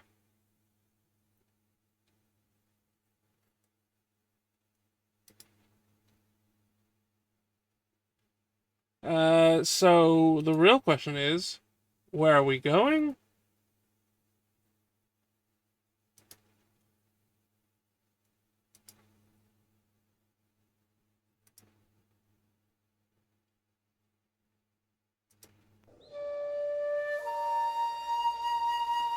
If there are modding tools for it, someone should finish the game.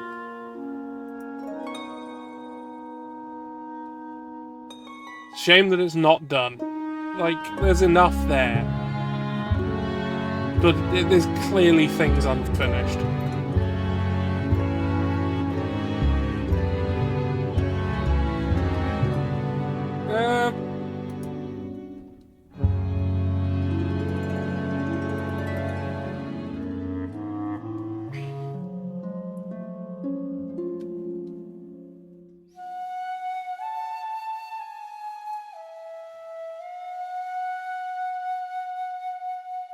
Wow, there's hardly anyone about.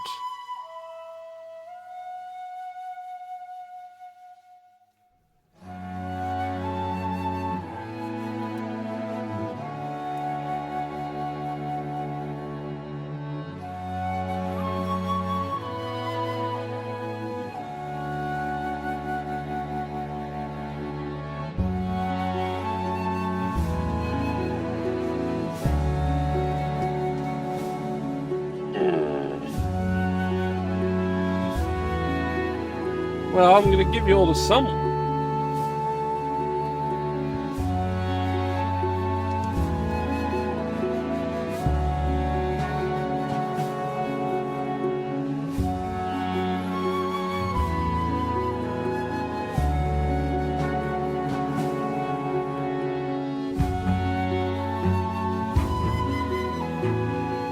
Right, we're going to Crystal.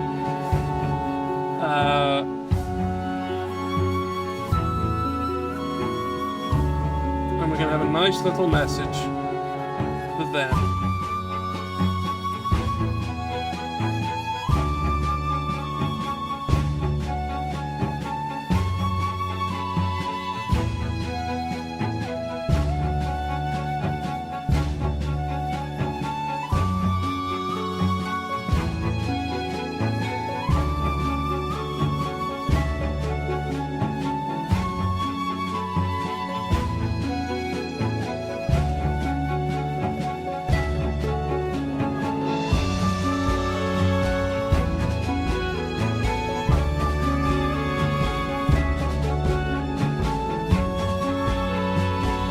train squirted.